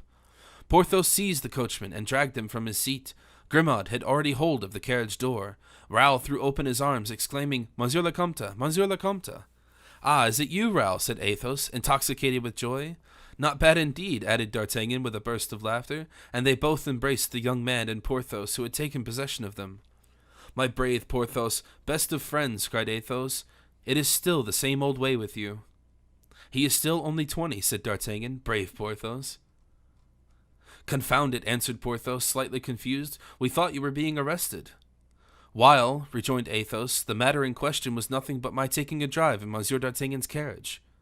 But we followed you from the Bastille, returned Raoul, with a tone of suspicion and reproach. Where we had been to take supper with our friend Monsieur Baisemeaux. Do you recollect Baisemeaux, Porthos? Very well, indeed. And there we saw Aramis. In the Bastille. At supper, yes. Ah, said Porthos, again breathing freely. He gave us 1,000 messages to you. And where is Monsieur le Comte going? Asked Grimaud, already recompensed by a smile from his master. We were going home to Blois. Well, how can that be? At once, said Raoul. Yes, right forward, without any luggage. Oh, Raoul would have been instructed to forward me mine, or to bring it with him on his return, if he returns. If nothing detains him longer in Paris, said D'Artagnan, with a glance firm and cutting as steel, and as painful, for it reopened the poor young fellow's wounds, he will do well to follow you, Athos. There is nothing to keep me any longer in Paris, said Raoul. Then we will go immediately. And Monsieur d'Artagnan? Oh, as for me, I was only accompanying Athos as far as the barrier, and I return with Porthos. Very good, said the latter. Come, my son, added the Comte, gently passing his arm around Raoul's neck to draw him into the carriage, and again embracing him. Grimaud, continued the Comte, you will return quietly to Paris with your horse and Monsieur de Valognes, for Raoul and I will mount here and give up the carriage to these two gentlemen to return to Paris in. And then, as soon as you arrive, you will take my clothes and letters and forward the whole to me at home.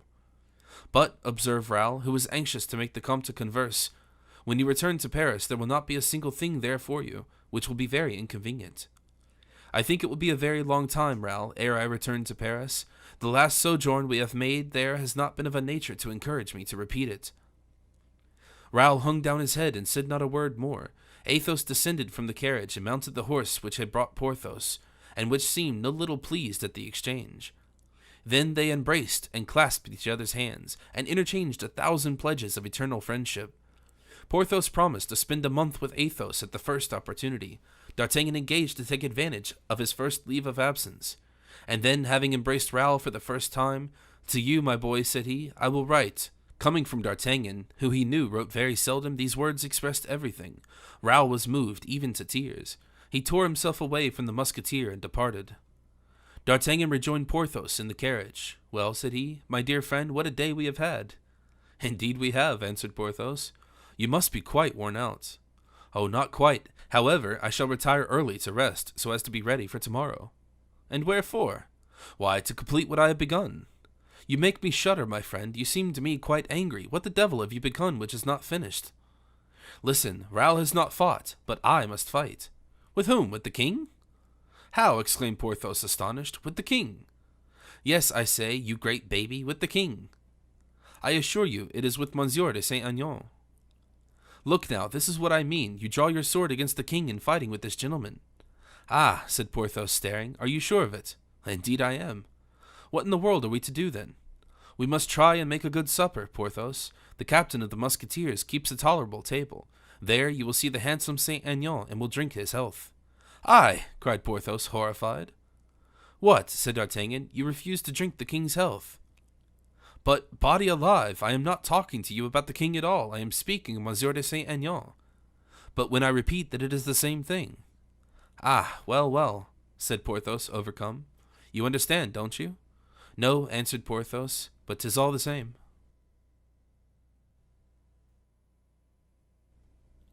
Chapter 67. Monsieur de Baisemeaux's Society. The reader has not forgotten that on quitting the Bastille, D'Artagnan and the Comte de la Fère had left Aramis in close confabulation with Baisemeaux.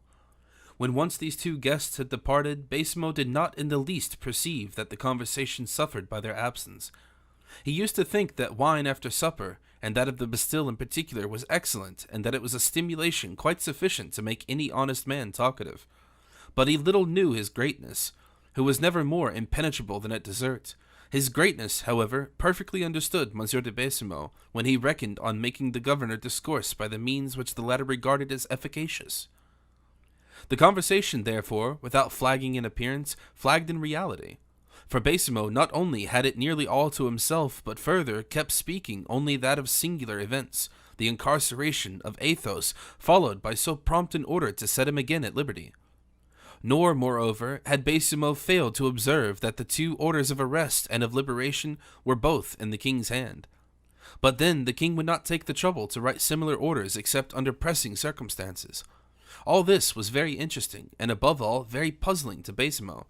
But as, on the other hand, all this was very clear to Aramis, the latter did not attach to the occurrence the same importance as did the worthy governor. Besides, Aramis rarely put himself out of the way for anything, and he had not yet told Monsieur de Baisimo for what reason he had now done so. And so, at the very climax of Baisimo's dissertation, Aramis suddenly interrupted him. "Tell me, my dear Baisimo," said he, "have you never had any other diversions at the Bastille than those at which I assisted during the 2 or 3 visits I have had the honor to pay you?" This address was so unexpected that the governor, like a vein which suddenly receives an impulsion opposed to that of the wind, was quite dumbfounded at it. "Diversions," said he, "but I take them continually, monseigneur." "Oh, to be sure. And these diversions?" "Are of every kind." "Visits, no doubt?" "No, not visits. Visits are not frequent at the Bastille." "What, are visits rare, then?" "Yes, very much so." "Even on the part of your society?" "What do you term my society? The prisoners?" "Oh, no, your prisoners indeed. I know well it is you who visit them, and not they you. By your society, I mean, my dear Baisimo, the society of which you are a member." Baisimo looked fixedly at Aramis, and then, as if the idea which had flashed across his mind were impossible, "Oh," he said, "I have very little society at present. But if I must own it to you, dear Monsieur d'Herblay, the fact is, to stay at the Bastille appears, for the most part, distressing and distasteful to persons of the gay world. As for the ladies, it is never without a certain dread, which costs me infinite trouble to allay, that they succeed in reaching my quarters. And indeed, how should they avoid trembling a little, poor things, when they see those gloomy dungeons, and reflect that they are inhabited by prisoners who—" And in proportion as the eyes of Baisimo concentrated their gaze on the face of Aramis, the worthy governor's tongue faltered more and more until it ended by stopping altogether. "No, you don't understand me, my dear Baisimo. You don't understand me. I do not at all mean to speak of society in general, but of a particular society, of the society, in a word, to which you are affiliated." Baisimo nearly dropped the glass of Muscat which he was in the act of raising to his lips. "Affiliated," cried he, "affiliated." "Yes, affiliated, undoubtedly," repeated Aramis, with the greatest self-possession. "Are you not a member of a secret society, my dear Baisimo?" "Secret?" "Secret or mysterious." "Oh, Monsieur d'Herblay, consider now, don't deny it." "But believe me." "I believe what I know." "I swear to you."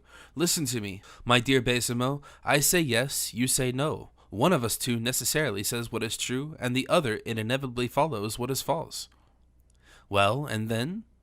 "Well, we shall come to an understanding presently." "Let us see," said Baisimo, "let us see." "Now drink your glass of Muscat, dear Monsieur de Baisimo," said Aramis. "What the devil, you look quite scared." "No, no, not the least in the world, oh no." "Drink then." Baisimo drank, but he swallowed the wrong way.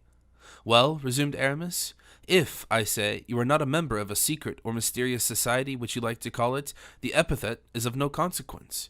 If I say you are not a member of a society similar to that which I wish to designate, well then, you will not understand a word of what I am going to say, that is all."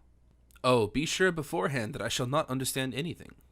"Well, well, try now, let us see." "That is what I am going to do. If, on the contrary, you are one of the members of this society, you will immediately answer me, yes or no." "Begin your questions," continued Baisimo, trembling.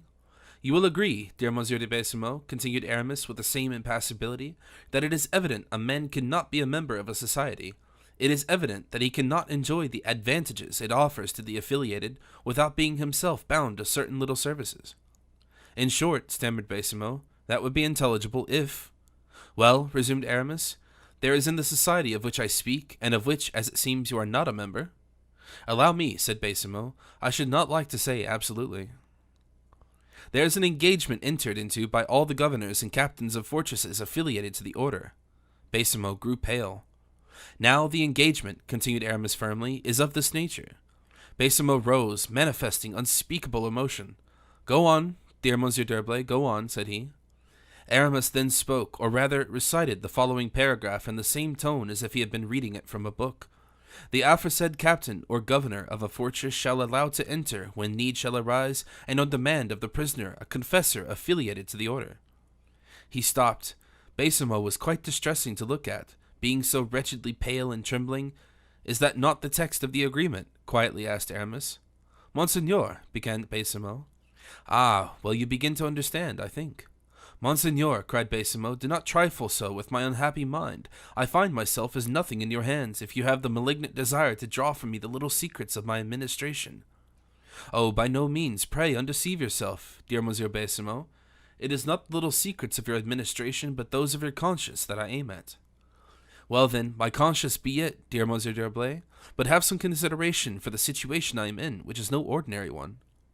"It is no ordinary one, my dear monsieur," continued the inflexible Aramis, "if you are a member of this society, but it is a quite natural one, if free from all engagement. You are answerable only to the king." "Well, monsieur, well. I obey only the king, and whom else would you have a French nobleman obey?" Aramis did not yield an inch, but with that silvery voice of his continued, "It is very pleasant," said he, "for a French nobleman, for a prelate of France, to hear a man of your mark express himself so loyally. Dear de Baisemeaux, and having heard to believe no more than you do." "Have you doubted, monsieur?" "I? Oh, no." "And so you doubt no longer?"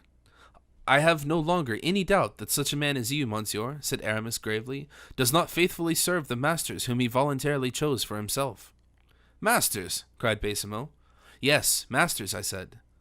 "Monsieur d'Herblay, you are still jesting, are you not?" "Oh, yes, I understand that it is a more difficult position to have several masters than one. But the embarrassment is owing to you, my dear Baisemeaux, and I am not the cause of it." "Certainly not," returned the unfortunate governor, more embarrassed than ever. "But what are you doing? You are leaving the table?" "Well, assuredly." "Are you going?" "Yes, I am going." "But you are behaving so very strangely towards me, monseigneur." "I am behaving strangely. How do you make that out?" "Have you sworn, then, to put me to the torture?" "No, I should be sorry to do so." "Well, remain, then." "Well, I cannot." "And why?" "Because I have no longer anything to do here, and indeed I have duties to fulfill elsewhere." "Duties? So late as this?" "Yes, understand me now, my dear Baisemeaux. They told me at the place whence I came, 'The aforesaid governor or captain will allow to enter, as need shall arise, on the prisoner's demand, a confessor affiliated with the order.' I came, you do not know what I mean, and so I shall return to tell them that they are mistaken, and that they must send me elsewhere."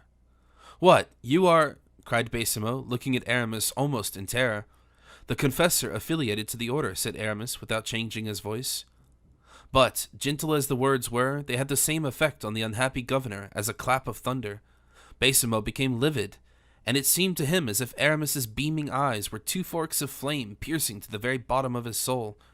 "The confessor," murmured he. "You, monseigneur, the confessor of the order." "Yes, I. But we have nothing to unravel together, seeing that you are not one of the affiliated." "Monseigneur!" "And I understand that, not being so, you refuse to comply with its command. Monseigneur, I beseech you, condescend to hear me." "And wherefore?" "Monseigneur, I do not say that I have nothing to do with the society." "Aha! I say not that I refuse to obey." "Nevertheless, Monsieur de Baisemeaux, what has passed wears very much the air of resistance." "Oh no, monseigneur, no, I only wish to be certain." "To be certain of what?" said Aramis, in a tone of supreme contempt. "Of nothing at all, monseigneur." Baisemeaux lowered his voice, and bending before the prelate said, "I am at all times, and in all places, at the disposal of my superiors, but—" "Very good, I like you better thus, monsieur," said Aramis, as he resumed his seat, and put out his glass to Baisemeaux, whose hand trembled so that he could not fill it. "You were saying, but—" continued Aramis. "But," replied the unhappy man, "having received no notice, I was very far from expecting it." "Does not the gospel say, 'Watch, for the moment is known only of God'?" "Do not the rules of the order say, 'Watch, for that which I will, you ought always will also'? And what pretext will serve you now that you did not expect the confessor, Monsieur de Baisemeaux?" "Because, monseigneur, there is at present in the Bastille no prisoner ill." Aramis shrugged his shoulders. "What do you know about that?" said he. "But nevertheless it appears to me—" "Monsieur de Baisemeaux," said Aramis, turning round in his chair, "here is your servant, who wishes to speak to you." And at that moment de Baisemeaux's servant appeared at the threshold of the door. "What is it?" asked Baisemeaux sharply. "Monsieur," said the man, "they are bringing you the doctor's return." Aramis looked at de Baisemeaux with a calm and confident eye. "Well," said he, "let the messenger enter." The messenger entered, saluted, and handed in the report. Baisemeaux ran his eye over it, and raising his head, said in surprise, "Number 12 is ill." How was it, then, said Aramis carelessly, that you told me everybody was well in your hotel, Monsieur de Baisemeaux? And he emptied his glass without removing his eyes from Baisemeaux. The governor then made a sign to the messenger, and when he had quitted the room, said, still trembling, I think that there is in this article on the prisoner's demand. Yes, it is so, answered Aramis, but see what it is they want with you now. And that moment a sergeant put his head at the door. What do you want now? Cried Baisemeaux. Can you not leave me in peace for 10 minutes? Monsieur, said the sergeant, the sick man, number 12, has commissioned the turnkey to request you to send him a confessor. Baisemeaux very nearly sank on the floor, but Aramis disdained to reassure him, just as he had disdained to terrify him. What must I answer? Inquired Baisemeaux. Just what you please, replied Aramis, compressing his lips. That is your business. I am not the governor of the Bastille. Tell the prisoner, cried Baisemeaux quickly, tell the prisoner that his request is granted. The sergeant left the room. Oh, Monseigneur, Monseigneur, murmured Baisemeaux, how could I have suspected? How could I have foreseen this? Who requested you to suspect, and who besought you to foresee? Contemptuously answered Aramis. The order suspects, the order knows, the order foresees. Is that not enough? What is it you command? Added Baisemeaux. I? Well, nothing at all. I am nothing but a poor priest, a simple confessor. Have I your orders to go and see the sufferer? Oh, Monseigneur, I do not order. I pray you to go. 'Tis well. Conduct me to him.